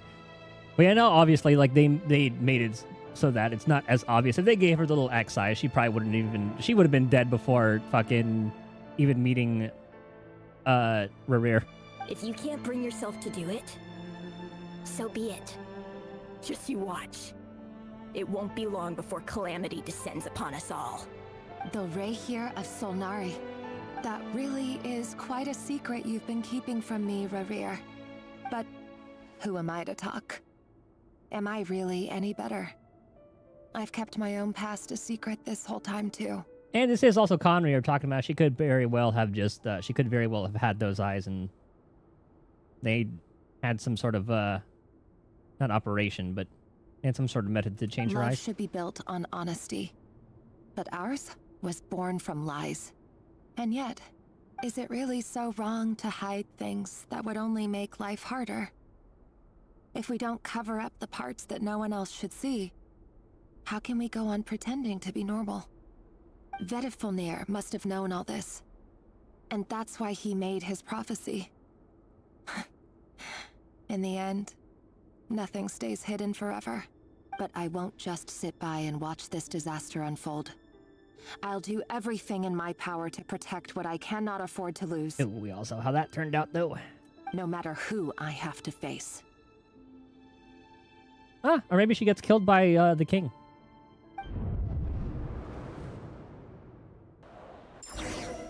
I can see that being an option now, too. Huh? Was that Rerir who just walked past the window? Doesn't it give you the chills that he still takes the same road to work every day? As if nothing ever happened. Those people Dang it. at the deli. Enough already. They're clearly pretty taken by their own disguises, so just smile and play along. Pull the rug from under beasts like that, and you'll risk having your throat torn out. Deli? Oh.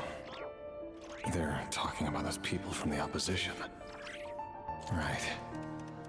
I'd almost forgotten they used to run a deli.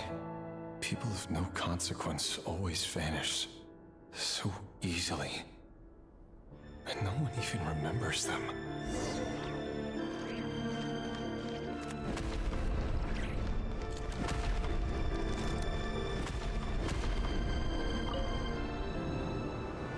But surely you can see he's not the man he pretends to be.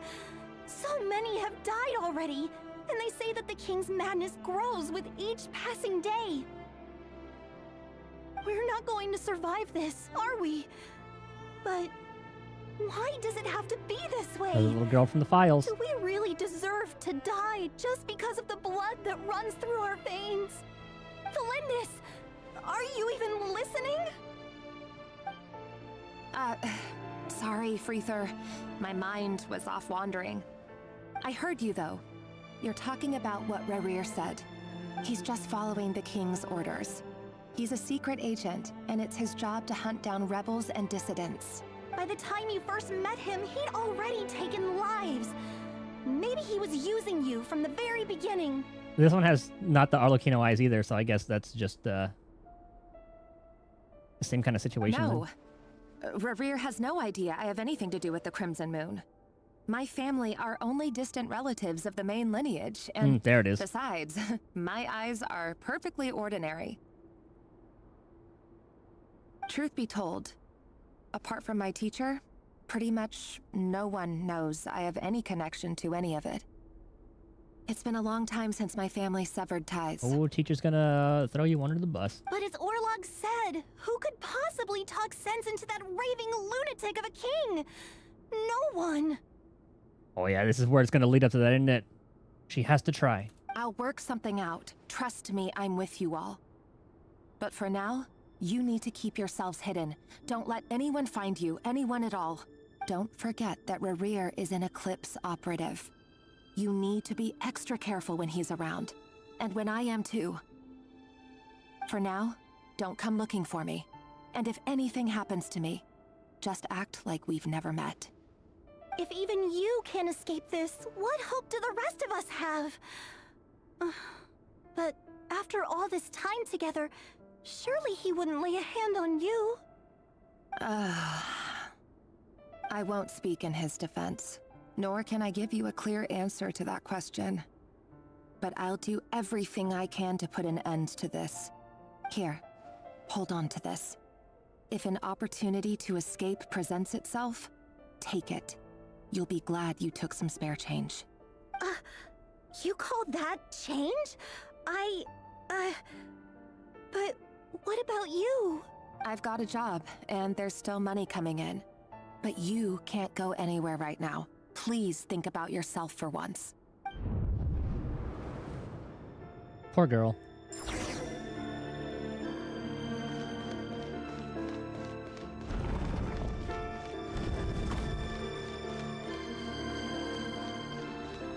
Okay, so we're back here. Another day, another round of assassination training. The training ground is just beyond this hidden passageway. When you kill a person, doesn't it bother you when you end up covered in their blood? Why would it?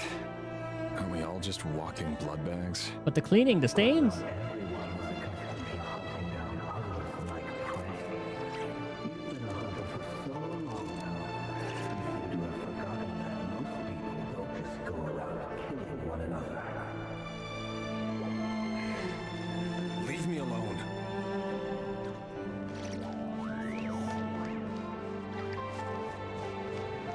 And can y'all talk about how this is still, that's Lygus' VA? Make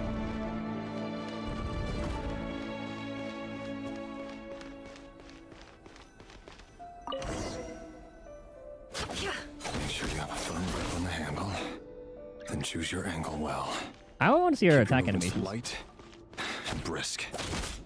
And bring no sense of thing. I'll bet no one can die the quiet death of your hand. I work clean. Traces. Yeah, he's like same Revere's VA as Lygus' VA.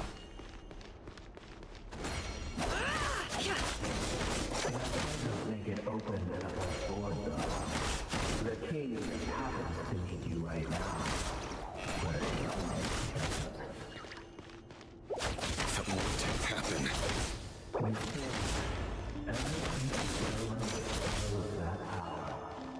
Okay, I'm just gonna listen to this. You only had to take out a handful of the guilty.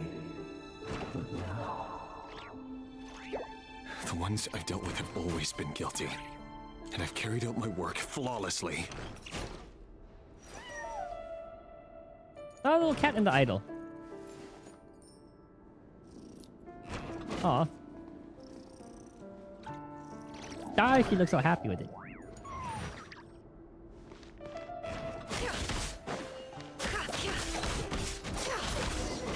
you know why Olympus didn't accept your proposal, don't you? Was it because she didn't trust you? Or something else?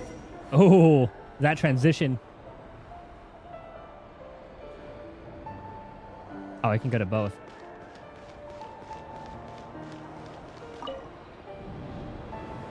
Delindis, do you still remember Orlog? Oh, I was gonna go into Freether and Orlog. Oh, she's gonna say he's dead, isn't he? Isn't she? Orlog. The boy who was pretending to sell flowers. You spoke for quite a while, didn't you? Well, he's dead. Yes, we did. What about him?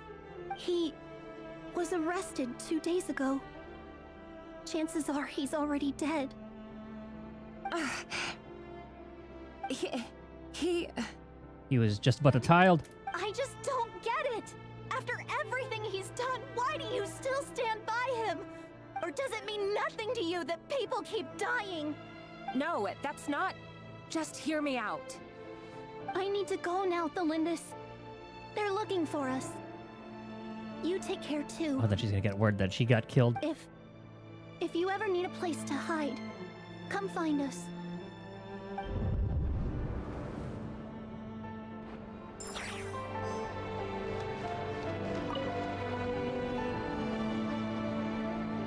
Author Thelindis.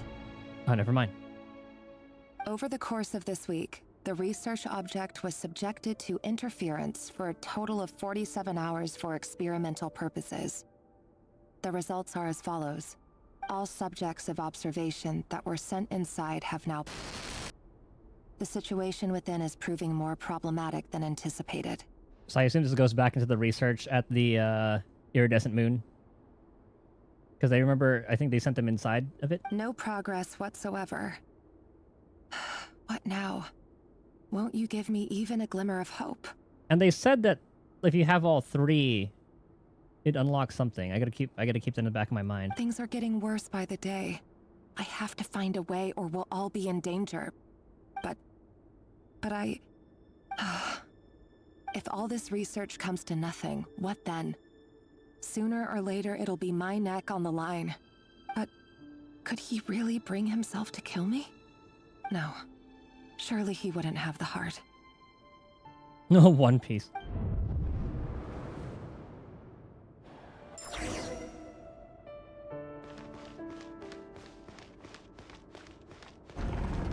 Any other little details in here? It did look really cool.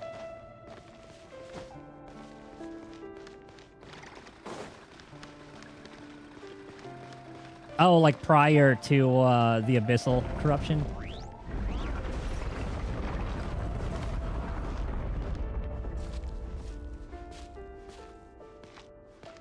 Why won't you just let us go? We don't even know each other. All we want is to live ordinary, peaceful lives. You want to live? I mean, no shit, Rerear.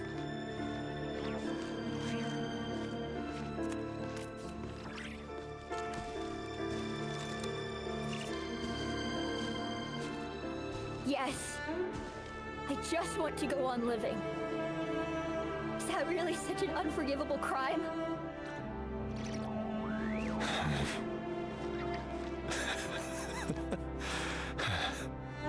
You want to go on living. I want to keep living too.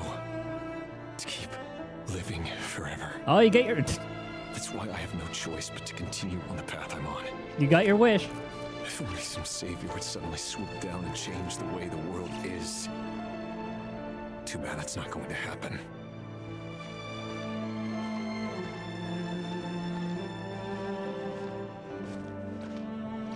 Q Renova. Alright, here's your immortality, asshole.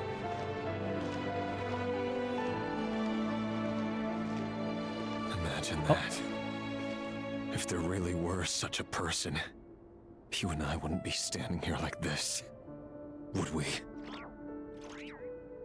Oh, the other one isn't dead yet. Oh, there's gonna be the picture of the wife soon, or fiance. Today's files are in. Time to wade through them just like usual. Yeah, this is the one. No, I don't get tired of it. It's my job. And not only am I lucky to have it, I'm good at it too. Just gotta wait for the reveal. Wait. There it is. That's... I thought it was gonna make us go through the entire thing again, and then once we move one paper, then it'll go to it. Thelindis?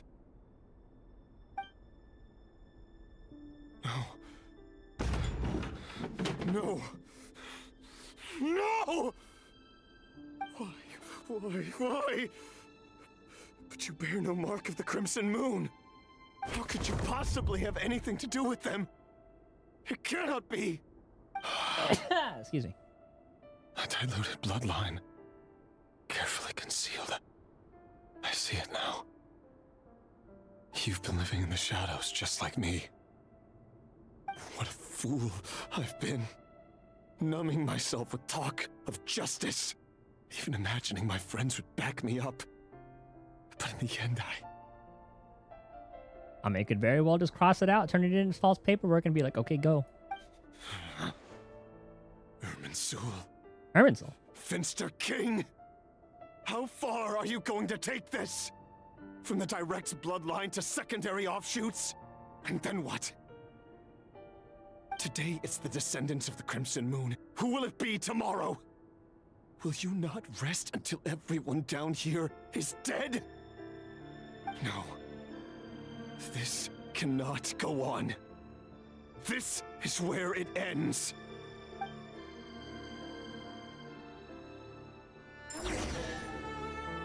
Oh, I know that sound. Yoink.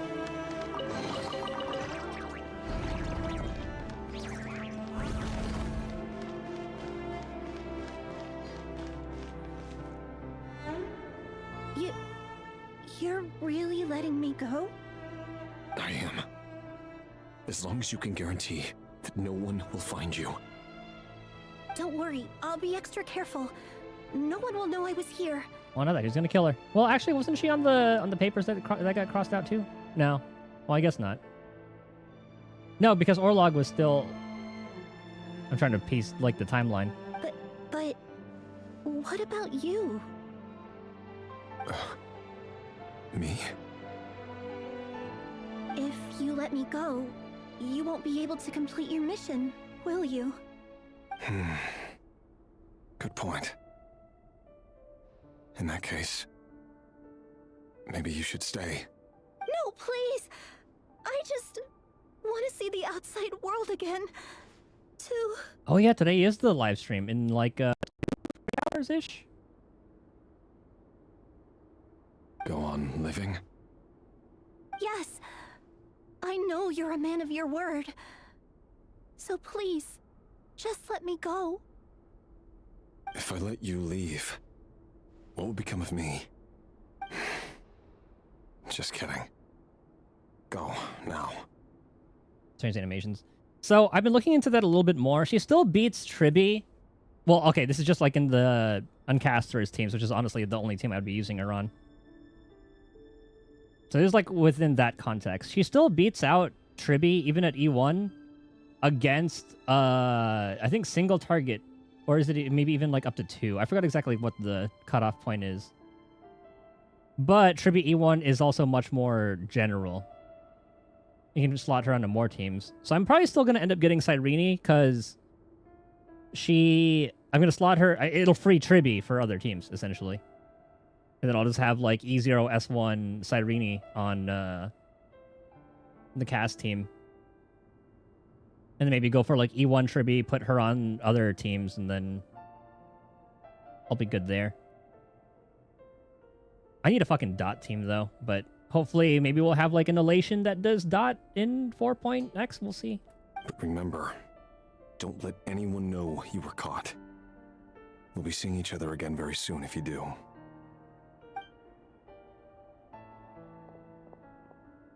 Even shadows in the dark must live by a code. But you can't save everyone. Well, obviously he already killed the majority of them. You've been whispering in my ear for days now, Vedifilnir. What are you trying to do? Break me down? Also, I guess Rodolfnir already got the tainted by the abyss and able to talk like this. Yeah, I definitely need a dot team, especially after Night 2. I only say this because you long for an answer to your problems. Let her go, Rerir, or you risk losing everything. I didn't realize that was like his voice abandon Thelindis from the last interaction because it'll take me a while to recognize the voice. Then you'll need a little more vigilance and a lot more power. The world is changing, Rerir. Keep your eyes peeled for your moment of opportunity. I also want to get a copy of Cypher too. That voice used to be so unclear, but now I know exactly whose it is. It's Vedifilnir. Because Cypher can pretty much boost almost all teams' damage, I'm pretty sure. Because she just straight up records damage the rest of the team does and does her own shit. He won't tell me how to actually resolve any of this, but he keeps trying to manipulate me like a puppet. What's his game here? She just had the bad timing with Finon coming out the next patch. Tell me then, what will this moment of opportunity look like? And no answer. He's like a ghost. Always disturbing me when I'm on edge, but never answering when I need him most. So, the Eclipse Dynasty was purging, well, massacring the descendants of the Crimson Moon. And it seems like it was all connected to the Vinster King's research. The King's obsession with abyssal power left the future of Conria hanging in the balance. No wonder every aspect of Rarir's life was so unstable. And it looks like this Thelindis, Rarir's would-be fiancé, herself belonged to a sub-branch of the Crimson Moon Dynasty's descendants. It almost defies belief that a couple like them could hide the truth from each other for so long. If the Vinster King hadn't intervened in such a drastic way, they might have gone on deceiving each other for the rest of their lives. And why does Vedderfanir, Daneslif's older brother, keep talking in Rarir's head? This guy kept more secrets than I ever imagined. The human mind is like a vast desert of shifting sands. When you follow the flow of someone's memories, you only ever see the parts they're willing to let surface. Time for something a bit more creative. Playing Evernight is the difference of having Hyacinth really significant. Hyacinth is like the best character of 3.x, I think.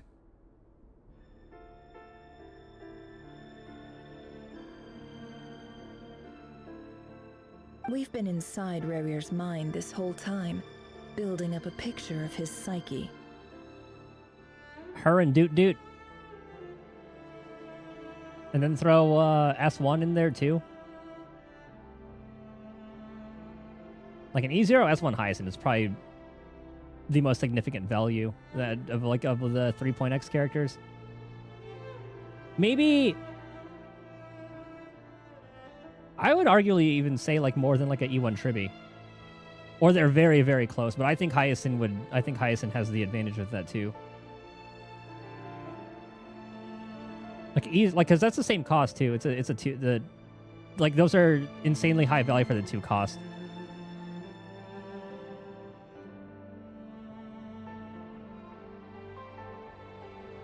There's already enough clues on the board to start reading between the lines and mapping out the rest.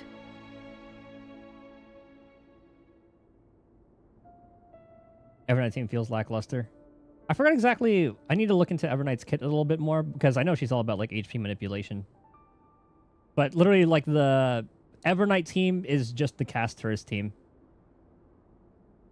If going for like main Evernight with the Evernight, Hyacinth, Tribi, or RMC, or even and RMC.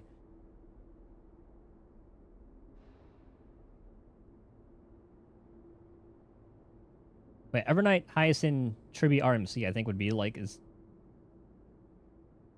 the hyper carry March team for that one. Now, we can finally begin to put the pieces together. Sure, it'll only be a reconstruction, part simulation, part reasoning, but it's usually pretty accurate. Once we've built up a cognitive profile, we just need to cross-check the logic behind his actions. And then we'll be able to take a sneak peek at whatever it is that Rarir has really been hiding. Goddamn flashbangs.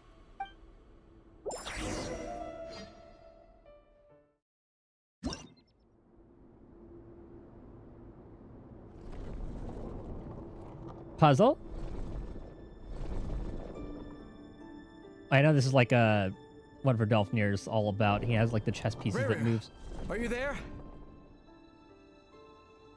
Oh, it's a pretty good way of showing it. He's like the wolf. Oh, actual puzzle. Skipping Cyrene for now. Yeah, especially with like the pull. Like you don't really have a lot of pulls, so you might as well just start saving for 4.x, and then whatever meta they start to push.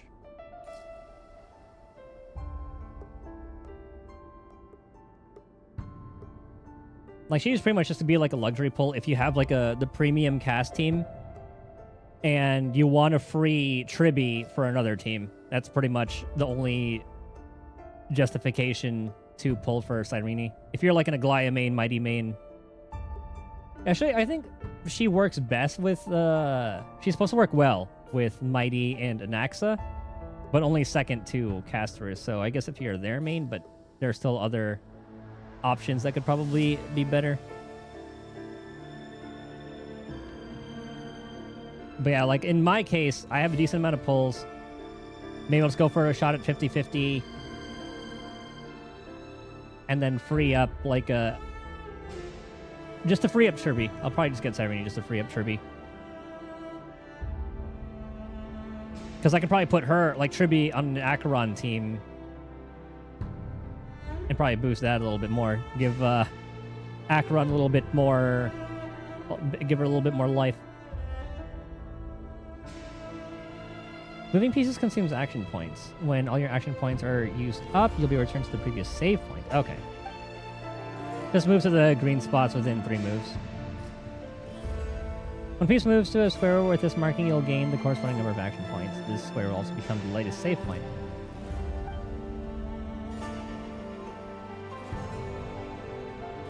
One, two, three.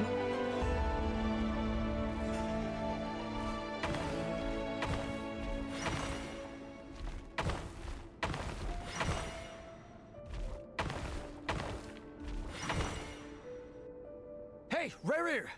Come out, it's urgent! Oh, this is Dane. The wolf one was, Rerir. Dane? What's wrong? Okay, so Rerir is the little wolf. Dane is...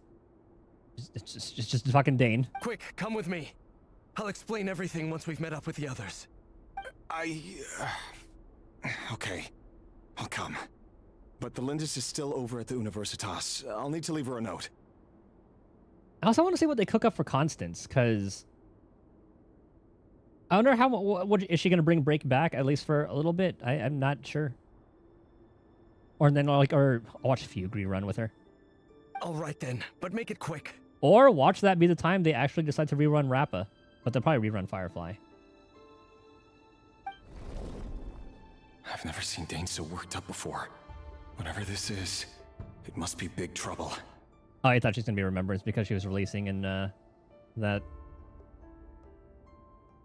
Man, she's supposedly for Break and other Nihility. We'll see.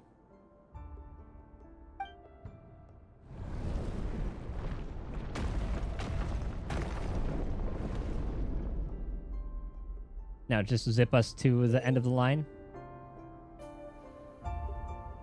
Yep. So that conserves. I do not like the camera angle in this.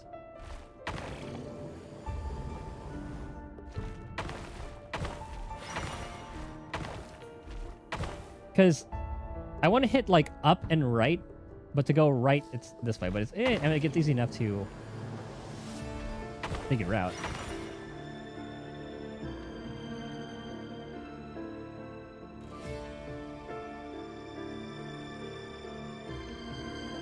Well, this is a nice change, meeting you all at this hour. Ah, that's Rhine daughter. When Okay. men and women of ambition can speak face to face in broad daylight. I say that's a big step forward for our dear Conria. There's a girl Gold. Don't be ridiculous. We do not fear the day. Why would we seek refuge in the night? Okay, Searchology being a sword makes a lot of sense. You might ask your blade that same question. I'm told it prefers the cover of darkness. The word on the street is that Searchology only strikes when he has an unfair advantage. But that is patently false. I see you're missing an arm and a leg. Surely only a fair fight could explain that. If this is your way of offering me replacement limbs, believe me, I'll take them. Skirt could do it. Oh, we can certainly discuss that. With bioalchemy, anything is possible. Assuming I have your full support in my research. Did Skirt learn that from Searchology? Lunatic. Roptatir. What brings you here? Which one is Roptatir here? Why, Dainsleif, of course. He invited me. That's one I don't know anything about. Please, cast aside your apprehensions, Miss Rhindaughter. Whatever the rumors may say, I am but a humble servant of the king, and I can assure you he affords me no greater convenience than he does you. I think he's the one that has like the least screen time. I don't recall any of his like accomplishments or anything that he's about. Okay, so we got nothing. Yeah. Well, the Universitas Magistrorum won't stop fawning over you. So at least some of the rumors must be true. You're clearly doing well for yourself. So drop the humble servant act. It endears you to no one. You're president of the Universitas Magistrorum, the chief royal mage known as the Wise by royal appointment, and by far the most favored among the 4 pillars of Conria. In the staging weapon skin, supposed to counter the heavenly. Damn. Vice President Veit doesn't even try to hide his envy when he sees you. My success is the product of hard work and good luck. It's as simple as that. Were the king not such an extremist, I hardly think I would have received a senior post at my age. Of course, no job is without its gripes. Serving a king like ours can be a challenging task, as I'm sure you can imagine. And as for Efterveit, in missing out on the presidency, he's dodged a mountain of stress. Like everything else in life, it comes with pros and cons. You're all here. I apologize for the short notice, but it was an emergency.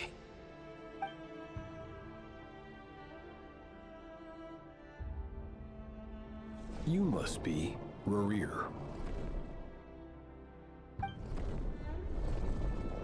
Mr. Sertologi. Yes, I handled your case file during your sentencing. Nothing personal, of course. I'm pleasantly surprised that you remember me. You're clearly a person of substance if you've been invited here. But Dainsleif, you'd better have a very good reason for convening this little gathering. It's my brother, Vedalfenir. After he spoke at the court this morning, the king was so infuriated by his words that he had him blinded in both eyes and thrown in prison. Vedalfenir in prison? Strange. I thought the king trusted him and Horoptatyr more than anyone else in the world. Does this mean the king's circle of trust just got even smaller? It has nothing to do with trust. It's about what the king wants, which is as clear as day to anyone paying attention. I simply appease him, because it's in the best interests of the Universitas Magistrorum. And also because you're slimy. Vedalfenir, perhaps less so. But still, a visionless visionary? It rather inclines me to think that qualifications are not what get you ahead in Conria. Do you honestly think this is an important discussion to be having right now? Dane, what are you planning to do? Rescue Vedalfenir, I assume. Correct. It will mean storming the palace by force. Tonight. I need all of you on my side. That's far too dangerous. And don't forget, Dainsleif, you're captain of the Royal Guard. You swore an oath to the throne. You've been planning this for a while, haven't you? I have no desire to commit treason. But whatever critique the king may have of Vedalfenir, disfiguring your most loyal subject for putting the best interests of his court and nation first, this is not the conduct of a wise ruler. My blade will force the king to see the error of his ways.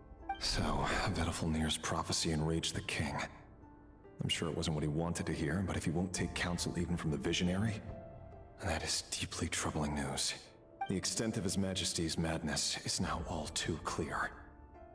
The question is, how does a man like me get out of this situation unscathed? You have noble ambitions, Dane, but I'm afraid they don't do much for a guy like me. I'm not interested in saving the world. All I want is a letter of pardon. A letter of pardon? For whom? Thelindis? The chances of the Vinster King issuing a pardon for anyone connected to the Crimson Moon seem vanishingly slim. Yeah, there's no way. That is definitely wishful thinking. Oh, do those fuckers move too? Oh god. This black fog over the board must have some connection to Thelindis. But why is it taking this form? Does it have something to do with Rarir's past? Yeah, I'm still curious about that mechanism. Another mystery I'll need to unravel. Consume the marked number of action points to defeat your opponent's pieces. Your pieces will only attack when they have more action points. Okay. But do they also move is the question. That's not going to go anywhere.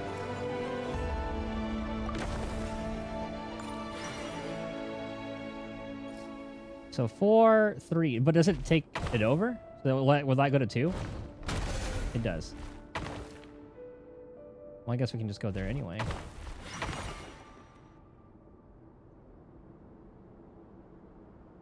It's gonna be a tie.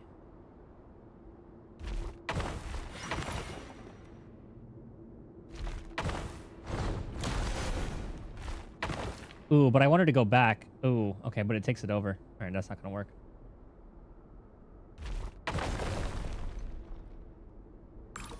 Oh, but but they stay anyway. Okay, whatever. 2, 3, 4. Yeah, I gotta go to this one.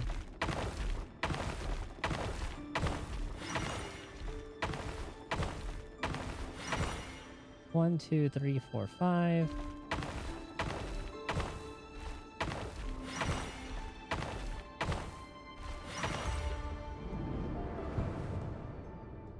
I thought we had to do it all in one go. I didn't think Author that... Thelindis. Over the course of this week, the research object was subjected to interference for a total of 60 hours for experimental purposes. The results are as follows. Research dating back to the Crimson Moon Dynasty has established 2 points regarding moon marrow.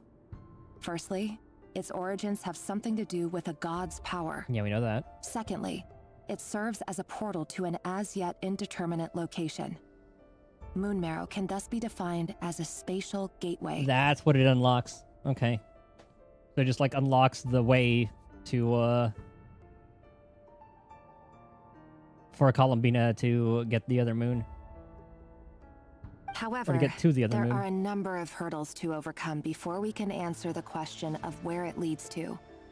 To start with, opening the gateway requires a specific power source, which the relevant literature indicates. God damn it.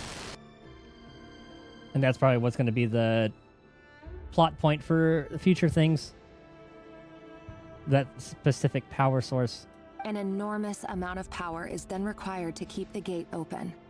Currently, the total power output of our instruments remains in the single digits. Okay, so we need Tribby. We just need a sentry gate.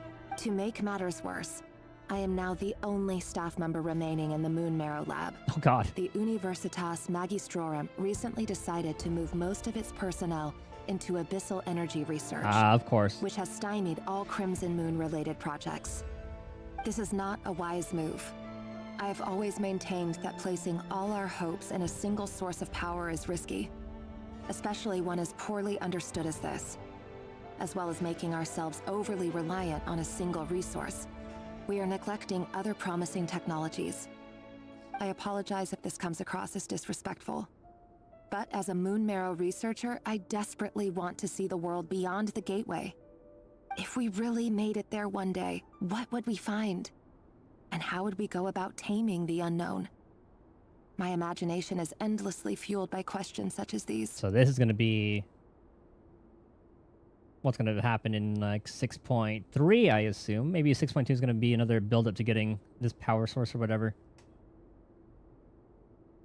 But then if Durin's the main character, I wonder what his role is going to be in Nodcry. Outside to that, oh yeah. I think it's going to lead to the moon that's outside of, what's it called?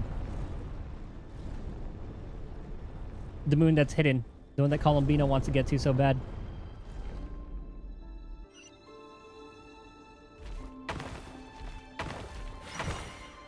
We could kill these if we wanted to. 1, 2, 3, 4. 1, 2, 3, 4.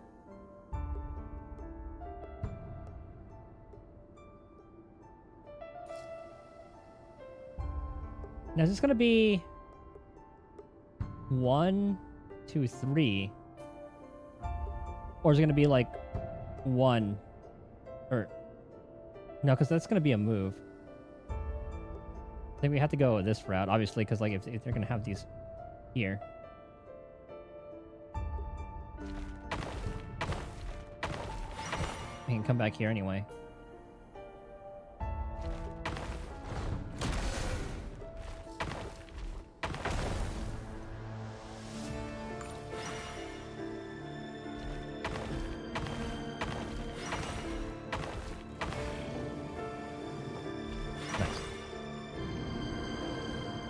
Fourth incomplete. Did they mention that? This is for you.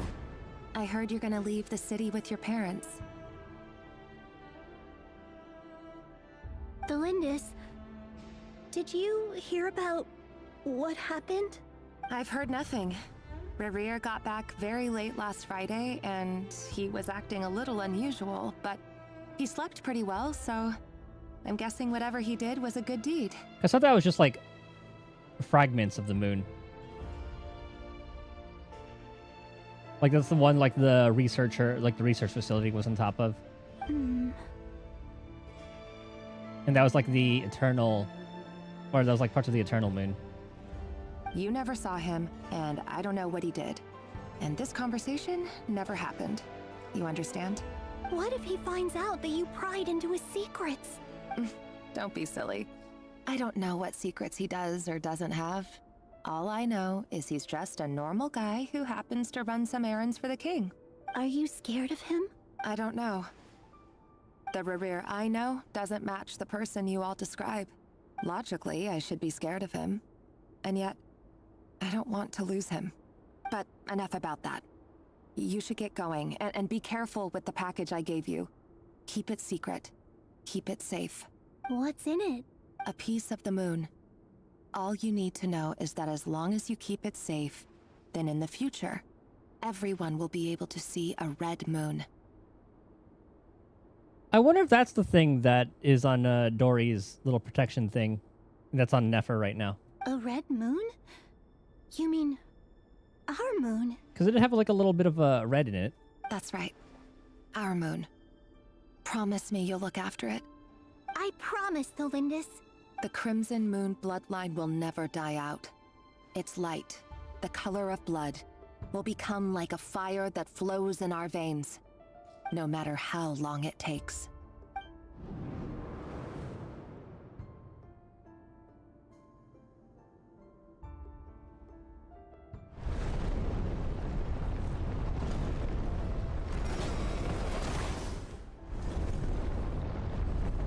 Where to? I assume all the way over here.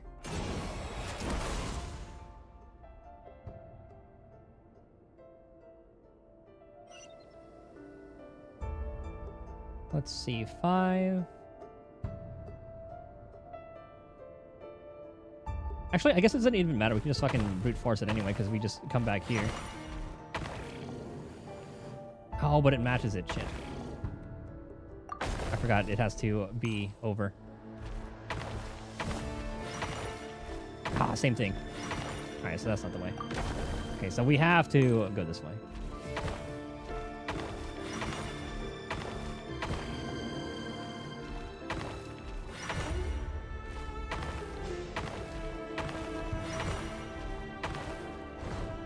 Let's kill you.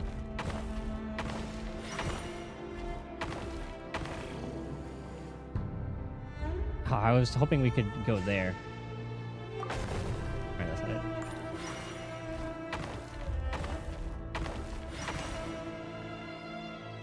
Three.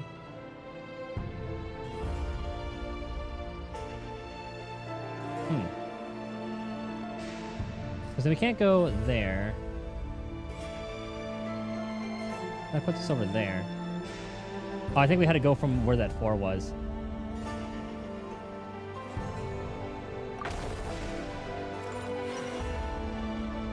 There's 1, 2, 3, 4, 5. Okay, yeah, we can go there.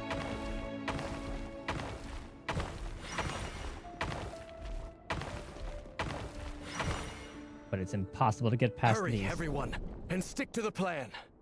Sir Dainsleif, what are you? Is this treason? You know what happens to those who betray the throne. Please, don't do this! It is the king himself who has betrayed the throne. He has betrayed all of Conria. Damn, Sir Tologia was a bro. If you have any love left for justice in your heart, you should join me. It's showtime. Dane and his group will handle the troops in the palace. Then Hraptatir and Rhindaughter will disarm the security measures. My job is to enter the prison and rescue Vedifalnir. As an assassin's job should be. Stay safe. Wish me luck. Look after my brother. Draw your blade. It is time for justice to prevail.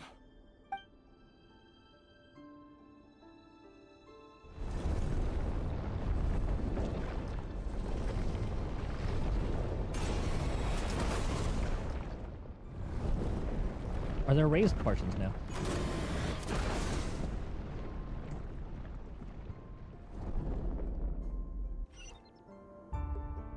Okay, I just realized this is basically the fucking TV mode in Zenless. Except we actually have to take into account turns.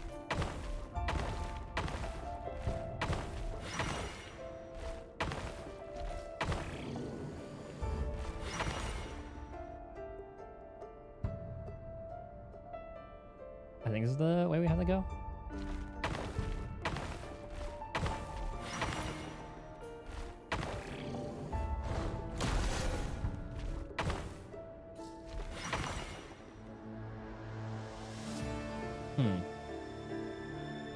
Does it only take us there for 2 and 2?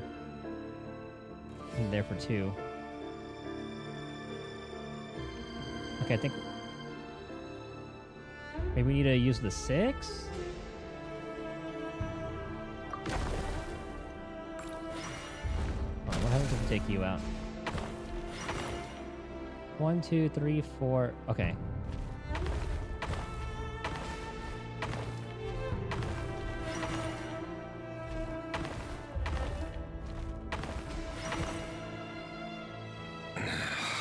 This place is filthy. And the smell is abominable. Clearly, the king doesn't allow his prisoners a single shred of dignity. This is dire. Found you. Hello, Mr. Vedifalnir. Ah, it's you. Surprised? Oh, wait. I guess surprise isn't an emotion that prophets feel very often. Yeah, he knew this was coming. I certainly felt some surprise in the moment when I was blinded. Surprise at the king's sheer ignorance. Oh, you shouldn't have seen that one Surprise coming? at just how unfairly this world responds to words of earnest remonstration. Some fucking prophet. I'm curious. What did you prophesize this time? It wasn't a prophecy. It was a word of warning. Someone had to say it. Don't fuck with the abyss. The king has forsaken all reason in pursuit of his obsessions. I simply told him that if he continues on this path, Conria will surely fall. But he didn't listen. Worse still, he stabbed you in both eyes and locked you away. I wonder if he goes over that. You better ask him. Why didn't you see that one coming? Dane asked for my help. The court is in complete chaos now, but I'm sure you predicted that. Everything is transpiring as I foresaw, yet I am powerless to change it. Fate is an immutable force. So it looks like he... I can but lament as the inevitable unfolds. Looks like he foresaw it anyway and decided to go with it. I do wonder whether giving a man the power to see the future is nothing more for him than slowly crush his spirit. Forgive my curtness, Vedifalnir, but the king did not suddenly turn on you today. His suspicions have been brewing for a long time. You can't have wisdom beyond the reach of your fellow man without attracting his fear and suspicion. There are things the king does not want to see. So, he doesn't want you having visions of them either. He blinded you because he thought this would make the visions stop. He is so stupid. He wasn't entirely wrong. Still has the mind's eye. I did indeed lose my power to see the future. Right up until... Oh, okay, that's probably why it happened. Until what? just now, I believe I saw something new. Oh, so does it literally work that way? Oh, I thought it would be like a mind's eye kind of thing, but I remember this line from the 6.1 like trailer. Well, tonight could go a lot of different ways. 5 of us banded together to storm the palace, also we could rescue you. This will go down as the most tumultuous day in Conrian history. So something happened at this point to cause him to actually see something. I don't know, it could be moon-related, Descender-related. I sense hatred in you, but also hope. A desperate hope that with the tyrant deposed, that will be the end of the story. But this is not the end. It is the beginning of a new chapter in a whole new story. There are many men of honor and courage in this world, Rerir. But you are not one of them. Damn. You're not here for justice, are you? You're here for yourself. Yeah, he's not wrong about that one, though. He just wanted to find a way to get out of there. At first, he wanted to get a pardon. Is that a dagger? Interesting. Why not the polearm? It was always your weapon of choice. With your abilities, I don't doubt that you were able to recover some of your sight. But I also doubt that you want to make an enemy of me right now. Of course not. We're on the same side, aren't we? We could be. But I need you to be honest with me, Vedafilnir. At this point, you're my only hope for the future. Oh, this is what caused Vedalfnir to go with Rerir and then betray Dane? You mean your future? With your beloved, Felindis? Yes. And I know there are bigger things at stake here. A dynasty, a nation, maybe the entire world. But forgive me, I care first and foremost about myself. I can't abandon the one I love to save myself. I just can't do it. But you see a broader picture of the future than I. You see the solutions to the biggest problems of our age. So tell me, what is my solution? What's the answer? In matters of fate, answers are either right or wrong. What will be and what will not. Maybe you are willing to pay a certain price in the pursuit of happiness, but unfortunately, fate does not negotiate. That is the cruelest thing about fate. It is unmoved by your sacrifices. That can't be true. I know it's your voice that I keep hearing in my head, urging me to see how the world is changing, to seek more power, so I can protect the things I love. That's the whispers of the abyss. You show me disaster, but you won't show me how to avoid it? Why? Why are you doing all this? My voice. In your head. He's already been tainted.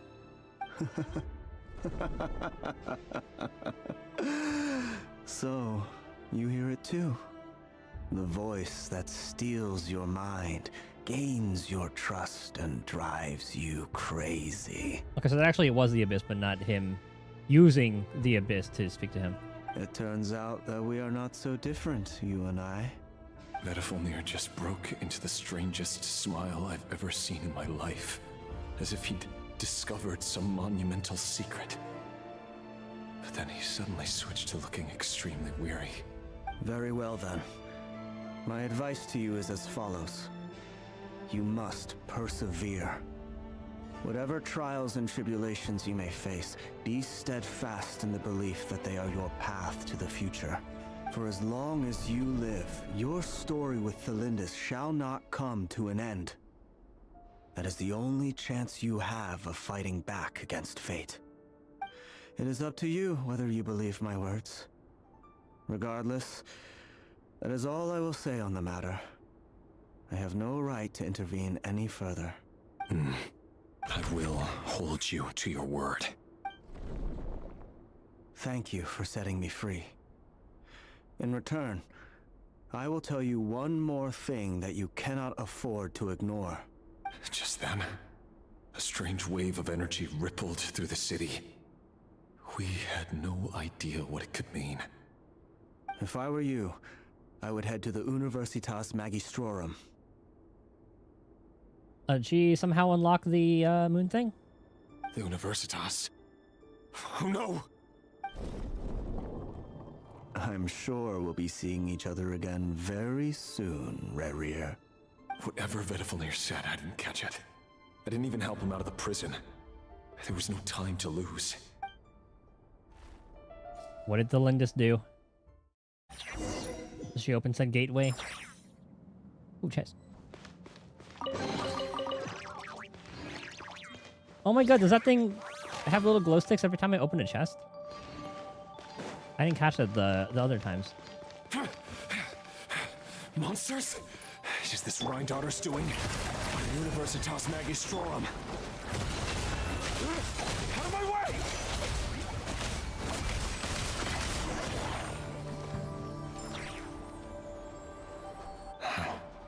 The Universitas. That reminds me of a rumor I once heard. Allegedly, the king installed secret mechanisms in the palace and around the city. No one knows where they are or what kind of power they hold. But if they were ever going to activate, it would probably be on a night like tonight. Help! Help! Hold on! Don't let them anywhere near you! Save me! I can't! Ah! That sounded like an explosion. So, the rumor is true? The king really went through with it? What other means does the king have at his disposal? They must run on power from the Abyss. And given it's a major center of Abyss research, anyone over at the Universitas will be in grave danger. I have to hurry! Alright, it did say they switched over to like 95% Abyss research. The show begins! That took out so much health?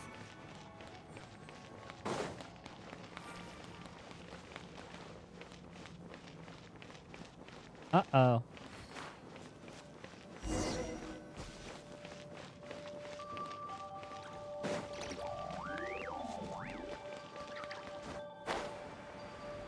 I thought it was going to be something more menacing. May I present? Get to work! Burn it down! Ha! I like how they just sit and watch. Open fire! Fire in the hole!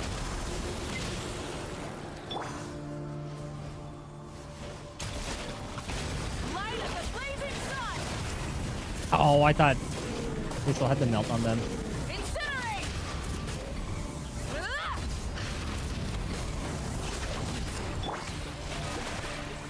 Fulfill our pact! Now let's get you healed up for a little bit. Rise with us! Take me up! Locked on! Regicide's blood money.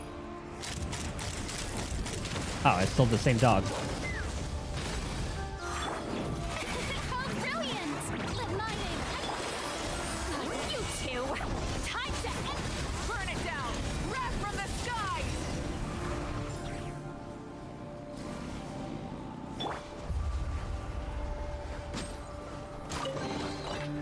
It does bring the little glow sticks out every time I open the chest. I love this little thing.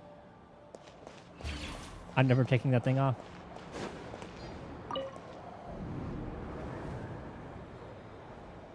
Monsters at the Universitas Magistrorum? Why now? Oh no, they're coming. Oh, did she just get killed by the Abyss? It's no use. The table won't hold out much longer. The weapons. Where are the weapons? Sorry, that got cut out of the budget too.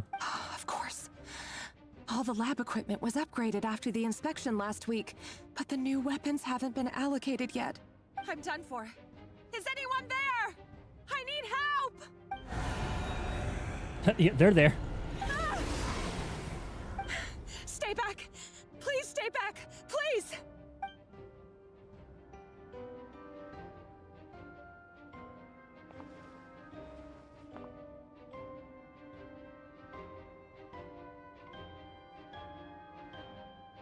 Is she like the shine from the moon? We're gonna get a cutscene? Ooh! What's that? Rerir! So the rumors about your work are true. What? No! Listen, something happened at the palace tonight. We have to leave. You don't need to lie to me anymore. Is that abyssal, or is that the gate that opened to the I know moon? why you're worried, and I will respect the decision you. Because I mean, I guess either or leads to the abyss. Okay, because I found a solution. I know how to end all this. You can have it back. The normal life you so desire. But until then, I'm afraid our wedding will have to wait. Just... No, don't do it! Cylinders! Cylinders! Okay, so that's probably the gate that that had opened.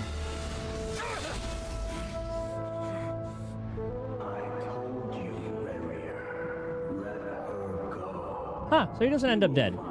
Well, on screen at least. I won't do it! I have to save her! By what means exactly? A lonely pawn. You lack the power and the strength of will. Do you know why? Tell me! Come to the palace. Join us. So it looks like Celindis might get another form that we see in the future.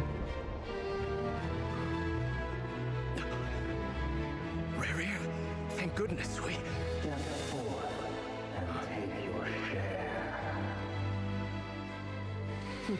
You made it. Not you too.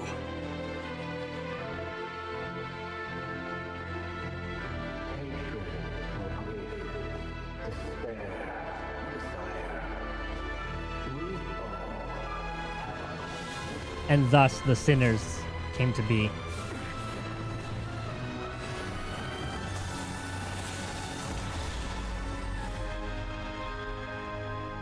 Rare.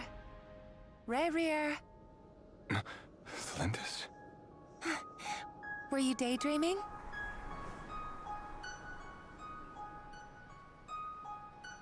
You still remember, Rare? That question you asked me a couple of weeks ago? Oh. You mean the proposal? Yeah. I'm wondering, where do you think would be a good place to discuss it? Maybe in the garden? Or were you thinking a fancy restaurant? It's your choice.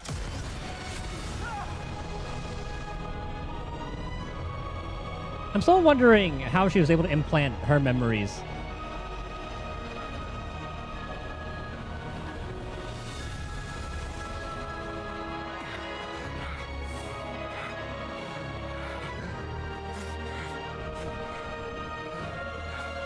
Damn, the abyss works quick.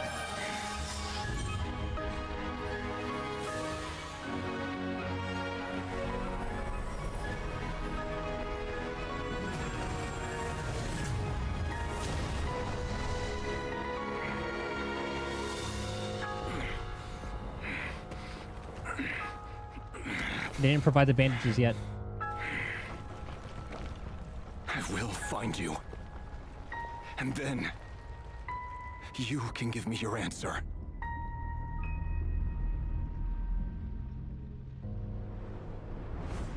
And now we know why he wants all the moon stuff.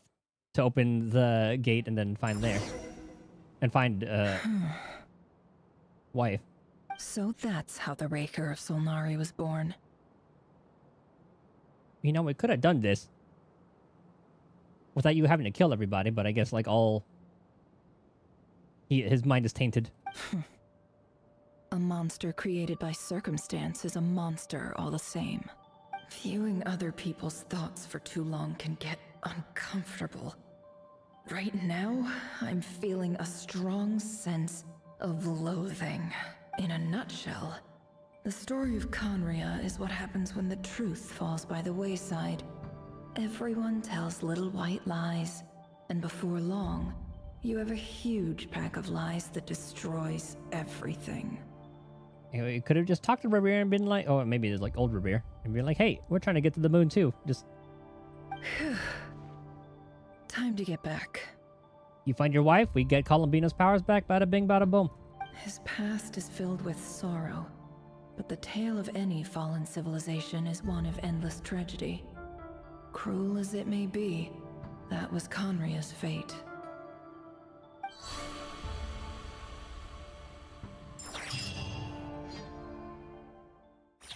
See, why can't I just lead to this screen as a loading screen every time? Why's it gotta be a flashbang?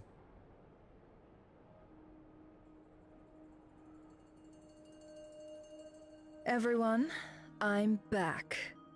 Can I get a standing ovation? Never! How are you holding up? Feeling okay? She's fine. Boss is a pro.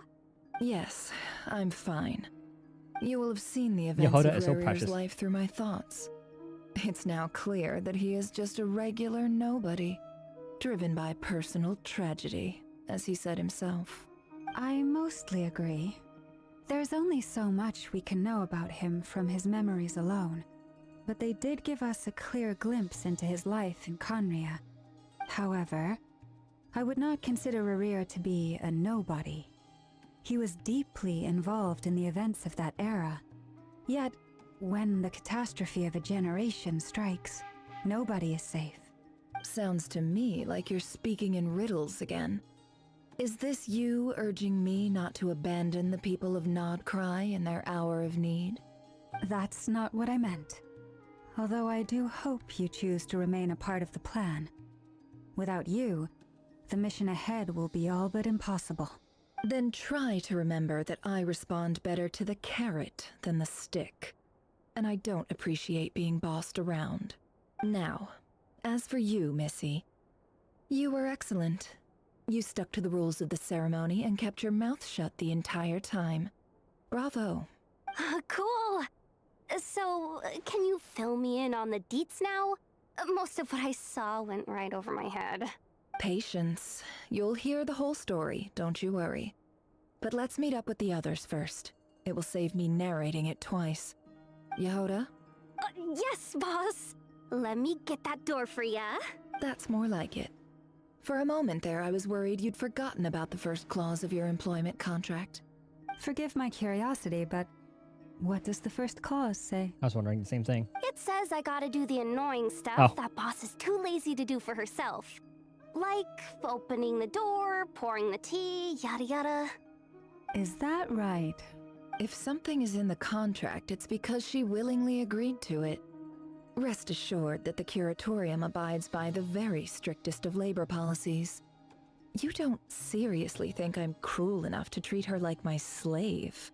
In any case, I've hardly shied away from my share of the work today. Hope I don't catch Flintz and Varka lounging about in their chairs, enjoying a leisurely cup of tea. I can totally see them doing that, but they're just getting hammered. There's nothing I dislike more than other people enjoying themselves while I'm hard at work. I can totally see them doing that.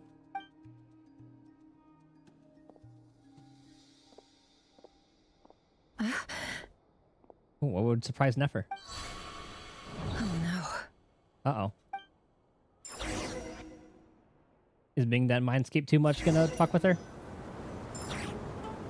Sorry to disturb you, but we seem to have run into some trouble. Looks like it. Evidently so. Don't worry, I'm not about to leave you to fend for yourselves. I'm not that kind of boss. And it would go against the Curatorium's labor policy. So now, are we in just like her past now? This looks like Sumeru. I'm sorry. What did you hear me say? I wasn't talking about labor policy. Wait. How long have I been standing here? Not long. You just appeared by the door a moment ago. Appear by the door. Boss, what's wrong? You look like you've seen a ghost. We've been tricked. We never left at all. Somehow I hallucinated that whole scene back inside the office. Hallucinated? But how? How indeed. This place should heed my will alone. All thoughts and actions that occur in here are just a result of pawns moving across the chessboard in a carefully calculated manner. And nobody has access to this chess set but me. Is this where Irminsul comes in? Because they did mention that name. So you control everything in here? More or less. But yes, it's a special technique of mine. Has anything like this ever happened before? Only once. It was the first time I used the chess set. Is there any similarity between what happened then and what's happening now? She went into it for too long? I suppose my thoughts are a little turbulent, which was also the case my first time. Is there anything I can do to help? The first clause of your contract clearly states that I only need your help with things that I'm too lazy to do myself. This is where Paimon should come in and be like, hey, you're our lifeguard. Meaning you're not feeling lazy right now? Meaning this is not something Yehoda can help with. The chess set is a personal treasure that I alone understand. I must be the one to find our way out of here. I didn't realize that was an actual chess set. Like, it's like I like the little parallels because Verdolfnir was shown to be using a chess set as well. Boss, it's fine. Really. Let me do something useful. Though, I mean, maybe this could tie to Verdolfnir's chess set because those were the same ones shown in the trailer too. But then again, maybe that was just voiced over this and that was kind of like supposed to be hers the entire time. Oh, listen to you. Whatever would I do without you, Yehoda? What? Really? Yes, really. Where would I ever find another employee as obedient and servile as you? God forbid anything ever happens to you. Oh, okay. Well, anyway, I was thinking of fetching some water. There's gotta be a source around here somewhere. I suggest everyone finds someplace comfortable to take a rest. We gotta conserve our energy. I thought that was like a little oasis right here, but... Even though all this chess malarkey doesn't exist in a physical sense, mentally speaking, it's all real. And so is our tiredness and fatigue. You don't want to dismiss mental fatigue. Just because it isn't physical doesn't mean it's any less serious. But anyway, I got your backs, so don't worry about a thing. How would Paimon even know to get us? Like, how would she even know that we're in a pretty bad situation? Don't I have the best employees? Jealous much? If we can find a suitable time, I'd love to borrow Yehoda for a day to help out at the Frost Moon Scions. Would you be amenable to that, Boss Nefer? Oh, Lauma. Have I ever told you just how pretty you are? Beauty runs from the tips of your antlers to the depths of your imagination. That's a really good line. Time to rally, everyone. Follow me. As we continue our journey, the same rules will apply. That means stay focused and no talking no matter what we encounter. And don't disturb the chess pieces. You have my word that I will get us all out of here.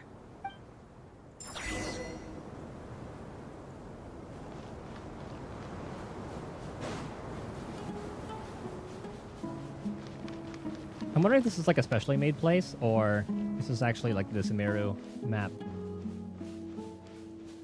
Oh yeah, this is the village. Yep. This place looks familiar. That's not a good sign. Aru Village, ahead. I believe. Time for a little chat.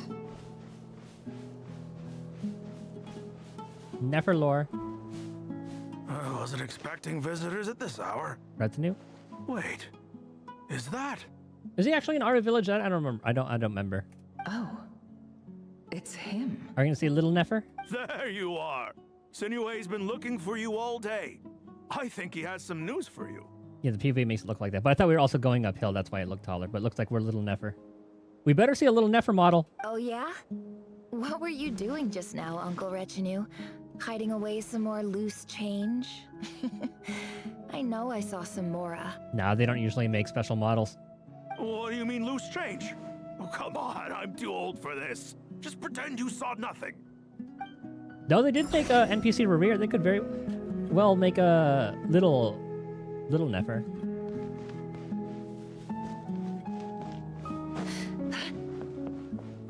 Like that was a different version of Aru Village. Let's see if we see anyone that we would end up recognizing.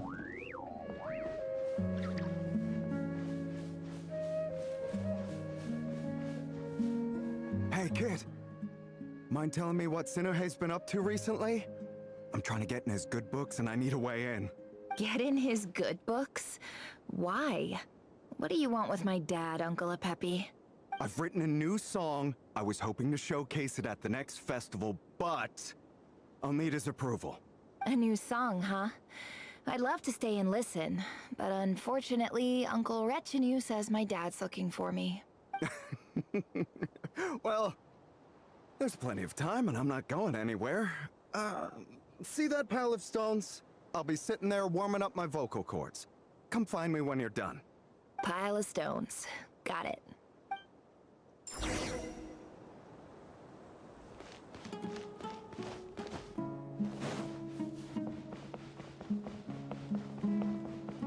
Whenever I see that name, I just think of like Sinu. Or Sinu? I forgot exactly how it's, I don't know how it's exactly pronounced. Uncle Retinue said you were looking for me. Ah, there's my little princess. If you'd gotten back just a little sooner, you could have shared the spoils of war with me. Spoils of war? Who were you fighting against, Dad? It was just a figure of speech. The aftermath of a sandstorm is no time to be waging war. I was talking about our war against thirst. I went out to fix our water supply problem, and now I'm back. Which means... we didn't need that water. We have a well again. That's right. I found a new one and brought back as much water as I could carry. It should last us for a good while. If it wasn't for these blasted sandstorms, our wells wouldn't be caving in. You wouldn't be spending all your time out searching for new water sources. As the chief of our tribe, I'm supposed to be leading us out of hardship and poverty, on to better things. You know how prosperous our ancestors were. I've told you all the stories. And look at us now, squeezed into these hovels. No one would choose this, if it wasn't for the endless wars over the years. But things are looking up. I started working with some folks from the academia a few months back. They gave me some contacts in return for my assistance in the desert. So you're the academia's helper now? Special ambassador, they call it. Think of it as a partnership. It's nothing bad, okay? We've been isolated here in the desert for too long. Seeking opportunities elsewhere is the best thing for us, and the fastest way to progress. So, do you get anything good out of being a special ambassador? Of course. My luck's improving all the time. One day, I swear I'm gonna lead us out of this place. We'll find somewhere new. Somewhere better. I wonder when she does end up going into Nod Cry. I wonder if she leaves some arrow.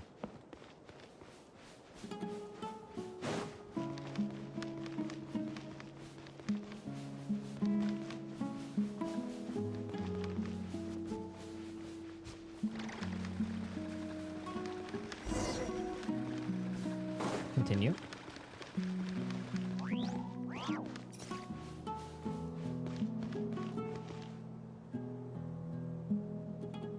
That's our well, and you know it. You stole from us. Well, you've gone from chief to thief, and now you have to face the consequences. Did you really think you could take our water without permission and get away with it? You're either brave, stupid, or both. And that Special Ambassador Act? Yeah, nice try. We spoke to the academia. They said it was all news to them. How do we know you're telling the truth? Well, I mean, they do look like... You're a liar and a cheat! the people that was hired by the academia. I heard Yehuda gasp, but I don't blame her. Most people are terrified by the sight of blood. Corpses strewn across the ground. The wounds are clearly from scimitars and daggers. The desert dwellers' weapons of choice. There's a handwritten note on the ground. Let's see what it says. Halil, this is Sinuhe, chief of the Shimti tribe. Surely you remember me. I was the one who helped you and your colleagues avoid the quicksand in the desert. This is my second time writing to you. I assume my last letter must have gotten lost in the mail, as I didn't receive a reply. I hope this one makes it to you safely. I'm writing to you because I need some help. That sandstorm the other day completely blocked up our well, forcing me to look for another water source in Iab and Unut territory. It was a matter of survival. Praise the gods. The well of the Iab tribe was intact. It was my last resort. I drew what water I could and left, but not without being spotted. I fear they will retaliate. And so they did. You told me to write to you if I ever needed help. You said you'd be my ally in the academia. I urgently need you to formally recognize my title of Special Ambassador and send some of your people to assist me for a few days. It's the only way I can convince them that this was the academia's decision and prevent them from retaliating. This is an emergency. Please send help as soon as possible. Damn, they threw his ass under the bus. Looks like this letter never got sent. Or that. The writer died a grisly death, and the letter was trampled into the ground. It's badly defaced. Some parts are barely legible. What a ridiculous lie the surviving Shimti tell. Their whole village was butchered over a sip of water.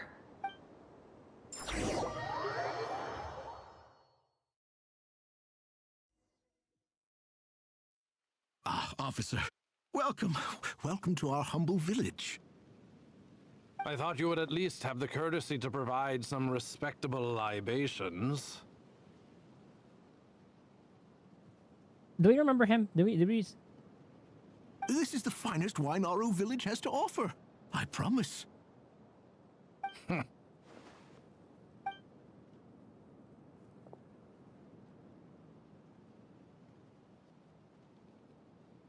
The Academia has agreed to reserve a single space for a candidate from your village. But I remain skeptical of this entire endeavor.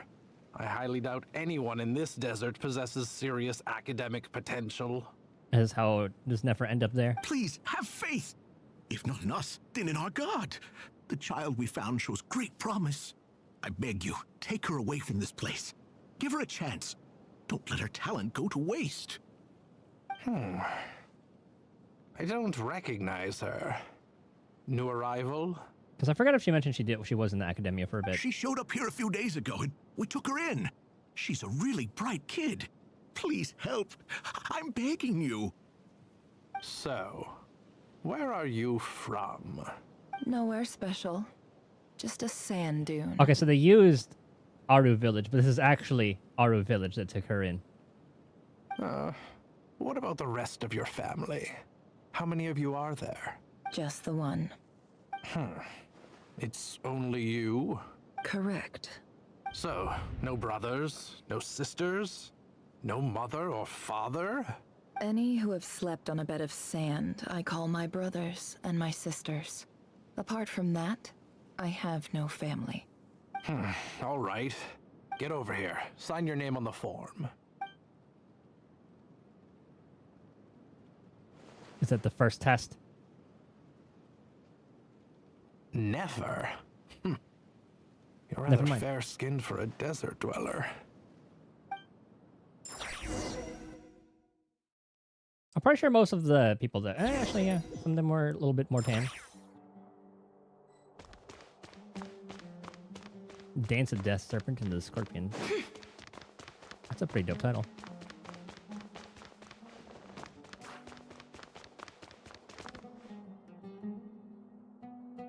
Nefer, this term's assignments have been issued already.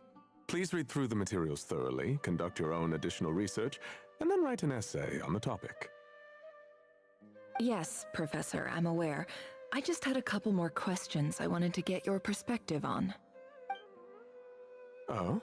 Please, ask away. Well, I saw the other students' problem sheets, and I couldn't help but notice that my assignment is much easier than theirs. Do you really think I'm a weak student? A weak student? Goodness, no. Quite the opposite. You have a sharp mind. Almost too sharp. I think what you're saying is, a weak student wouldn't have noticed the discrepancy. And if they did, they certainly wouldn't complain about the lighter workload. You see, sharp as they come. You see things the way they are, and I'm sure you know why they're like that. Because of where I come from. Because I'm different. Well, her look is already a lot better. I'm sorry, Nefer. I don't like it any more than you do. It's just... Anyway, you said you had a couple of questions. What's the other one? But they kind of just treat her like a special ed student. I wanted to check... If someone sent me a letter to the academia, where do I go to collect it? Ah, your family wrote to you. Well, as long as they put your name on the envelope, someone should hand it right to you. Not exactly. It's not even a recent letter. I was just curious where the mail would end up if no one collects it. The House of Dana, I expect. I know there's a box for unclaimed mail somewhere in there, probably sitting on a shelf. Whatever you're looking for, that'd be the place to start. Yeah, because that's her dad said it was the second time writing for that unsent letter. Okay, got it. Thank you, Professor. Oh, don't mention it. Honestly, I feel like I failed you. I'm supposed to be your teacher, but I haven't taught you anything. Hey, don't say that. You're a great teacher, and you do your best for all your students. But the rules are the rules. You're not allowed to teach students like me. It's not just the academia either. The whole world bends over backwards for the successful, and leaves the losers to suffer and die. Oh, my dear child. Don't tell me you've given up on life already. I haven't. I just think that if you want to make it in this world, you have to find a way to become successful.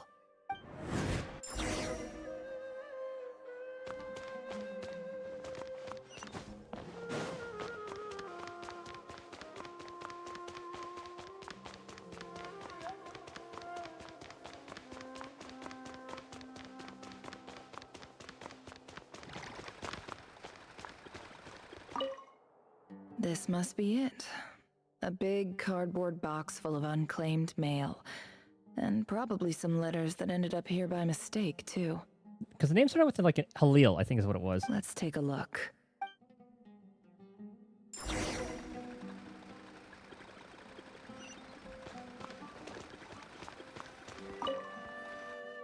Oh, another one of the POV scene? Yep. A dilapidation survey from Port Ormos. Looks like it's from a Corps of 30 representative. What a strange thought. A bunch of mercs losing sleep over rundown buildings. This one was never even opened. I guess the recipient didn't care what the Corps of 30 had to say about anything. I think that was actually like a plot point in when we were around there. I forgot. Who was it addressed to? I don't recognize the name, but it must have been a Kasharawar professor. I will not understand any references if there are any. This one is addressed to the Immorta Sage. The title is Changes Observed in Satyavada Life Symptoms. Why do all these letters read like full-blown dissertations? Guided by the incense, we became lost somewhere in the forest. All the barriers between levels of consciousness disappeared as our minds soared around in circles, looking for a branch to seek refuge on. In clinical terms, these symptoms fit the description of incense poisoning. The Immorta Darshan strictly prohibits the use of hallucinogenic substances, but I believe there are still people getting away with it. For example, my neighbor who always breaks out into song and dance after using incense. He just got high as fuck. This seems like something the academia would want to know about. Why wasn't it collected? Well, I do remember the sage being pretty fucked up, but I don't know what time period this was in. I mean, this has to be somewhat recent. She's already adult at this point. Wait, what's this written on the back? It's so small. The note says, the sender authored this letter while under the influence of mushrooms. My man. I would send it back, but no return address was provided. Stamped by the Grand Conservator of the House of Dana.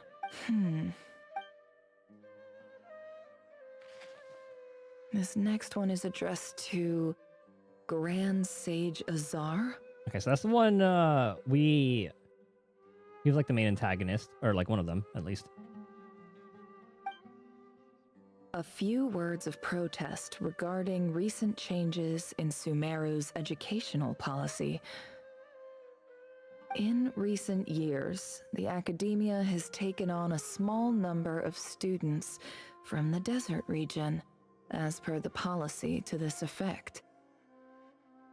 You're not happy about it? However, it appears to me that these students have not, in fact, been provided with educational opportunities that are, in any meaningful sense, equal to those enjoyed by their peers. This person calling them out.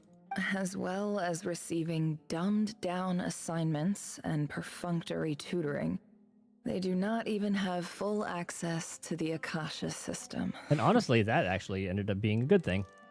I was wondering why she didn't have that, but... Education is the fundamental purpose of this institution, which should go without saying in a nation whose founding virtues are knowledge and wisdom.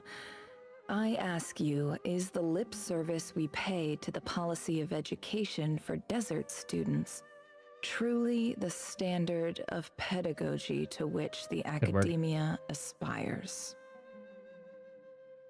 Yeah, I thought it was just like them skipping that for Nefer. It's kind of cool that they actually wrote that in. As Grand Sage, policy decisions are your prerogative, but do not forget your roots. You and I were once students too, as was everyone else in this institution. I do hope you will give some serious attention to this matter. I encourage you to discuss issues like this with myself and others, and listen to some alternative opinions. Great letter. Shame it didn't get to where it needed to go. And the sender is... Huh? Sage Cyrus of Spontamod. Name does not ring a bell. I didn't realize anyone else even knew how bad students like me have it in this place. So this is where letters from the Sage of Spontamod end up? Nice one, Grand Sage. Really enlightened leadership. Whatever. This isn't what I came here for. Moving on. I'm not exactly holding out hope that a letter sent from the desert would even make it here. But if it did, where else would it end up if not in this box? I can't believe how much discarded mail there is. Must have been years since someone last went through it all. And this is just one box. The whole House of Dana is boxes on shelves. I don't believe for 1 second that any human being has sat down and read through all the documents in this place. Who has that much free time on their hands? Especially in academia. Wait, could this be it? Letter looks pretty fucked up. A plain letter. Least fancy envelope in the box, written on crude quality paper. Did you just not get her to record these lines? And of course, it would be right at the bottom of the pile. Clearly, no one gave this letter so much as a first glance, let alone the second. The handwriting on the envelope looks very familiar. Greetings, Halil. Oh. My name is Sinuhe, chief of the Shimti tribe. I was the one who came to you and your colleague's aid when you ran into trouble in the Great Red Sand. Was she just not able to record the lines in time, I guess? I don't know. I don't know how well you remember it now, but I brought you to safety and gave you some water and other supplies. You seemed very pleased and told me your name. In my tribe, learning a person's true name is serious business, and I therefore see you all as friends. You were kind enough to leave your contact details so we could stay in touch. The Shimti tribe lives a harsh, nomadic existence in the desert. You were sympathetic towards my plight, promising to make me a special ambassador of the academia and help us find a way to make a better living. This brings me to my reason for writing. Our tribe has fallen on particularly hard times, and I would like to ask for your assistance. There was a terrible sandstorm a few days ago, which blocked up the well in our land.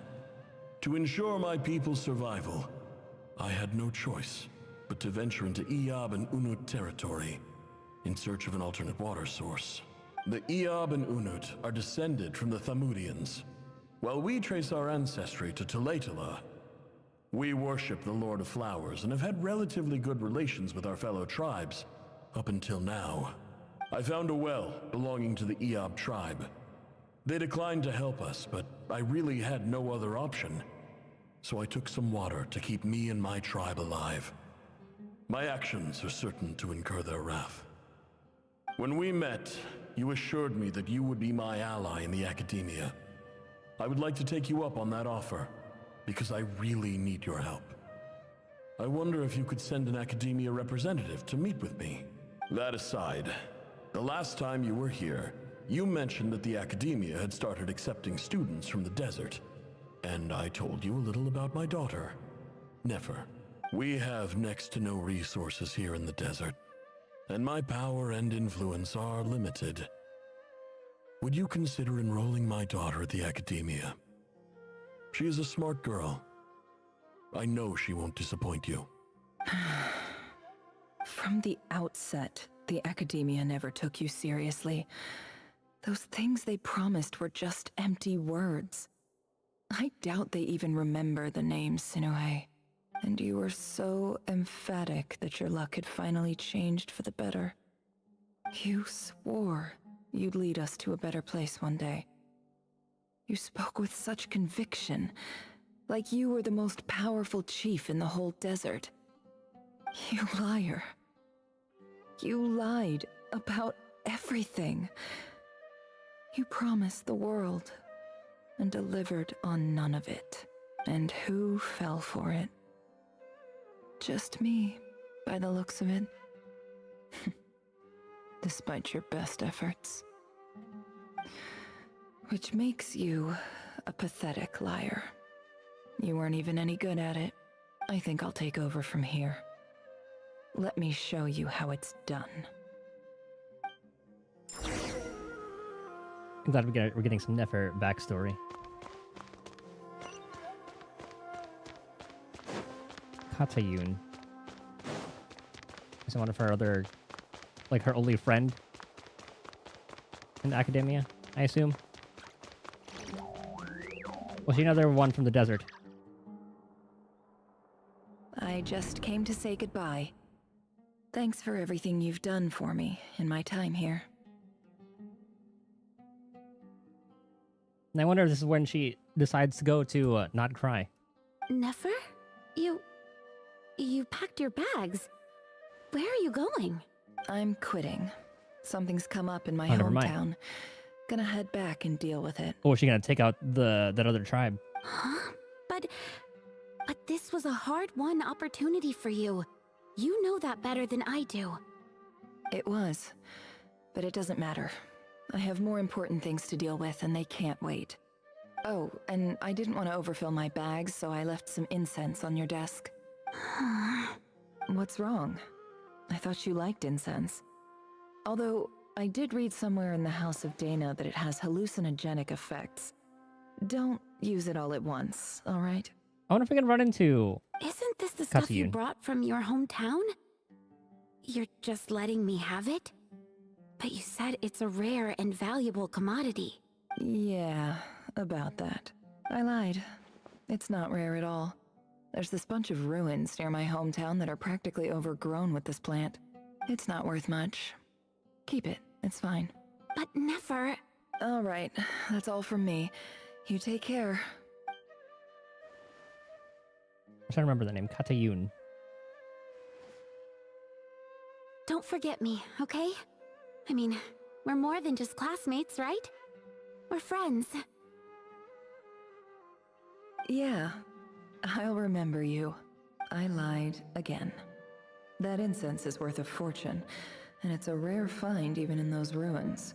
And as for remembering her, I have far too much to do when I get back.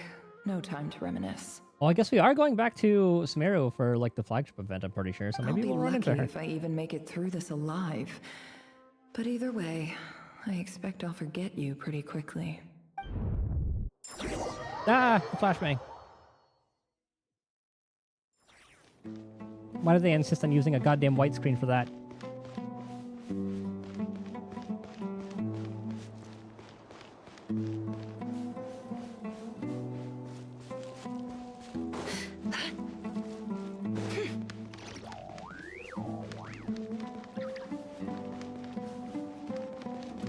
Did you receive any combat training in the academia?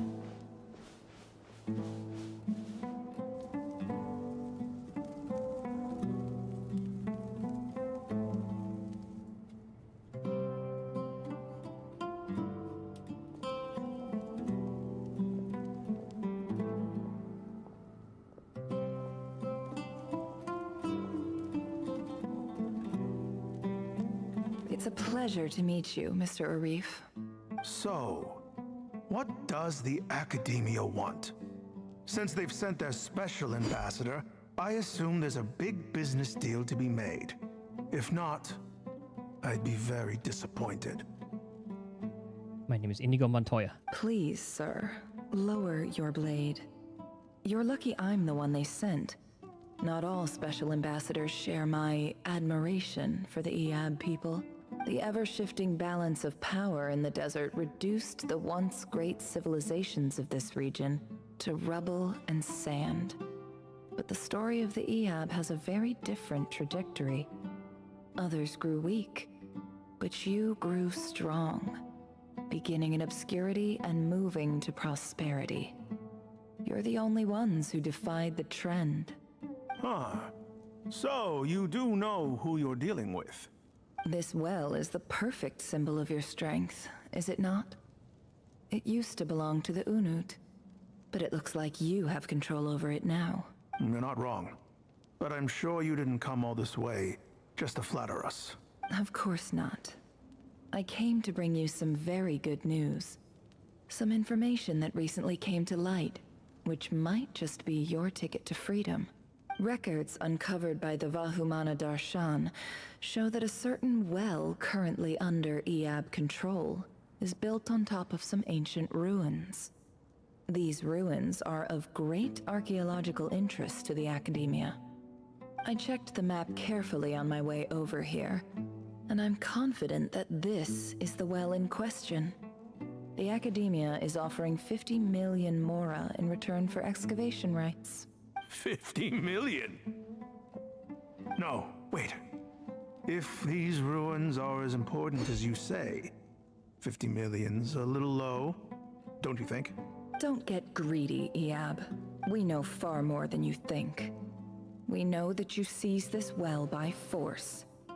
Wasn't that the first step in your rise to power? To drive away the Unut and steal their water supply? So what if it was?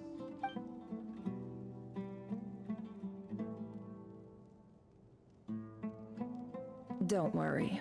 As unscrupulous as it was, it's something we're willing to overlook. The Academia is only interested in dealing with the de facto power holders in the region.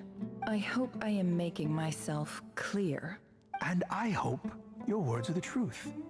If I find out the Academia is trying to play me, I'll hunt down every one of your people and make you watch as I cut their heads off one by one. Ooh, kill two birds with one stone. I assure you, Chief, that would not be in your long-term interests. You don't want to make an enemy of the Academia. You see how I'm dressed, don't you? I appreciate that you've never been to the rainforest, but surely even you recognize an ambassador's attire when you see it. And what does a barbarian like you have to lose anyway? You really think the Sumeru Academia would bother to come all this way just to lie to you? We have more important things to worry about. All right, I take your point. The Academia is the highest authority in the land. I'm sure you're trustworthy people. In that case, we have a deal. we will sell you the excavation rights. I'd like to thank you, Ambassador. This is good news indeed. Excellent news. In fact, it calls for a celebration. Would you do us the honor of staying a while and enjoying some EAB hospitality? Time to poison everybody. Gladly. I am partial to wine myself, and I trust you are as well. So let's indulge in a few drinks together, in celebration of this momentous occasion. Related, the EAB drink the night away. The prospect of their new wealth is almost as intoxicating as the wine. When the new day dawns, it brings some shocking news. Chief! Chief, it's an emergency! It's the Unut. They've taken the well. What? Well, don't just stand there. Take it back. Yes, Chief. I have every confidence in the EAB's military superiority, and yet... What is it? The Unut's response was alarmingly fast. The day after we reach a deal, they seize the well. This can't be a coincidence. Perhaps there is a traitor in your midst. Oh, you know she's playing them both. I don't think so. I am obliged to remind you, Chief, that the Academia will only deal with the de facto power holders. If you cannot regain control over the well, I'm afraid you won't see a single mora of that 50 million. And she is wearing an Akasha. No! Please, Ambassador, just give me some time. I swear the Unut will not get away with this. That well is ours. And so is the mora. Glad to hear it. I will wait here for an update. If there is a traitor, I will find them. In the meantime, make yourself at home. I'll report back as soon as I have an update. She probably nabbed it on the way out to make her look more official. Much obliged. Otherwise, they would have known she's full of shit. Wow. All it took was a few words and I've got him wrapped around my finger. What an amazing feeling. So, in summary, Ambassador, the Academia would rather negotiate with our tribe instead of the EAB. Yeah, let them play each other, baby. The EAB are ruthless murderers who don't listen to reason. And now they have the gall to interfere in our research projects in the desert region. So let me ask you, Chief. If you were the Academia, what would you do? Kill them all, of course. Precisely. The Academia does not tolerate those who stand in our way. The EAB have held back our academic pursuits for too long, and our patience is wearing thin. At the same time, there is simply no way that the Academia can be seen to be intervening in desert affairs. I'm sure you understand where I'm coming from. We have our own rules out here. If the rainforest dwellers raised arms against a desert tribe, it'd start a bloody war. Right. We can't confront them ourselves, but we can support their enemies. The Unut have always had strained relations with the EAB, which makes you our natural allies. Natural allies. Weren't the EAB your allies once? You were quick to send them after us to protect your interests back when we stole that water. And now look at you. You're at each other's throats. Let me be clear. The Academia wishes to collaborate with the legally recognized rulers of the desert in this matter. We are asking for excavation rights to that well, and our offer is 50 million mora. Say no more. I believe we have an understanding. Good. Then I suggest you get to work. Get us access to that well, and the mora's yours. You see, Dad? Lying is easy when you know how. People will believe anything. And then they kill each other, they thin the herd, and then she takes out the rest.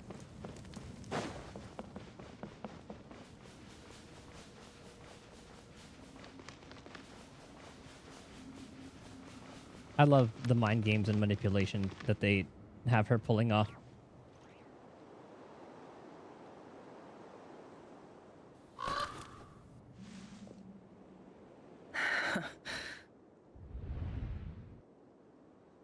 Nice.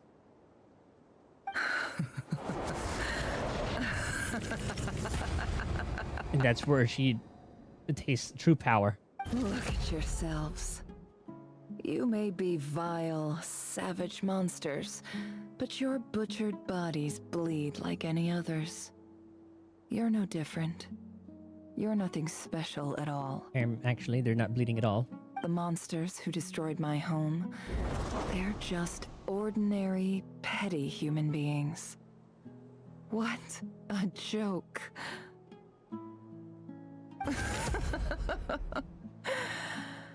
I think we're even now. Maybe I've even done the desert a favor.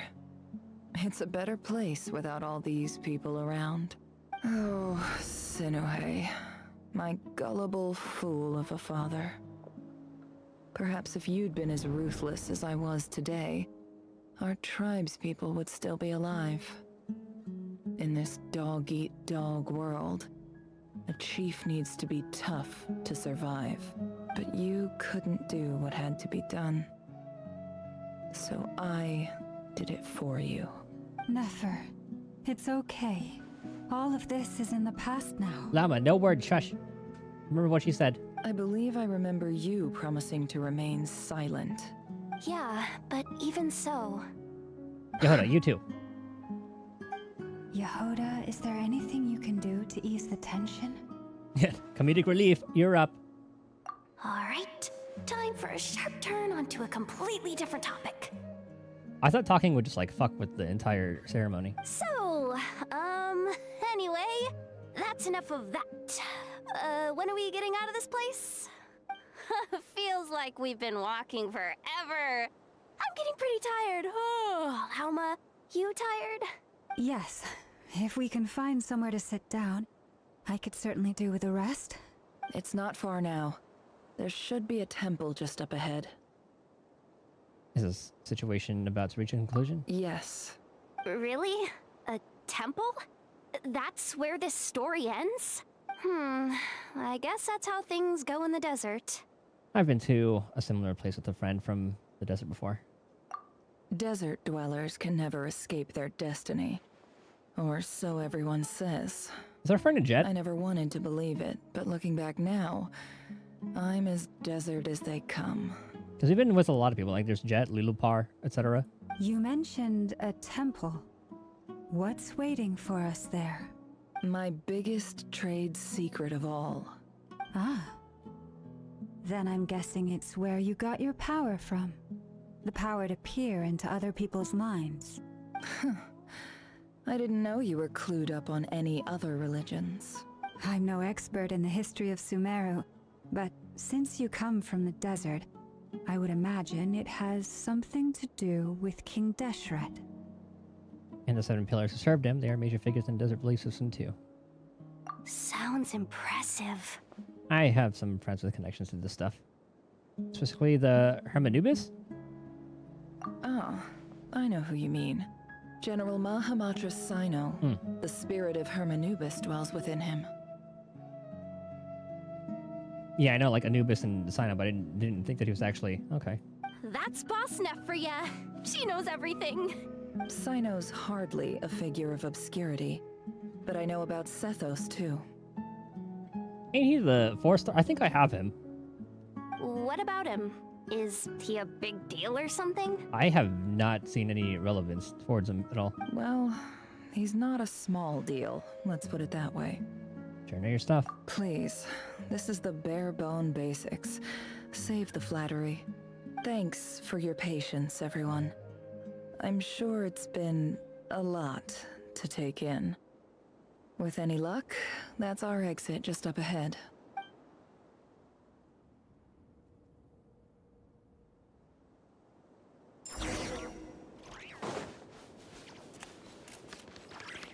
I wonder what we have to fight there.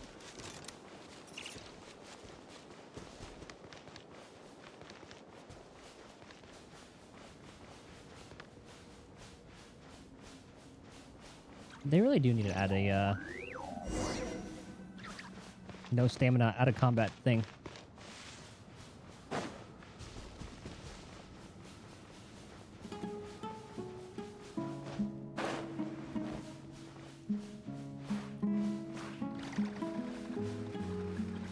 I guess I wanted us to jump over to this side. Oh my god, when you glide, it has like a little propeller.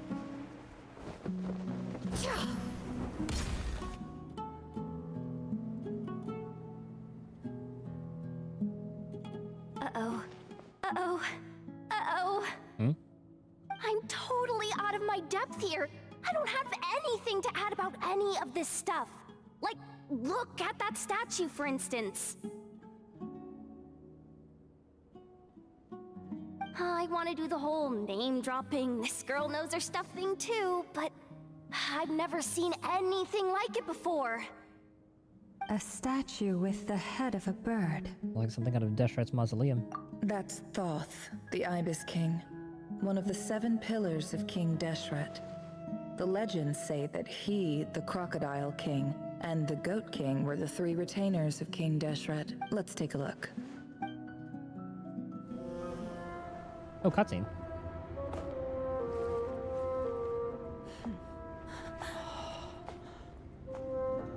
I didn't think this would lead to one. Anyone who got inside? Was there a cat? No. Oh, there's a cat.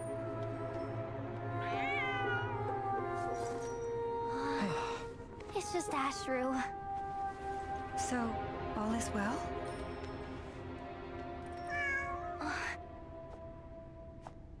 What would he be doing in here?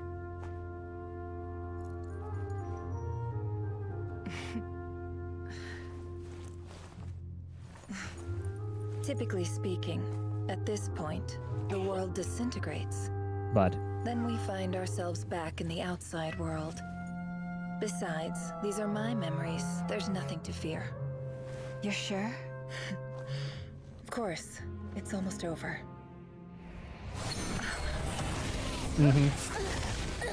Career. Or maybe at least like Wild Hunt.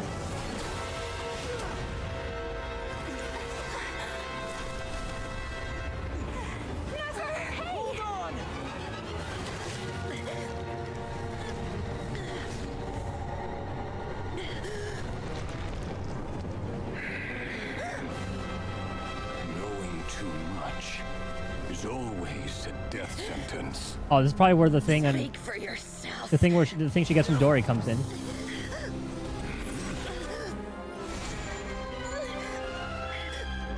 Yep.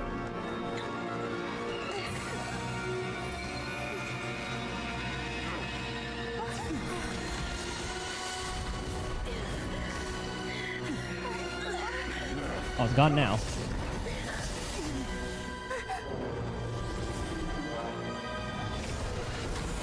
Dane? That kind of looks like his fire. How repulsive.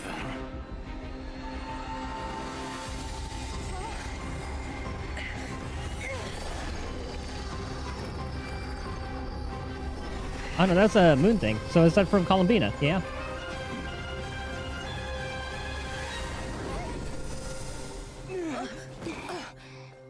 Now, how do you end up in there? And how did Columbina end up over? Okay, well, with Dane.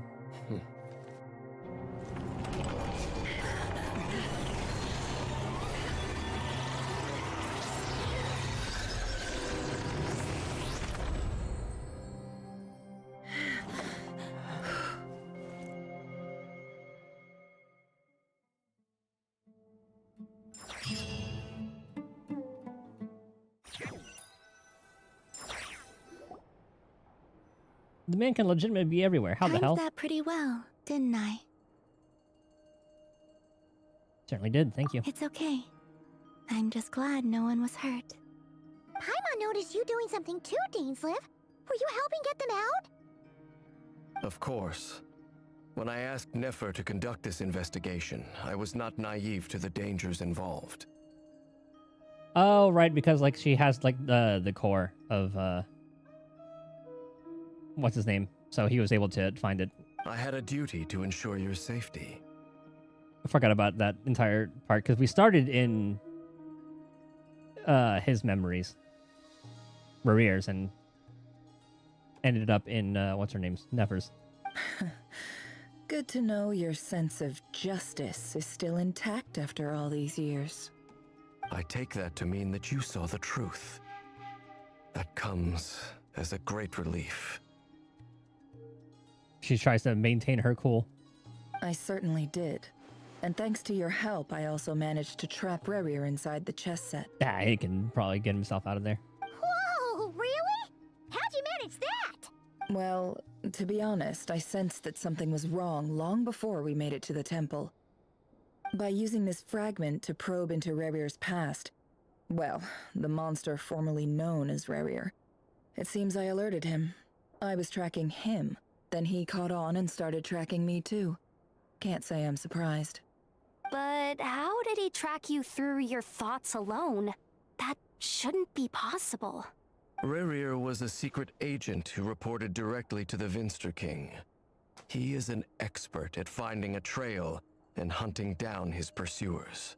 No wonder. He infiltrated the chess set, read my thoughts, and built a new virtual chess set inside of it. That's why we weren't able to leave at first. Speaking of your chess set, it's quite a remarkable item. Would I be right in thinking you have some connection to King Deshret? Oh, and then because like Ruka Devata. Well, actually, I forgot what the entire plotline was, but I remember. Wasn't there some connection with Deshret to Irminsul? You overestimate me. And that I only ties. have a connection with one of his underlings, the Ibis King. And that ties into how Irminsul had something to do with like the king, and thus the abyss.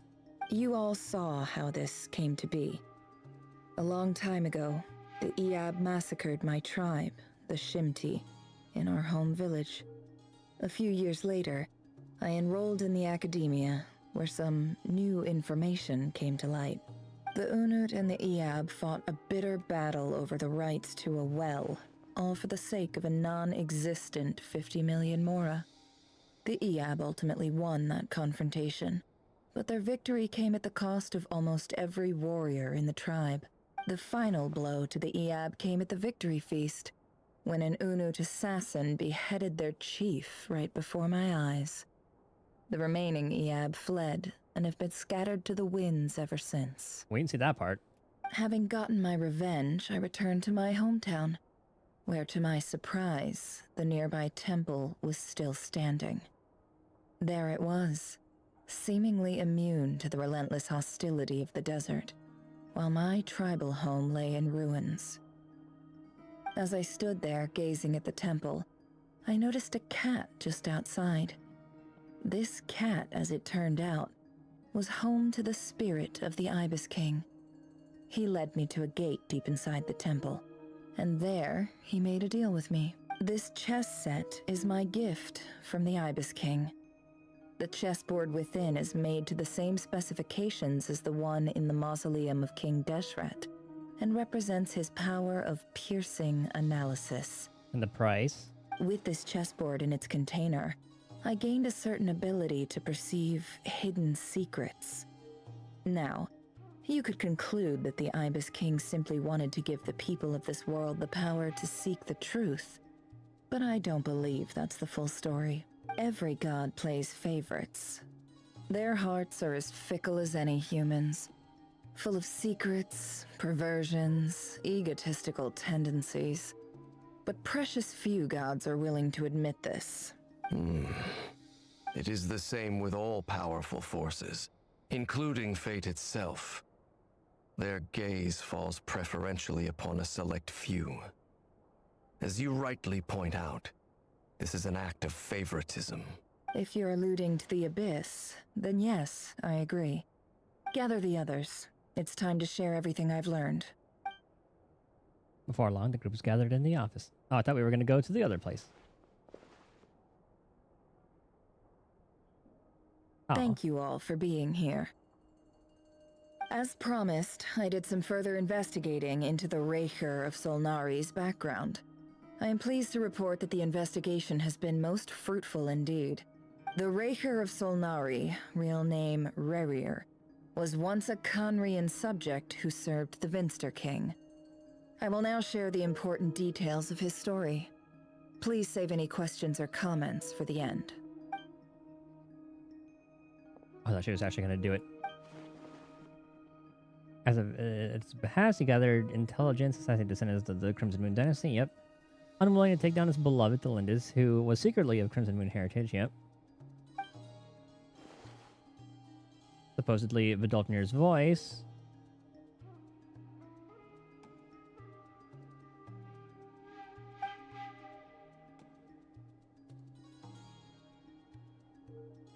Yeah, and she's just giving a TLDR. I don't need to beat her down, I don't think.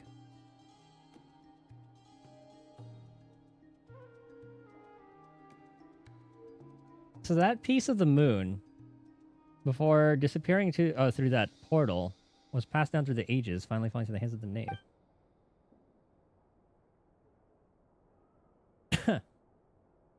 Nah, it's just the other side of the Tevat. That's that side of that the fake sky.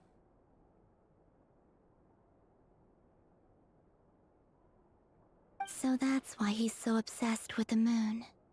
A tragic tale, to be sure. But it does not excuse his many transgressions. It is true.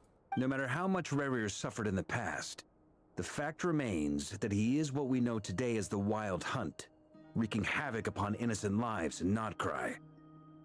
He becomes more dangerous with each passing day. If left unchecked, it is simply a matter of time before all of Tevat suffers the consequences. This is a threat that the Knights of Favonius cannot ignore. A question for Miss Columbina. Forgive me if this is presumptuous, but have you ever seen the spatial gateway that appeared in Rerir's memory? Never. But I have heard stories of something called the Moon Gate, and this seems to fit the description. Miss Lama, any thoughts on this? In the lore of the Frost Moon Scions, the moon is believed to hold many secrets. Some sources speak of ancient knowledge, others of a gateway to the unknown. The term Moon Gate is one I have heard before, but as is the case with all of our legends, there are no records of any first-hand witnesses. We cannot know whether it truly exists. Then back to Miss Columbina. As a moon goddess yourself, do you have some idea of where the Moon Gate leads to? Not at this stage, sorry. I do hold the power of the Frost Moon, and my strength is recovering well. I can sense that the gate would open at my command, but... But there's more to the power of the Frost Moon than that? Yes.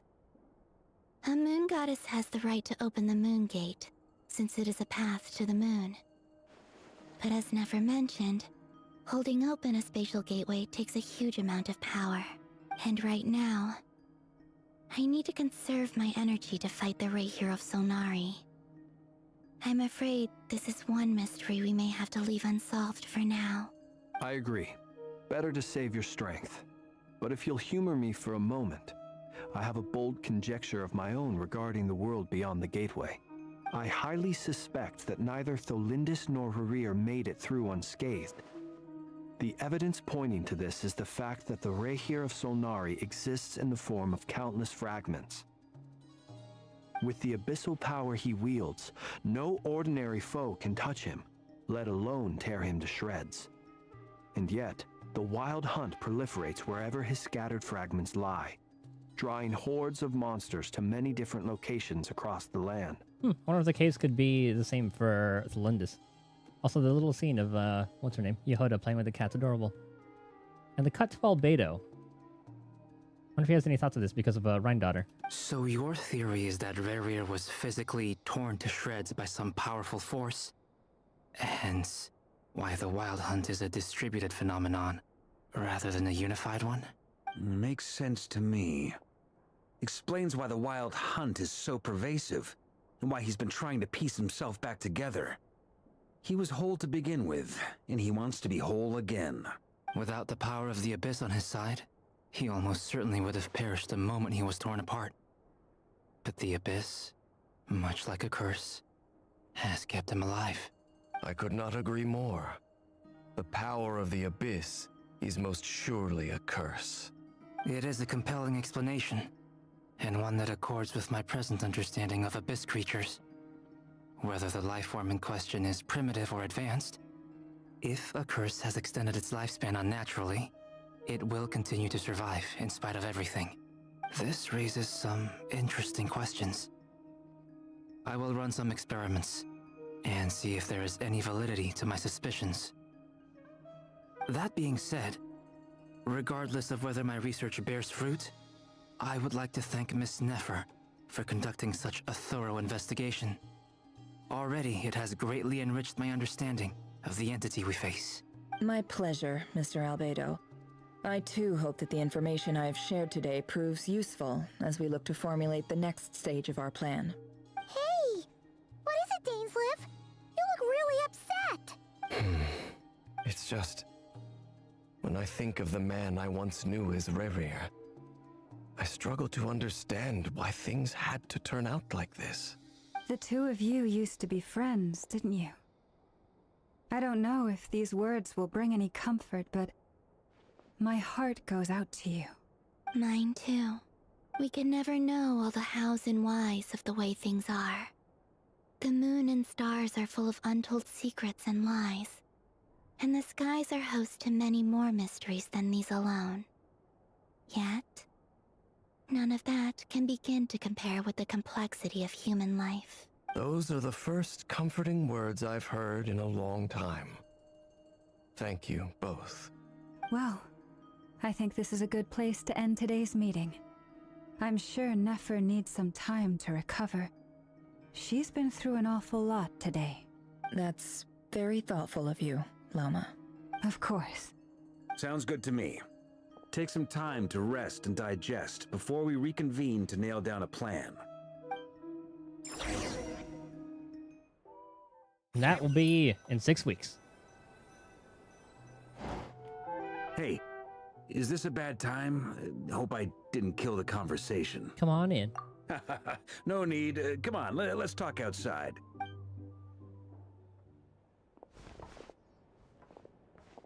I like the pattern of his little, like, half cape.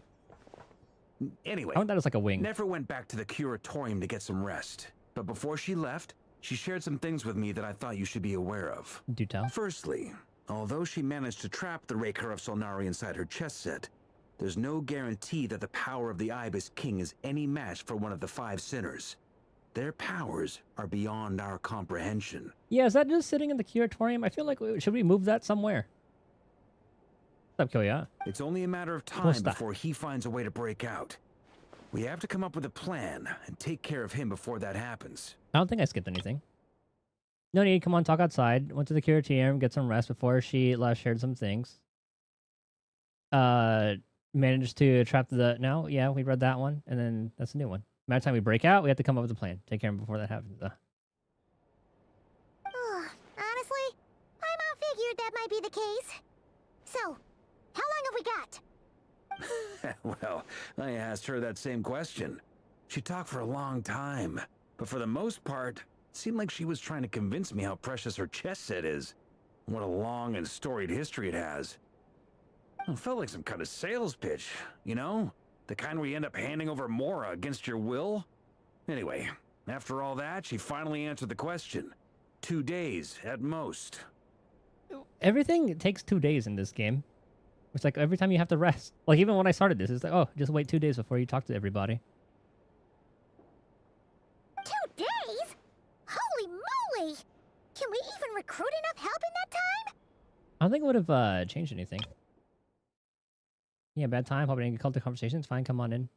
I don't think there's nothing really before that one. It was just like the black screen, white text. That remains to be seen. Which brings me to the second issue. Dainsleif is obviously conflicted about this whole thing. But given how little time we have, there's no way we can pull this off without his help. You have some history with him, right? Oh, yeah. Do you think maybe you could talk to him for us? I'll see what I can do. Great. I appreciate it. All right, on to item 3. So, Albedo, Durin, and I put our heads together and came up with a plan. Can't promise it's gonna work yet, but at least it's a start. What'd you guys cook up? We figured we'd bounce the idea off you first. We'll explore it further once everyone's recovered. Oh, Paimon's dying to hear this. All right, so here's what we're thinking. In a hushed voice, Barca lays out the current plan. A shocking plan, but nothing can phase the greatest traveler and trustiest travel guidance of that. It doesn't take you long to get behind it. We felt a little uneasy about roping you into You're not gonna this. tell us? I mean, firstly, you're not locals, and secondly, none of us are your boss. You're well within your rights to refuse if you so choose. You're not gonna tell the viewer, but you're gonna tell Paimon and Traveler? Roping us in? Why would you even say that? We know the stakes here. It's all of us against the Rayher of Solnari, or none of us stand a chance. I choose my words very intentionally, I'll have you know. I like to think there's an art to striking a down-to-earth tone even when the stakes are through the roof. Sir Varka, I have a few thoughts about this plan. Well, what's the fucking plan? I'm all ears. Also, he speaks. I think we can be more flexible with how the roles are allocated. In my view, the most sensible lineup would be like this. Oh, they're gonna hide that from us too. God damn it. I see your point, yeah. But if that's how we're going to approach this, you'd better make sure you're ready. To be clear, I don't doubt your abilities. Far from it. I just want to make sure. Are you really willing to take all this on? I want to do everything within my power. The Rayher of Solnari is a truly fearsome opponent, and if I do my part, it'll greatly reduce the risk for everyone else involved. Well, that tracks with what I've heard. Jean's mentioned in her letters that you're so diligent it's almost abnormal. As in, most people weigh up the risks and rewards in situations like this. But you seem to just march towards danger without a moment's hesitation. Well, we get our asses saved. Like, that happened twice today. When, Columbina helped us. Like, we had, like, the moon power to help. Several times so far, actually. And then we had the Knave help us. And then now we had Dane and Columbina again help us. We didn't really do all too much. We're kind of fucked. Of course, everyone appreciates a fearless pioneer. But all that aside, I'm the Grand Master of the Knights of Favonius, and you're our honorary knight. I want to make sure your courage doesn't come at the expense of your safety. Thank you, Sir Varka. I should be the one thanking you. It means a lot to have you on board. I'll give some serious thought to your suggestions. Why don't they tell us a goddamn plan? Varka gives a very knightly bow and says he'll see you at the hotel again later. He's arranged for everyone to meet and finalize the plan of action. In an effort to lighten the mood, he booked out the hotel for this meeting, so you all could chat over to drink. As the moon rises in the sky, you and Paimon leave your room, discussing whether Paimon has any other options than fruit juice. Everyone's already there waiting for you. They're chatting and smiling. Clearly the rest has done them good. As well as the existing crew. Some unexpected help has arrived. More? Or are they referring to, like, Dane? Still, you remain conscious of the fact that the future of Non-Cry rests on what is decided tonight. So many lives are at stake. You may never meet most of them, but whether they know it or not, all of them are counting on you. And then cue the Act 4 ending. Ah. Never mind.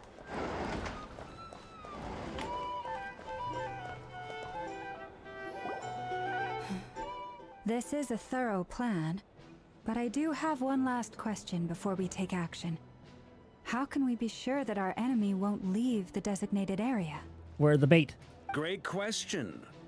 Albedo's been hard at work analyzing Rayrer and the Wild Hunt's behavioral patterns. His conclusions are as follows.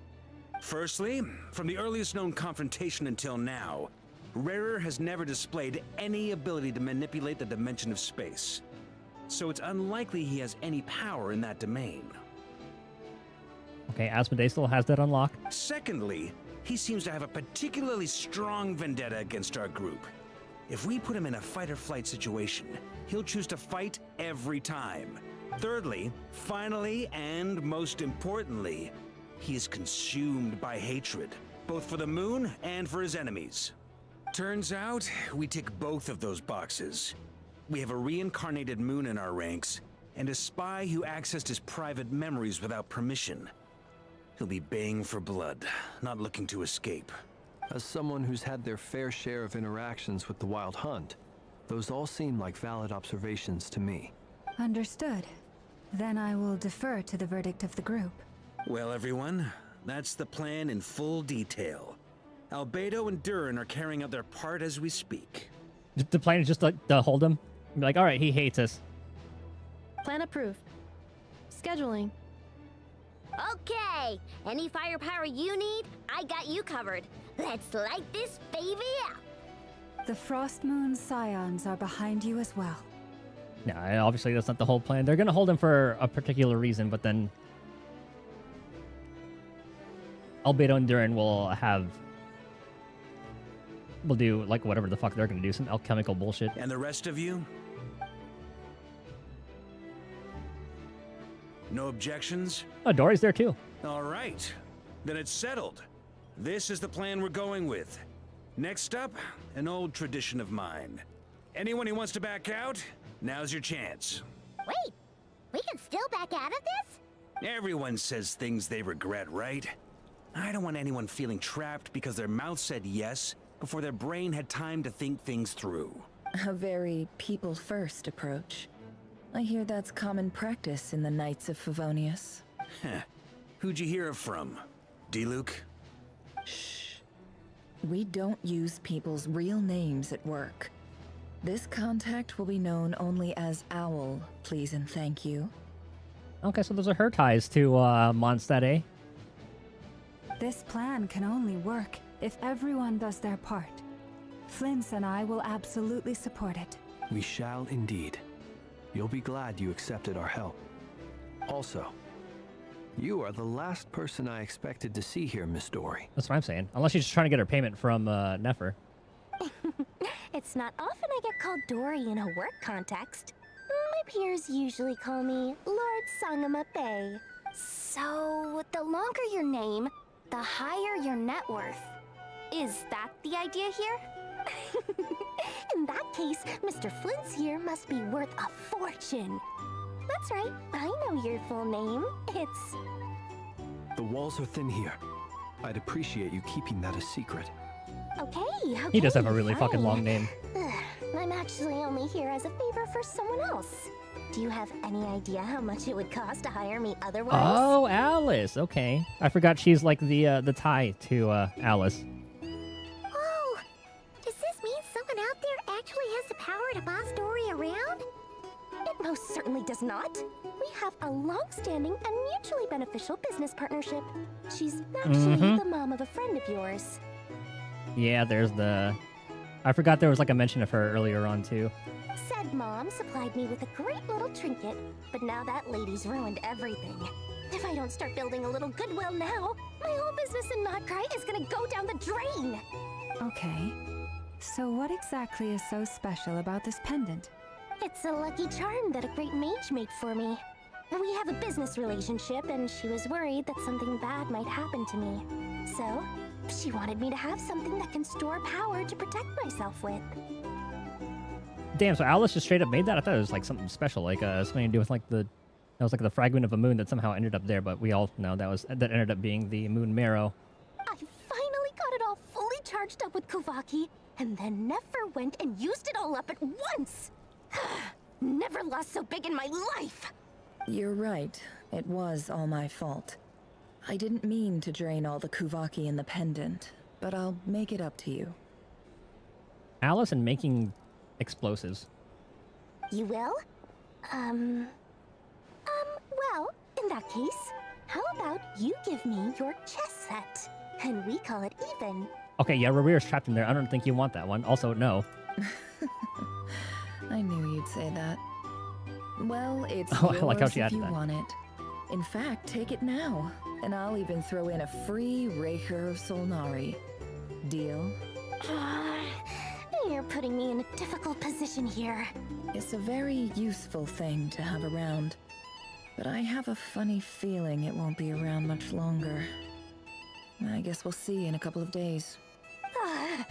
Looks like bankruptcy for me. Hey, don't be so pessimistic. See this through and you never know. You might find a new business opportunity on the other side. And seeing Dory as the tie to Alice has been really funny. With an action plan in place, everyone chats among themselves. You find decided to check again, or check in, see the stage preparations are going.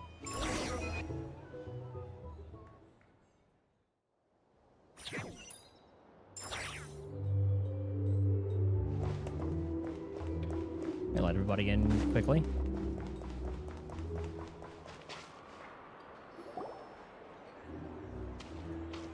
Dory! How are things going? Feeling ready? Oh, I was born ready.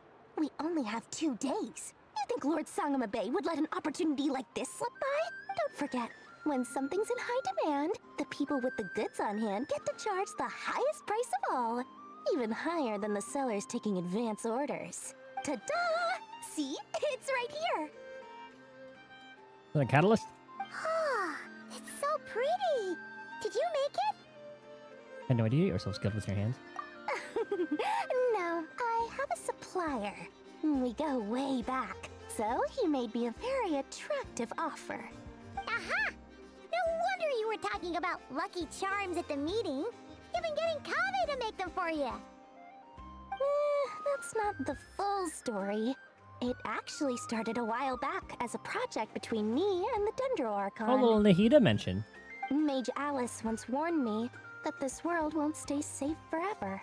There may come a day When the hell did it ever everyone stay safe? faces a great crisis. I guess, like, relatively speaking. I passed this on to the Dendro Archon, and she secretly brought together a research team made up of Sumeru's top scholars to invent a technology that could keep people safe. I won't go into the details because it's all very complicated, but if you want to know more, you can ask the Dendro Archon about it sometime. Oh, I'm trying to get some Nahida conversations. Anyway, point being, it was the Dendro Archon who asked Kave to build this little contraption. As one of the top Kasharu War talents, he was the obvious choice. And Kave is Alhaitham's roommate, right? That was that one? Took him long enough. He stressed over it for ages. Must have gone through at least a dozen designs before producing a final product. But that's Kave for you. There's that one, okay. Because I don't recall ever really interacting with him a lot. I think I have to do, like, whatever. Actually, does he have a side, or like a hangout, or whatever the fuck it's called in this game? Marak delivered it to me a couple of days ago, along with a letter from Kave. Could I ask why I'm sending this technology to you? And what's your proposed use case? Has it been approved by the relevant authorities? So nosy. My fault for sending him the research permit to begin with. Surely Nahida must have told him you were involved in this project. He was probably just nervous because you're always so secretive about your business. Could be, could be. Anyway, I just replied, let's hope there never has to be a use case, because it would involve grave danger. Fair enough. But it sounds like he was just being cautious. He probably felt responsible as the one who made it. Or maybe he was asking as a favor for his housemate. He's done that before. Not sure why, though. His housemate doesn't seem to really care that much about this kind of stuff. That's very Alhaitham. Either way, all's well that ends well. I'm just glad to finally have my hands on the product. I wouldn't want to be without it, given the potential dangers that lie ahead. Huh? What does that look mean? Paimon's just super surprised. This must be the first time we've ever seen you actually get serious about something. Yeah, this is not the Lord Sangama Bay, or Sangama Bay that we're used to. Well, a long time ago, I made a promise to myself. I promised that I was gonna live every day of my life with a big beaming smile. Obviously, Mora plays a big part in that. But there are always gonna be times in life when you have to give something back. That could mean paying back a debt, returning a favor, or showing some kindness. Alice has been a huge help to me over the years.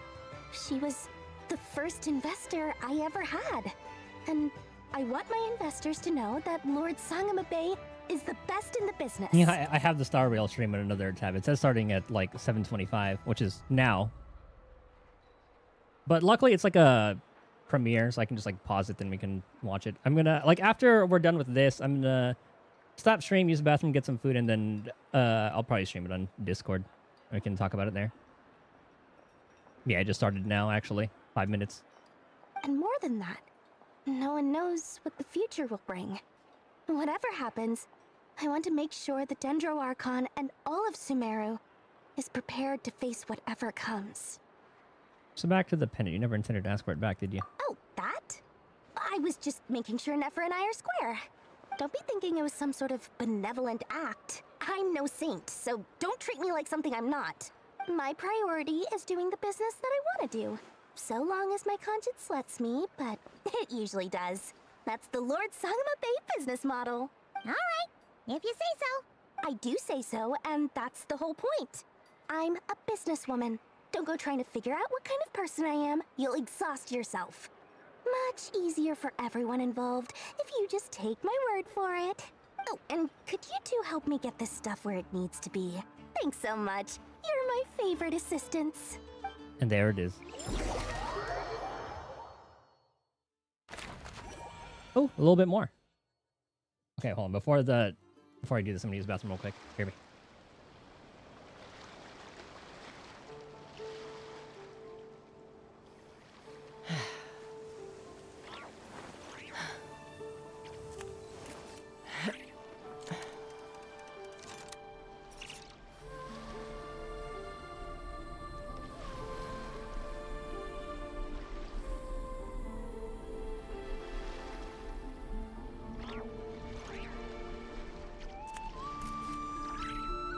I'd have lost myself long ago if I allowed myself to be led by the whispers of the abyss. Surviving is tough. Taming the beast within is tougher.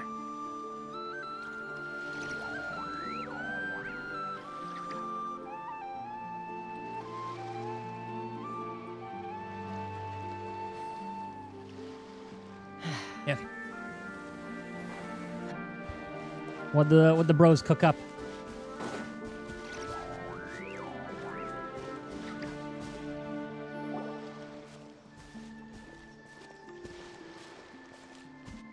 Traveler, Paimon, it's good to see you. Everything going smoothly over here? Sort of. As you're probably aware, Varka, Durin, and I captured some abyssal creatures from the Wild Hunt. Mm-hmm. Per the plan, we dissected and analyzed some samples of these creatures. The process went very smoothly. The findings, however, come with some troubling implications. What? You can actually dissect the Wild Hunt? That depends on your definition of Wild Hunt and dissection. Harmless, lifeless.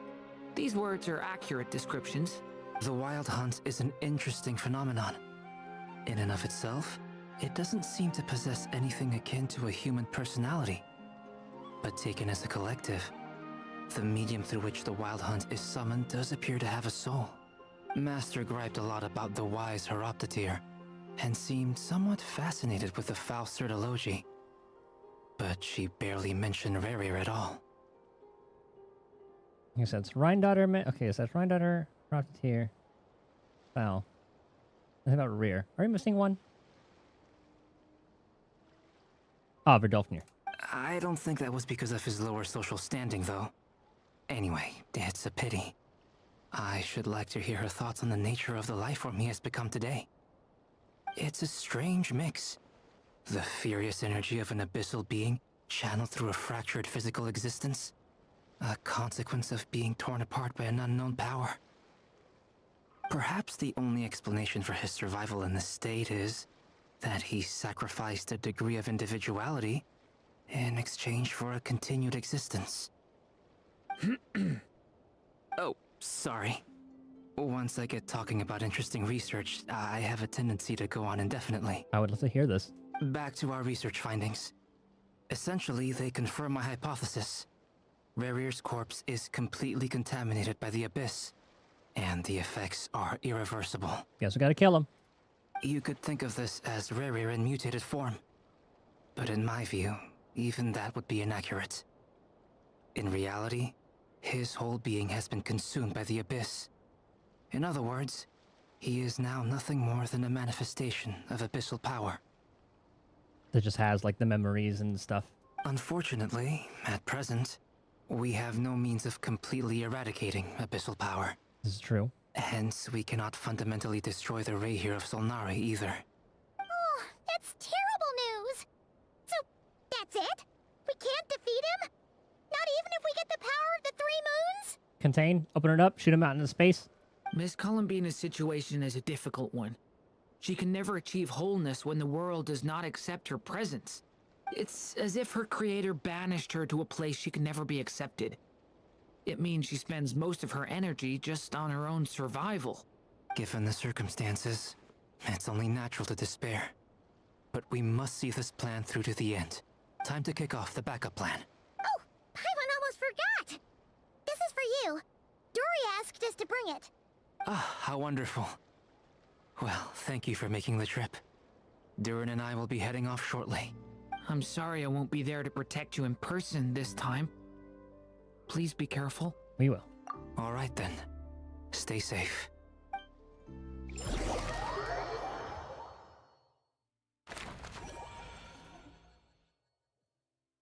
I really like the look of that map.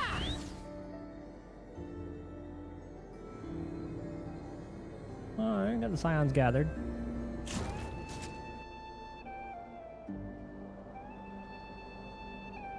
Miss Lauma, is everyone here? Yes. The fate of my flock is in your hands, Grandmaster Varka. Please keep them safe. My lady, what are you saying? Within the next 24 hours, we will face the biggest crisis the world has ever seen. This is not a burden that we deserve to bear. But I believe that we reap what we sow in this life. So I intend to act. I must do what I think is right. For me, that means fighting for the future of Nodcry. This gentleman is the Grand Master of the Knights of Favonius, Varka, Knight of Boreas. In my absence, please follow his lead. Hey, everyone. Guess I should introduce myself.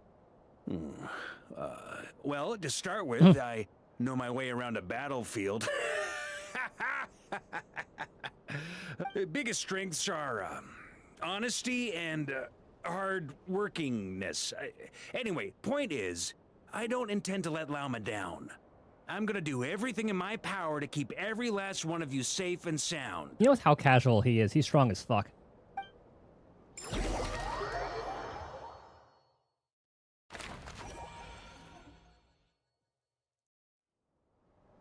Take me up.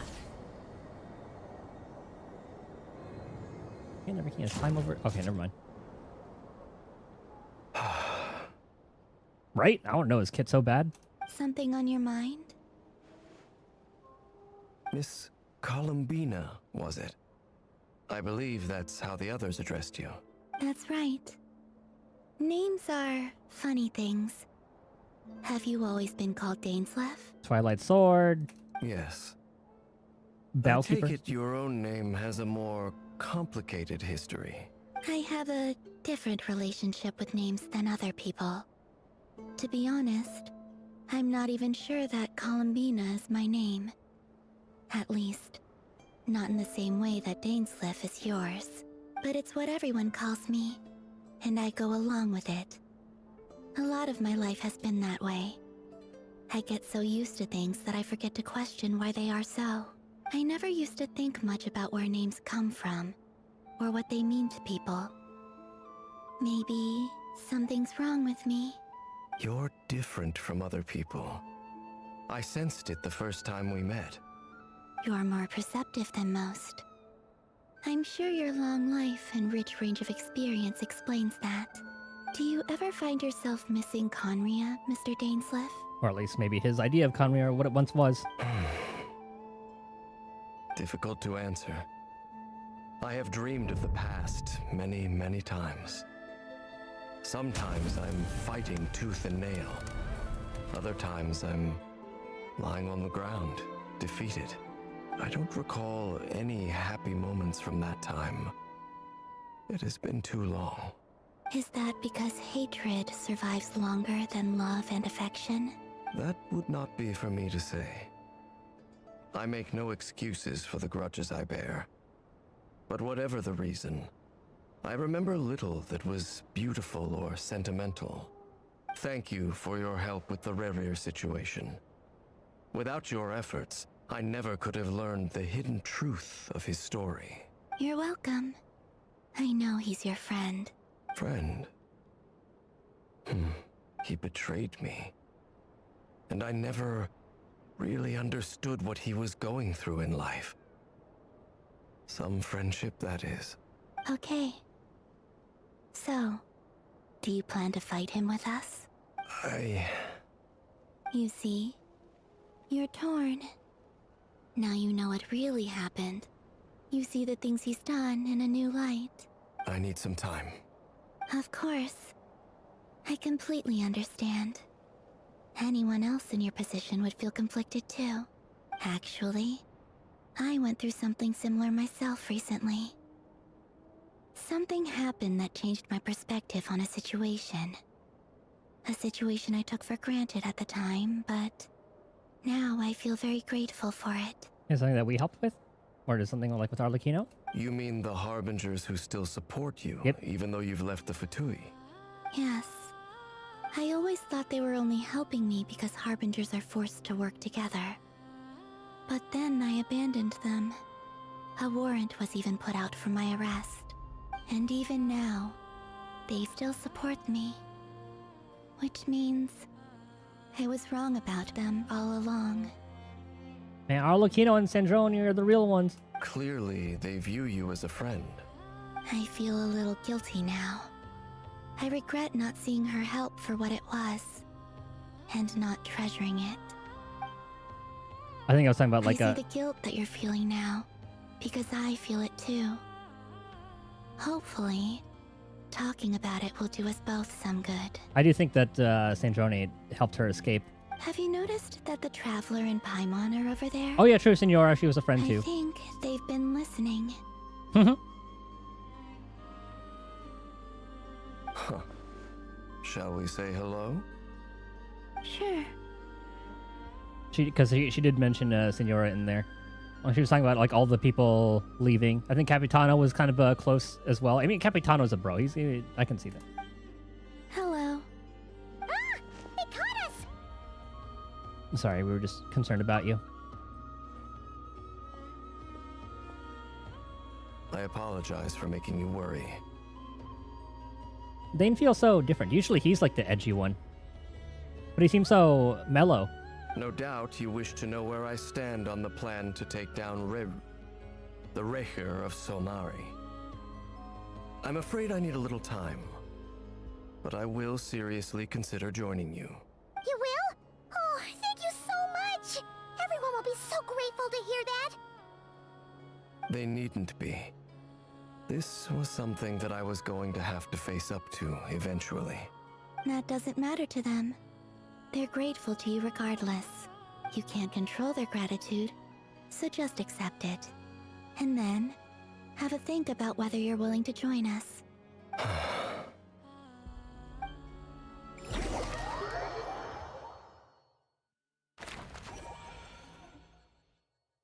It's nearly showtime!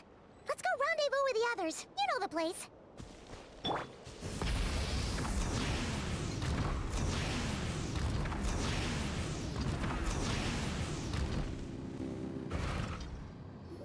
Are we actually going through with this plan? We're going to try to trap him right now? Ah, you're earlier than I expected. Hey, Flint's! Been waiting here long? Not too long. I came a little early so I'd have some time to think. Or at least distract him before shit hits the fan. Are you nervous about the battle? Quite the opposite. I'm reminiscing on my past battles. When I was awakened by the Ratniki, I had not touched a weapon in many years.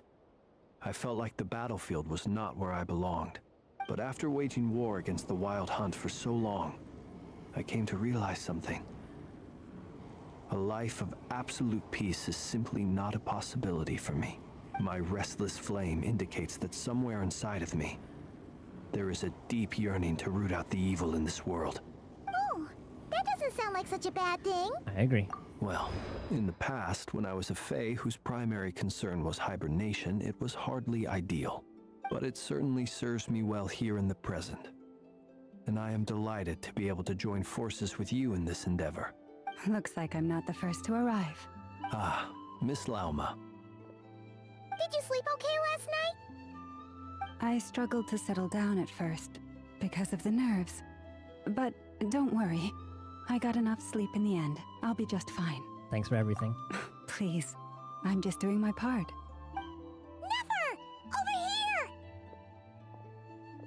The goods have been delivered, and the backup plan's underway. Ino asked me to relay a message. She said Anetha will be on high alert and keep a close watch over all secondary districts where defense is required, providing support as necessary. Meanwhile, Ino herself will provide range support to us directly, using her latest invention. Excellent. A different My beam? thanks to all involved. Oh, he's itching. The chestnut's looking a little unstable. It won't hold him much longer. We should be prepared to engage at a moment's notice. No sense sitting around waiting. Let's make the first move while we still have the option. I agree. Paimon, find a safe hiding place. Got it! Be careful, Traveler! I will.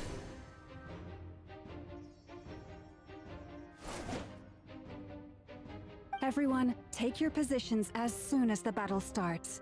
Every ounce of strength we have in our bones, let us bring to this fight. Ready? Let's go. I've seen all your futile ploys before. You have become the authors of your own demise. I wouldn't be so sure about that. You are merely a moment of sport before I tear down the moon. Ooh, the scene. Oh, that's a really sick loading screen, actually. Oh, is Ino's little support thing? Oh no, we just get to use Ino. Okay. Oh, wrong person.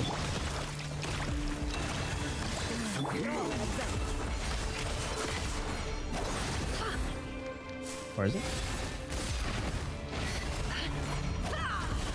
He's blocking it.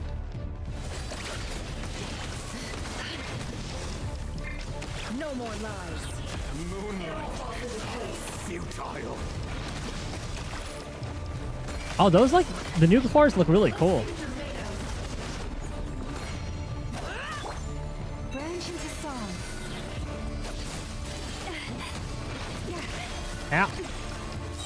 Close your eyes. Observe. It's a really random team for this. Close your eyes. Night falls.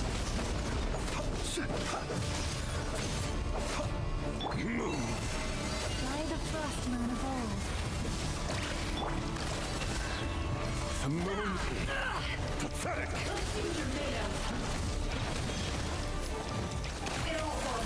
Hunt him down. The mystery unravels. I was gonna wait for the lunar stuff to pop up. Actually, yeah. We got Hydro Traveler. Yeah, you did something. Good job, buddy. Be silent. Close your eyes. The moonlight. It's all futile. Hunt him down. Oh, he does like a little counter.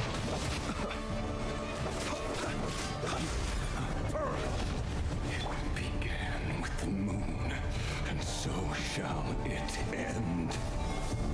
The moon will protect you. Follow along was him. Ah.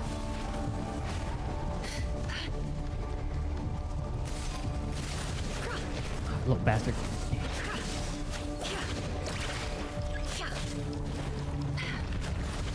Use Lightkeeper thing? Oh, I have to use T. Okay.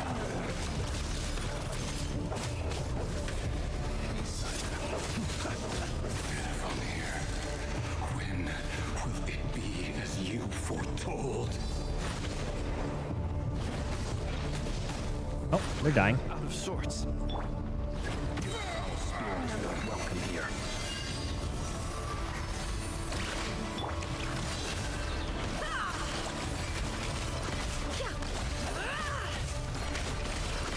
The deception ends here.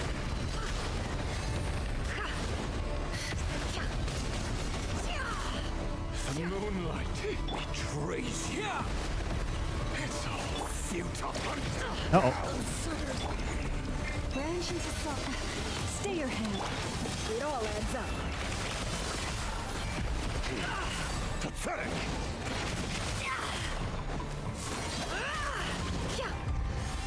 No more lies. Does Nefer not have a lot of like interrupt, anti-interrupt rather? Futile.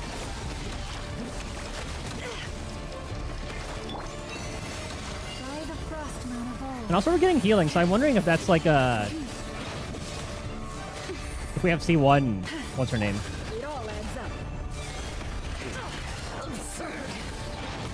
I'm spamming 5. Thank you.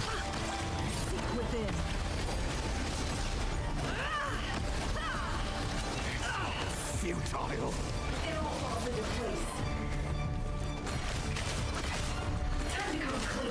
Oh, it actually doesn't take up Sam.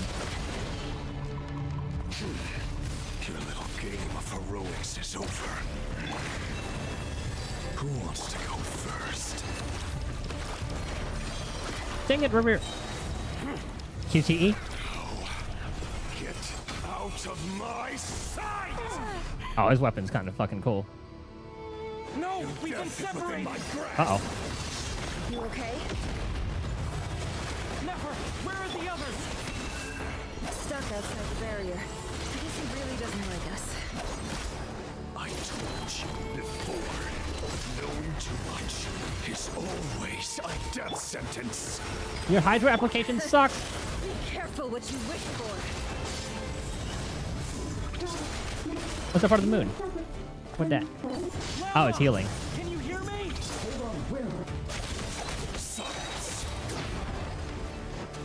The voices. Oh, forgot about that follow-up. But at least I know they're still there. I need to focus. Stick to the plan. Remember my most important task. Just keep sequencing. Oh, I hit 2. The moment will come.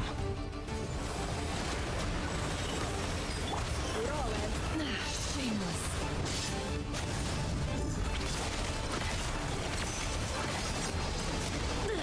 How farcical. I need healing. Llama, help. There you go.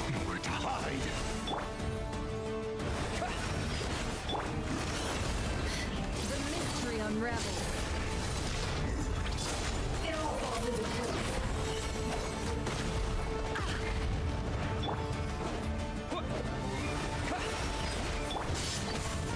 Okay. It all falls into place. Seek within. I really wish we had like a full team because how the fuck am I supposed to be getting dendro cores with this bullshit?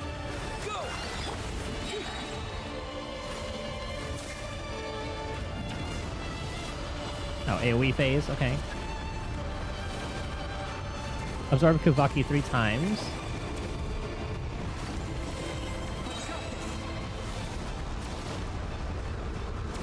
And then what? Oh, I just have to absorb it 3 times? And then I can tank his ult?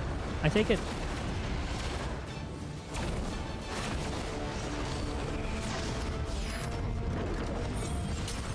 I guess so. The shield's broken. I can't keep this up. Don't push your luck. How much power will it take? Oh, can I explode again? Yep.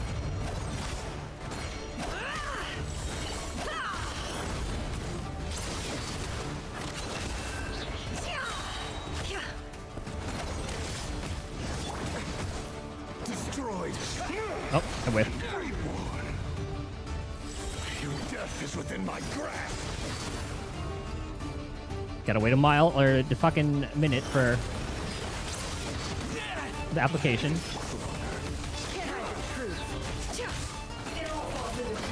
So you can get one of those attacks. The deception ends here.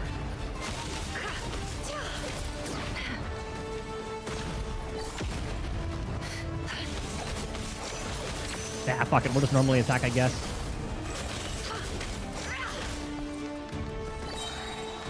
The mystery unravels.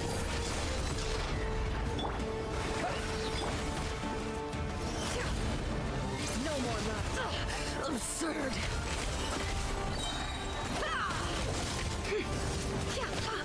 Or maybe is this time? Because he's not. There's no damage being done.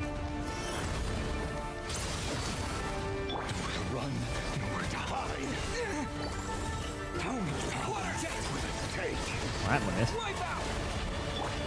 Can't hide the truth.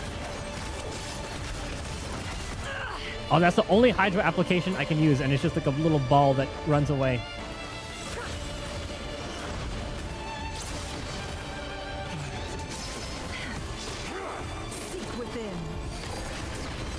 His kit is kind of cool though.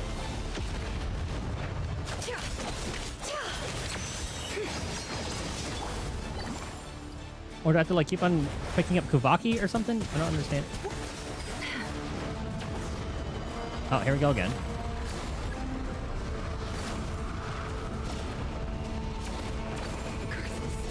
There's no other way.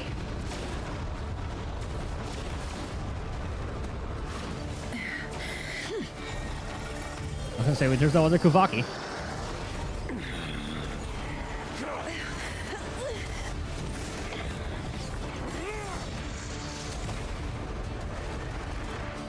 That one look cool. Looks like Vegeta's like little final attack. The only way to defeat Rarer is to borrow his own power. That means Columbina will have to disappear while you two bear the brunt of his attacks. You have to hold on. Find a way to keep him focused on killing the two of you.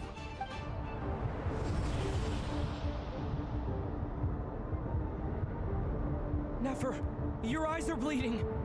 Oh, she hit him with that Matarasu. And that kind of reminds, his weapon kind of reminds me of Finon's, doesn't it? Soon you will be powerless to resist. Like the little sacrificial. And then I will reduce you to dust. But that dust will plague your memories. Come on, keep holding on. Any other tricks up your sleeve? Let's see them. As entertaining as they are, you've backed yourself into a corner. Talk shit about his fiance. You don't fool me. I see your fear clear as day. I have to stoke his rage. Make him unleash everything. Yeah, talk shit about his fiance. You fear what you could never defeat. You fear the thought of never being able to save your beloved. Close enough. You cannot win the fight against fate, Rarir. Is that what you think? Well, now it's your turn to feel afraid. You fear the sound of your own name? Is it us you hate? Or is it what you've become? Let's see what becomes of you.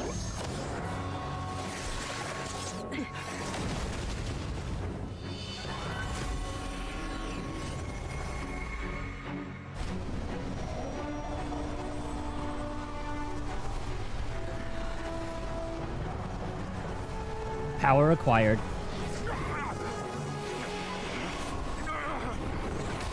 What's happening? That power. I've seen it before. That's right, daughters, baby. We get to see Durin flying a little bit. His power is on another level. We'll need to use an alchemical array to convert his power into a usable form. Then quickly channel it into Columbina, rendering her powerful enough to compete with him. I'll join you. I can help. If I release enough abyssal energy into a confined space, it'll create a potential difference, allowing us to extract a huge amount of elemental energy. Next, I'll synchronize with everyone's minds using Pyro, then give you temporary access to their abilities and fields of view. But it won't last long.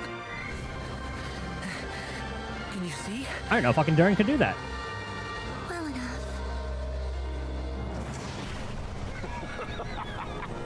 So, we have a student of Gold Rhine-Daughter in our midst. How about that?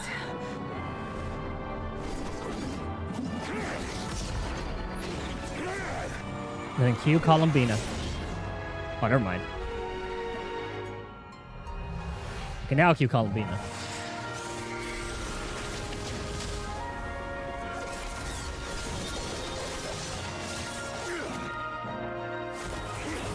And now we get to finally see her in action. Bro. I don't say like the Goku versus fucking what's his name fight. Jiren. You use my own power against me? Just like how you stole Kuvaki. Good point. Look familiar.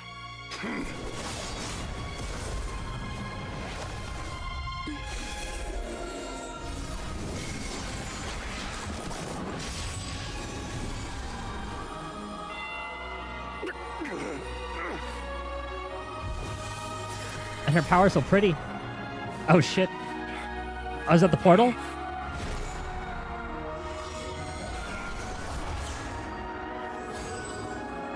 Looks Don't like you it. realize you don't have the power to hold that gate open. I don't, but someone else does. Ah, that's where Dane comes in. Goodbye, Rerir.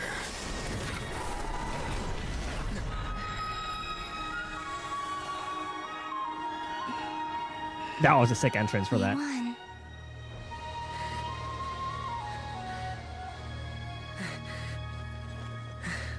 So yeah, maybe he can finally find his wife. Well, then again, that's not really he's not really himself anymore anyway.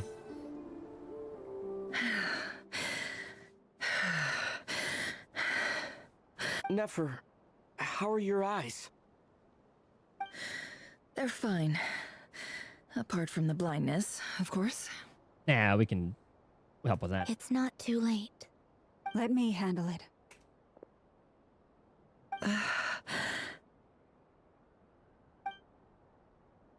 Ah, the moon, the silver blood.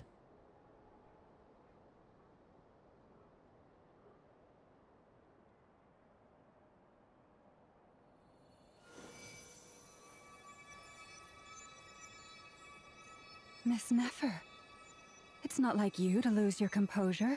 That was the most reckless thing I've ever seen you do. Reckless how? The situation was critical. Our lives were at stake. We had to do something. Even so. Okay. I guess you're right. Under the circumstances, it was a wise decision. You traded your eyes for an incredible victory. In business terms, I suppose that's a huge return on investment. I'd be hard-pressed to argue otherwise. Still, I don't like this outcome, and I don't want you to lose your sight for good. People suffer when they make sacrifices they shouldn't have to make. Whether that means faith, strength, or in this case, your ability to even see. I know it ain't over for Rerir quite yet. I had hoped you could win without sacrificing so much as a single hair on your head. Thank you. Really. All done. Don't try and open your eyes just yet. We'll see how you're doing in a couple of days.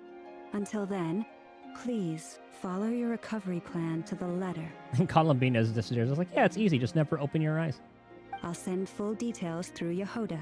For now, just get yourself home, relax, and rest. Maybe she can even provide like a not blindfold. My dear friends, we have fought bravely and achieved a spectacular victory. A dark cloud has been lifted from the skies of Nodcry. All in this land will be grateful for what you have done. The moon will remember this day. Thank you both.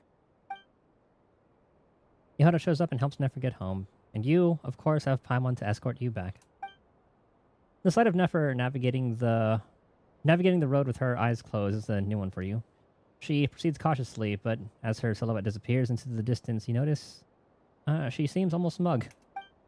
There's something I want to let you know. Something about her power? What is it? When Durin connected everyone's minds so I could access their powers, I also felt everything they felt. The resolve? And since Nefer's eyes were injured, my eyes are hurting now too. Well, you don't really use them a lot, so... Hold on. Let me try. I only feel the pain. There's no actual damage. I just thought I should tell you. You're right. There's no damage. That's a relief. But I must say, I'm surprised to hear the Kuthar share something like this with me. In the past, you never used to open up about yourself. Things are a little different now from how they were.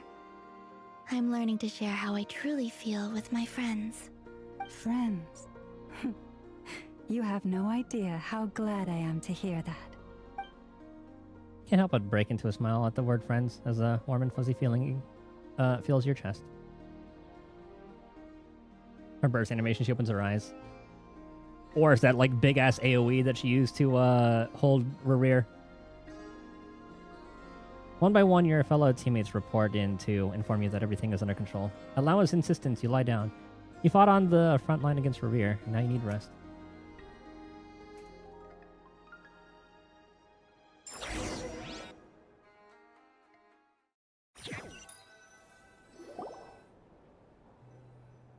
More Paimon.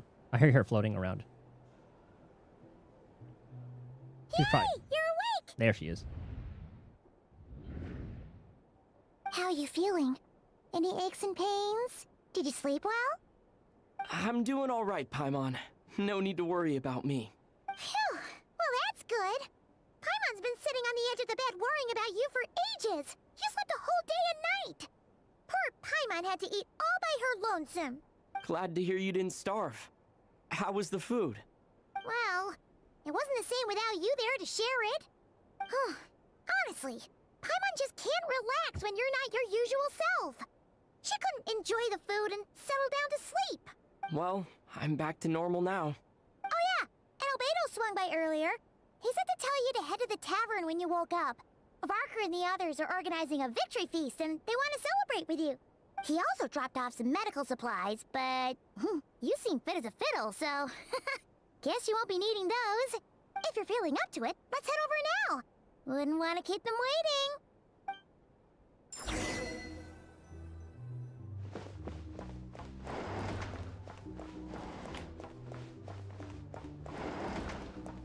Oh. This place is like a maze.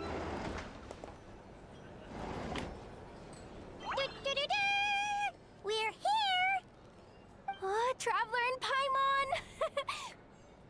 Perfect timing! We were literally just saying how there's no way we're holding this victory feast without you any longer, and we would have postponed it till tomorrow. How are you feeling today? Much better. Thanks. Don't worry about me. Relieved to hear it. If that changes, just let me know. Happy to check you over at any time. Yep, we're here for you. Anything you need, just let us know. Oh wait, where's Nefer? How's her eyes? How are her eyes doing? Nefer's right over there. I'm sure she'd love to catch up with you.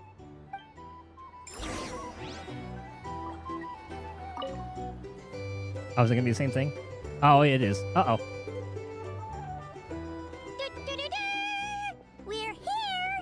Oh, Traveler and Paimon! Perfect! I should just check if they have any, like, random dialogue afterward. Oh wait, where's Nefer? How are her eyes? Nefer's right. I'm sure she'd love...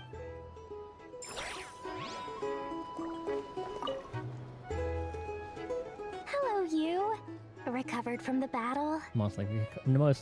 Come on, what do you mean? Of course I'm gonna ask. I care about my friend's well-being. And we are friends, aren't we? Get yourself a drink. You've more than earned it. In fact, today, your drinks are on me. Lord Sangamabe's got you covered. I don't trust it. Wow, really? What about Paimon? Has she earned it too? Has she? Please? Well, you haven't been through quite as much as the Traveler, but... what the heck, sure. Yay! I'm sure it's already paid for by Varka anyway. Drinks on Dory! What a historic day. Hey, keep your voice down, or everyone else is gonna want in too. You... Have you heard anything I've been saying recently? Doing business in Nodcry has been an absolute nightmare. If I'm buying for everyone, oh... Okay. Paimon will speak more quietly. Jeez. That's more like it. Don't you forget. Lord Sangamabe doesn't just go around buying drinks for anyone and everyone. If you're here to sign up with the Fatui, make sure your paperwork is all in order. Hey there. I was talking about the Fatui. Oh, that guy. Anyone else? Varka? I thought of 1,000 ways to congratulate you, but now you're here, words are failing me. The honorary knight stuns them speechless once again. Well said. The honorary knight showed us all how it's done. The other knights told me that Mondstadt was the first stop on your journey. All of us are truly delighted to count you as our friend. I'd like to thank you for supporting the Knights of Favonius, and also for helping us save Nodcry. Don't mention it, Grandmaster. Nonsense. Of course I'm gonna mention it. This is more than just business. It's a relationship. And there can be no relationship without showing gratitude where it's due. And I think... Oh, never mind. Dane's right there.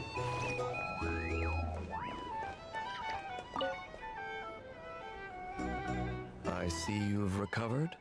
You bet. Snooze his way to a full recovery. I'm doing much better. Thanks for checking on me. Glad to hear it. A healthy body is paramount. Nothing else in life is possible without it. So take it slow. You can't afford an injury. I'm pretty sure he's gonna say that it's not the Revere that he once knew. Paimon too. You really saved the day when you swooped in to open that gateway. I came to accept that although Rerir was my friend in the past, here and now, he was an enemy that must be defeated. Close enough. Though I will never fully understand what happened between us, I could not let this crisis deepen any further. We fought a very necessary battle, and you played your part admirably. Thank you. I know it was hard, but you'll get through this. Yeah. And if you ever need to talk, just remember, we're always here. I'll do that. Alright, that should be everybody. Eyes open. He's back.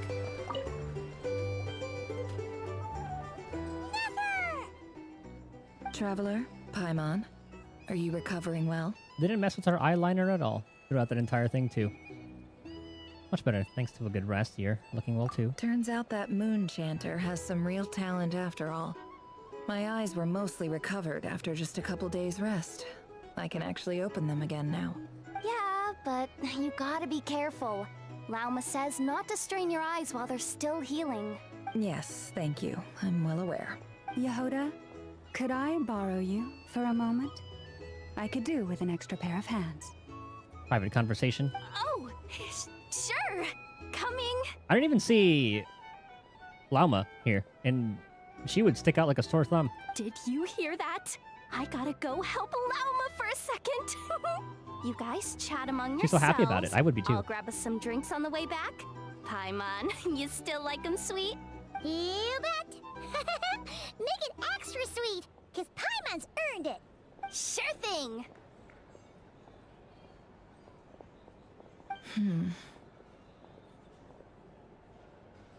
What's on your mind? The Raker of Solnari. Kind of a snake, don't you think? More like a wolf in my mind. No, definitely a snake. A poisonous one who spewed his venomous hatred everywhere. Anyone who seeks revenge out of hatred for other people has become a snake. That's something my dad used to say. I guess I didn't like seeing people go down the path of vengeance. Perhaps. I'm sure it sounds like a very wise and open-hearted perspective to your ears. But me? I think hatred is a perfectly justifiable emotion. What else is left when everything you depended on in life gets stripped away? Something's gotta fuel that drive to keep on living. When I look at your life, I see a lot of things that you can depend on. If you're worried about me, you can nip that in the bud. I'm not someone who gets stuck in the past. It's just... I suddenly feel like I was wrong to call my father a liar. He was just a fool. That's why the Academia turned their back on him, and why the other tribes ganged up on him. Oh, Father. How much better things could have been if you were a skilled liar. Look at the Ibis King. Thoth is a fiendishly cunning liar. And yet, strangely, he feels more like a father to me than my real dad ever was. He's never brought it up, but I'd bet he feels the same way. Why else would he give me the power to perceive the truth, while at the same time training me in the art of deception? Oh, sadly I've never heard the Ibis King's voice. Well, King Deshret banished him to Aru, which is essentially a prison, and posed 3 questions to him. He promised that he'd have his freedom if he could find the answers. His response I like how we're getting was some to Sumeru take on lore. a physical form and approach me, hoping that I could become his envoy and search for one of the answers on his behalf. Did he really think I'd fall for that? He's stuck there. He can't make me return what he gave to me. Looks like he was nice enough to you. You probably sound like father and daughter. So that's enough for you to decide he's nice, is it? He's a prisoner, and he was scared. So he decided to perform some good deeds to win people's approval. He lives in fear because he's a deceiver. How is Rerir any different? You can't work as a spy your whole life and expect a happy ending. It's preposterous. Yet I can't say I don't understand it. Liars live in the darkness of their own making, but it's still human nature to want to go on living. They say that a liar's soul is the most worthless thing in the world. What do you think? A liar's soul? I mean, you could probably learn from it. So there's some value. I'll say yes anyway. Good. If you understand that, it means you're smart. And you see things objectively. If you ask me, the soul of a liar really is worth nothing. Because all they care about is themselves. For example, when something good falls into my lap, I don't go sharing the news around. Stops other people trying to steal it from me. Llama cracking jokes. I'm feeling some people over there may have overheard that. Oh. So be it. They have sharp ears. I can't keep anything from them. What exactly did she... I was saying good, don't go sharing. Is there a way of saying you formed up for them now? Oh, is that what it looks like? What it looks like is you're starting to see us as your friends. Well, you all know my past now. And I can't simply eliminate everyone who knows too much. So I guess I just have to put up with you. For the foreseeable future, at least. Close enough. When you find yourself in a situation you can't control, the safest play is to keep calm and start monitoring everyone involved like a hawk. In the intelligence world, you need to have a sense of perspective and play your hand accordingly. If you understand what's at stake, please ensure my secret is safe with you. I trust you'll respect my wishes as a friend. But don't forget, I will also be watching you like a hawk. Yes, ma'am. Very good. Oh, wait! Now that the panic's over and we've all calmed down, Paimon suddenly remembered something. After all that build-up, our mystery ally never showed up even once! Talking about Alice or Nicole?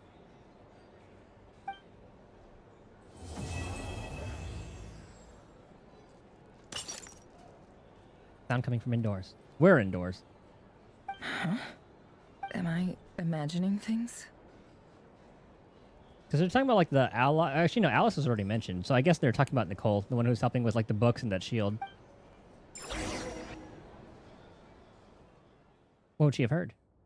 Ooh, a little teaser for the next one? So, that close colleague who stayed behind with you? What's he been up to recently? Ah, the tea party. So it's probably talking about the doctor. Oh, yes, I guess that's what the next plot points are going to be. And then maybe a Rerir at like the end. He's going to find his way back.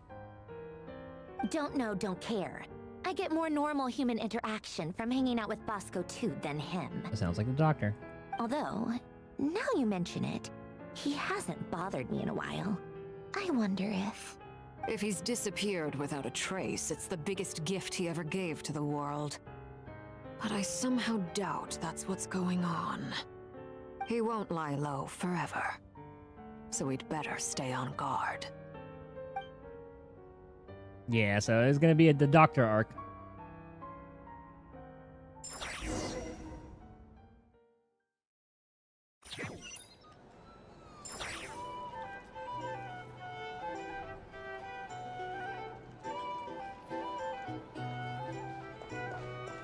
I'll try to see if Laumo is around to speak to.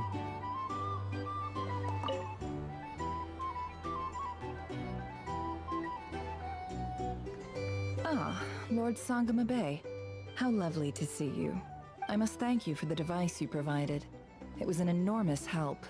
Would I be right in thinking that it was developed by the academia? Why come and ask me when you clearly know already? I mostly came to thank you. That's more like it. A little gratitude goes a long way with Lord Sangama Bay. Play your cards right, and you might even stand a chance of becoming my long-term supplier. The chance to work with such a kind and charitable investor as yourself would be a great honor for the curatorium. Huh? Charitable? Who said anything about charity? First time hearing about it. Let's see. The first plot of land you purchased in Nodcry, your desert interests, and... Stop! What do you think you're doing? Exposing my investment history! It's nothing to hide from. They're all perfectly legitimate investments. And some of the land you purchased was with the intent of building a sanctuary? Yes, I heard about that too. It's like a big event. How did you... You're a curious case, Lord Sangama Bay.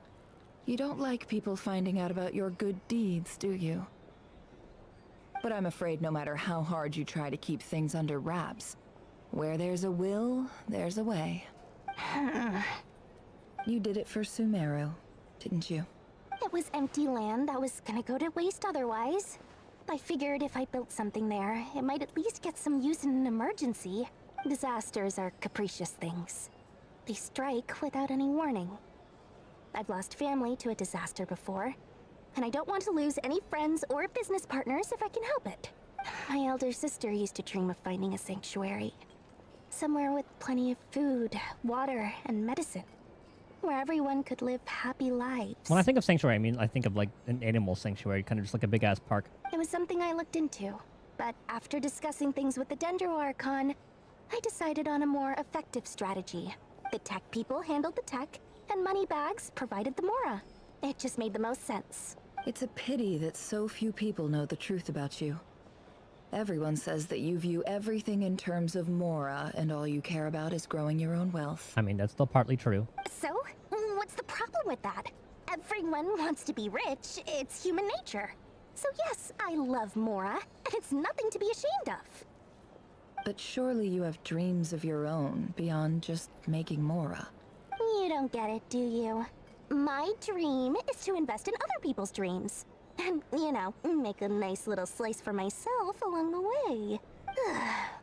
Just thinking about it makes me happy. That sweet, sweet sound of Mora. Thank you. For the device? And the pendant. Oh, that. I was just returning a favor. Don't worry about it. Seems like we've both been away from home for a very long time. Is this leading to like the event where they go back for a little bit? Yeah. So long that I barely remember what my family even looked like. That would be your mother, father, and sister? Yeah, though it's been years since my sister passed away. It's not like I want to forget them, obviously, but memory can be even more ruthless than the most calculating business person. Beyond a certain point, if something isn't helping you, it just gets rid of it. My sister can't help me now. Slowly but surely, her face is fading from my mind's eye. It's become a vague impression. Not everything will fade.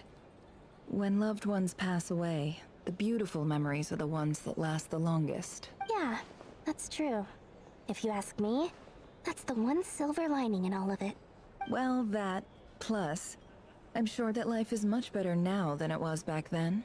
Oh, absolutely. I have tons of Mora, a big beautiful house, business is booming, and I'm as happy as can be. You've got a lot going for you too. Boss of the Curatorium of Secrets? I'm sure there's plenty of Mora to be made in that line of work. I appreciate the vote of confidence. Ah, never mind. It was just like a little follow-up dialogue. It's like a little epilogue. Is it gonna be the same thing? Oh god, it is. Ah, Lord Sangama Bay. I must thank you. Why come and I most... That's more like it. Hurry up. A little gratitude goes a long way with Lord Sangama Bay. Play your... The chance to work with such a kind and charitable... Huh? Let's see. It's nothing to. How? You're a cure, but I'm afraid no. You did it first. It was empty. Disasters are capricious things. Oh god. They strike. My elder sister used to dream of finding a sick. It was something I attack people. It's a pity. So? But surely. You don't get. Just thinking of. Thank you. For. And the pen. Oh. Seems like we. Yeah. So long. That would be your mother. Yeah. It's not. My sister can't help me now. Not every. Yeah. Well, that. Oh, absolutely. You've got a lot. I appreciate. Me wanting to see if there's extra dialogue. You know how they have usually like a little one-liner afterward. It bit me in the ass. A drink? Or some information? Either way, I'd be happy. How have you been holding up? Any adverse reactions? If you start to take a turn for the worse, make sure you tell me right away. You don't need to worry about me, Grandmaster. I'm fine. I mean, I barely did anything, so... I mean, you definitely did. What? You're too humble, young man.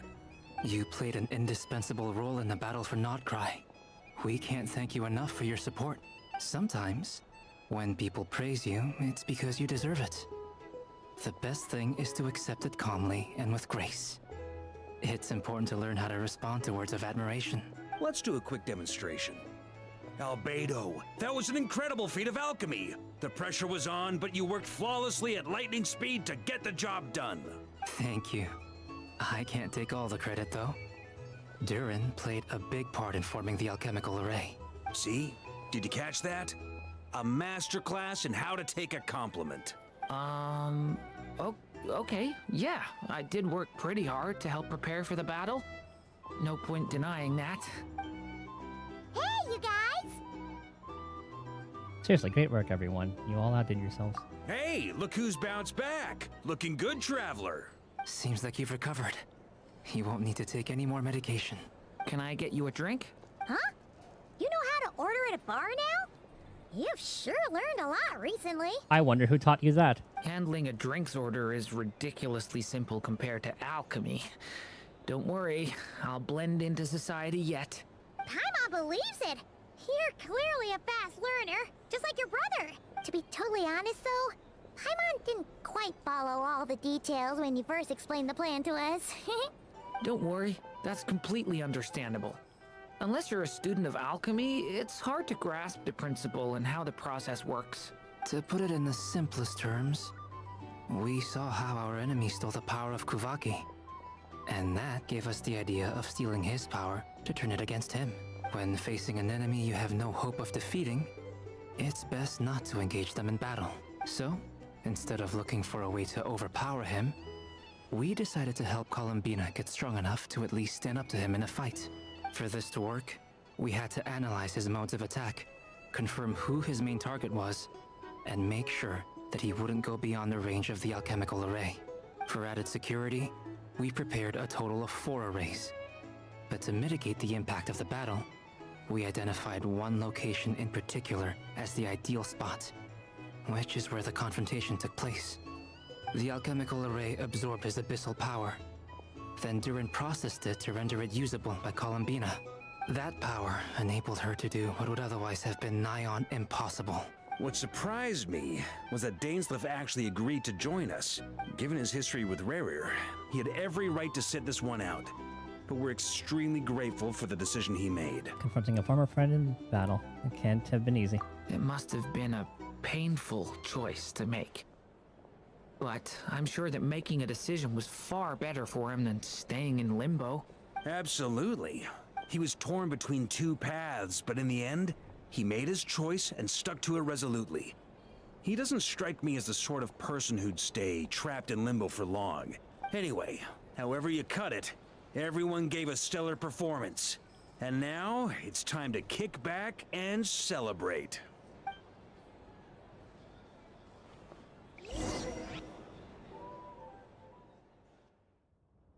Ooh, another cut to a different scene?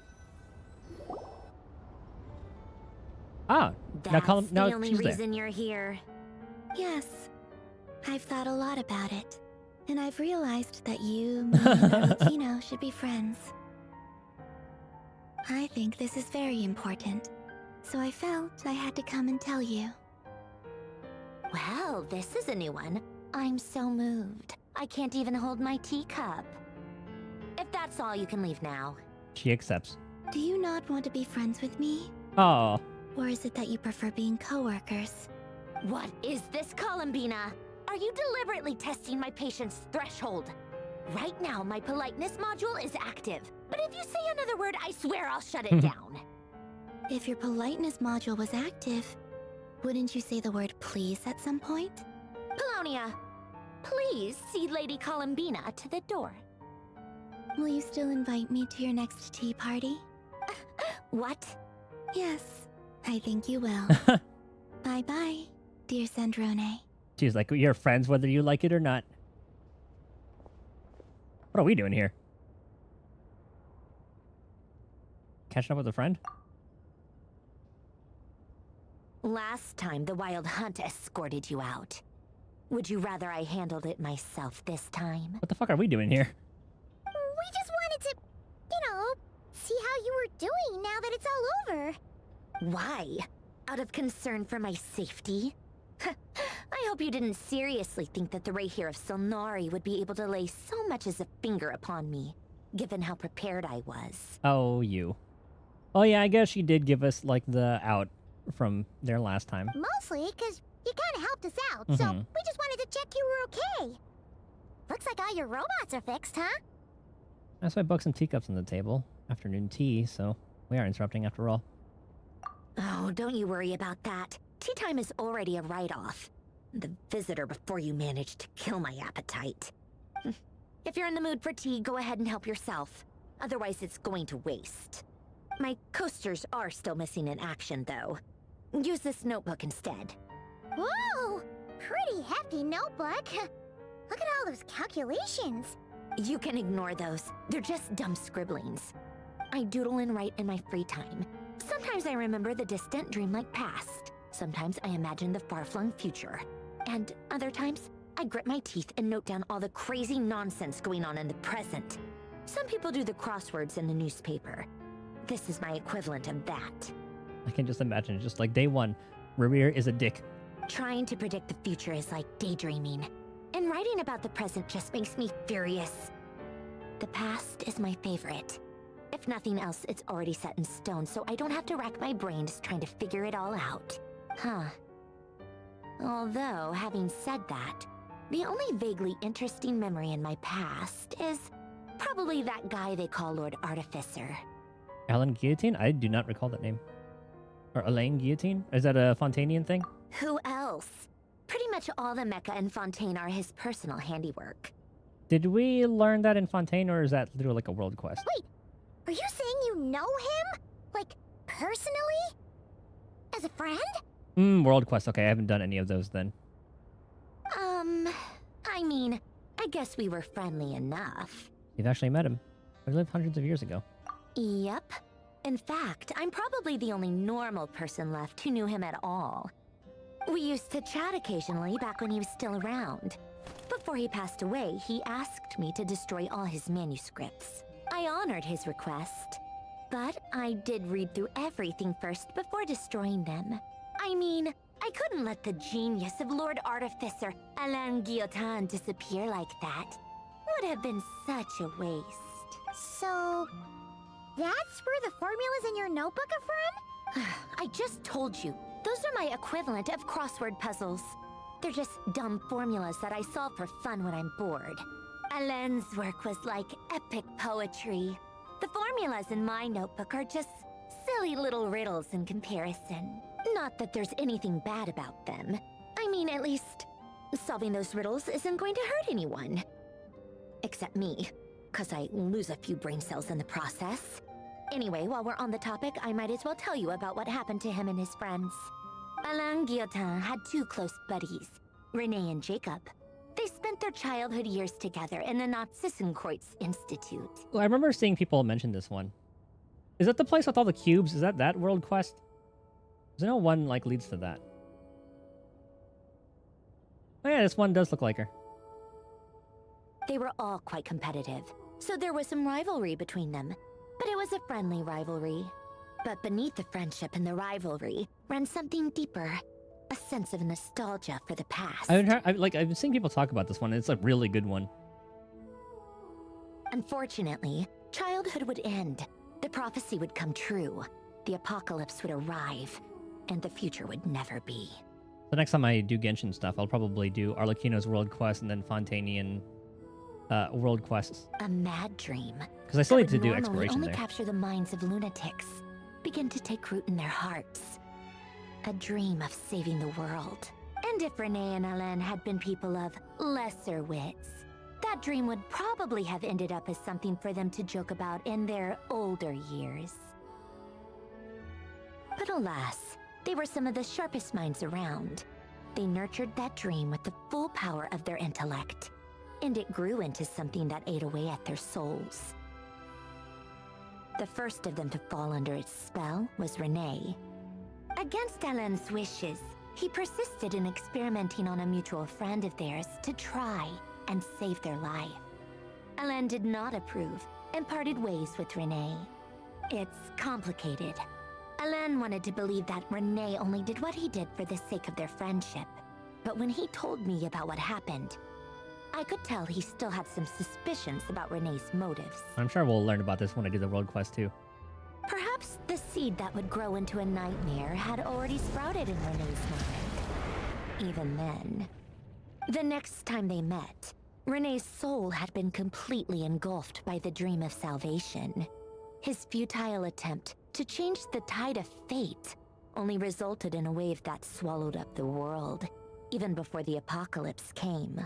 And although that wave died down eventually, I hear that it just recently came back with a vengeance. As I understand, Renee wanted to live out his dream of salvation once more. Oh, that's where that thing comes from? Okay.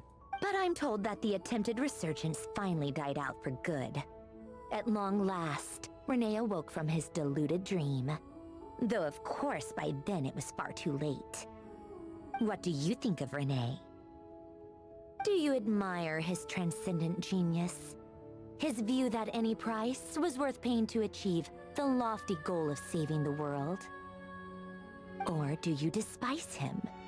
Dismiss him as an evil madman who wrought havoc on the lives of everyone around him as he pursued his delusional dream? It just depends on which side you're on. Both could be true. Same difference, really. Just a matter of perspective. Exactly. I don't know. What a cop-out. But I suspect you'd have a more incisive and insightful answer if we dug into it further. What about you? What's your take? I don't like fanatics who give up their whole lives for their ideology. Nor do I like fools who let their delusions take control. Maybe I could understand if Renee had just been an ordinary person. But he had a sage-like intellect. And still managed to get himself lost in a labyrinth of his own desires. Anyway, that's enough about Renee. Now, moving on to Alain Guillotin, the Lord Artificer. He managed to put a stop to the first storm whipped up by Renee. But after that, Alain lost his friends and family. Also, I'm not reading that. I want to learn it on my own. To his credit, I suppose, the loss of his family and friends was purely a tragic accident. It's not like Alain sacrificed them for his cause or anything.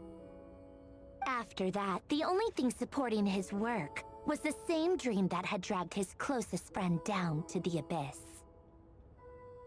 But although the desire to save Fontaine drove him to found the Fontaine Research Institute, Alain continued to reject any form of transcendental knowledge or power. He was suspicious and fearful of it, having seen the way it had affected his closest friend. I think that formulas and machines derived solely from human intellect were the only thing that gave him a sense of spiritual comfort. Yet Alain's intellect was simply too great. It barely left him space to breathe in his lifetime. Once he realized that the end of his life was approaching, he finally accepted the truth. The Nazissenkreuz Institute needed someone, and a human being, to see its story through to the end. He quit working on his formulas, trading them in for the fairy tales that had played such a formative role in his childhood, but which he barely touched in his adult life.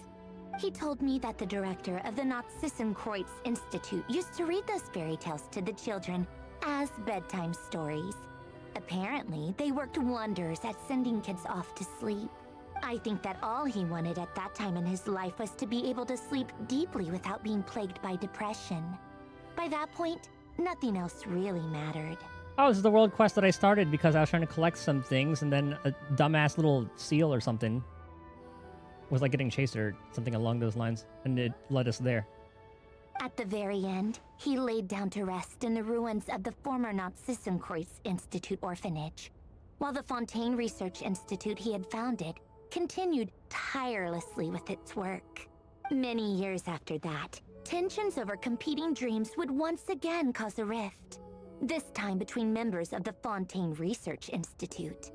But the actions of those fools, and that is the story of two people from the Narzissenkreuz Institute who both wanted to save the world.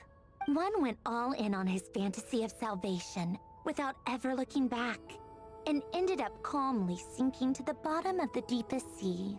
The other sought desperately to burn bright in his life, even though he wasn't sure where he was going. I do sometimes wonder, why is it that people like them have such grand hopes of saving the world? Even the grandest tree starts as a tiny seed.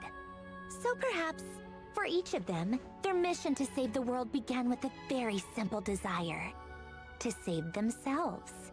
They were young children with friends and family who mattered to them, desires to explore the meaning of life, ambitions to have a successful career. They didn't want to see all of that taken away in one fell swoop.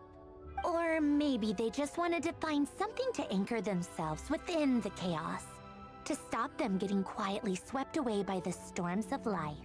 But instead, the search for their own salvation took them down the rocky road laid out by fate. Do you think the desire to save oneself is enough of a justification to try and save the world? I don't know. You don't know? I guess that's a fair answer. At least you're not trying to hide your confusion. Alain was much more straightforward about it. I asked him the same question back when he was in his prime, putting all of his energy into his work. Yes, it's enough. That was all he said before getting right back to his work. He was always that way. All right, tea time's over. I owe Arlecchino a favor for telling me these stories. I'll have to bring a whole sack of gifts the next time I visit the House of the Hearth. You just asked if she complimented you. So I said, did you say yes in the first one too? And then did she say, or did she disagree? I'm gonna go tinker with Polonia now. You guys can do whatever you want, as long as it doesn't involve interrupting me. Oh, you said you're not for that first one. Polonia, exit hibernation mode. Begin diagnostics. It's like it's all a matter of perspective, like she did mention.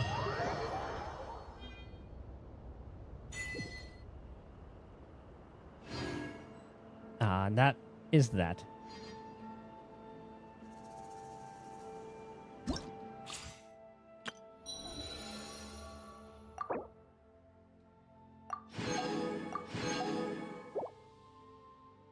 Okay, all those are claimed. I'm pretty sure I'm capped on resin right now. Yeah, I wonder. Yeah, I am capped. Whatever. I wonder what they're gonna do for Durin. Very, very curious, because he's gonna be like the main character for the next patch, essentially. So I wonder what they're gonna cook up with him and what they're gonna do in Nodcry. But maybe it'll be like the lead up to the doctor, like the little doctor storyline. Maybe he's gonna be doing some shit with the moon. Any conflicts around? I'm in the mood for some peacemaking. And then maybe we'll see some like Wanderer, and then it'll lead up into Columbina stuff after that. And then we'll start seeing like the Yeah, I don't know what other storylines there would be. But I'm gonna get some food real quick, and then I'll probably start the Star Rail stuff while I also do dailies. When you lose your way. For stream, thank you guys for hanging out, chilling, chatting, lurking, doing all that. I'm gonna go ahead and do, like I said, get some food, stream it in the Discord while I like listen and eat, and then we'll go from there. So yeah. Tomorrow, what will we do tomorrow? I don't know. We'll figure it out. But thank you guys for hanging out, chilling, chatting, lurking, doing all that. Almost 8-hour stream. Okay, it is an 8-hour stream. Okay, I'll see you guys in a little bit then to watch the Starville stuff.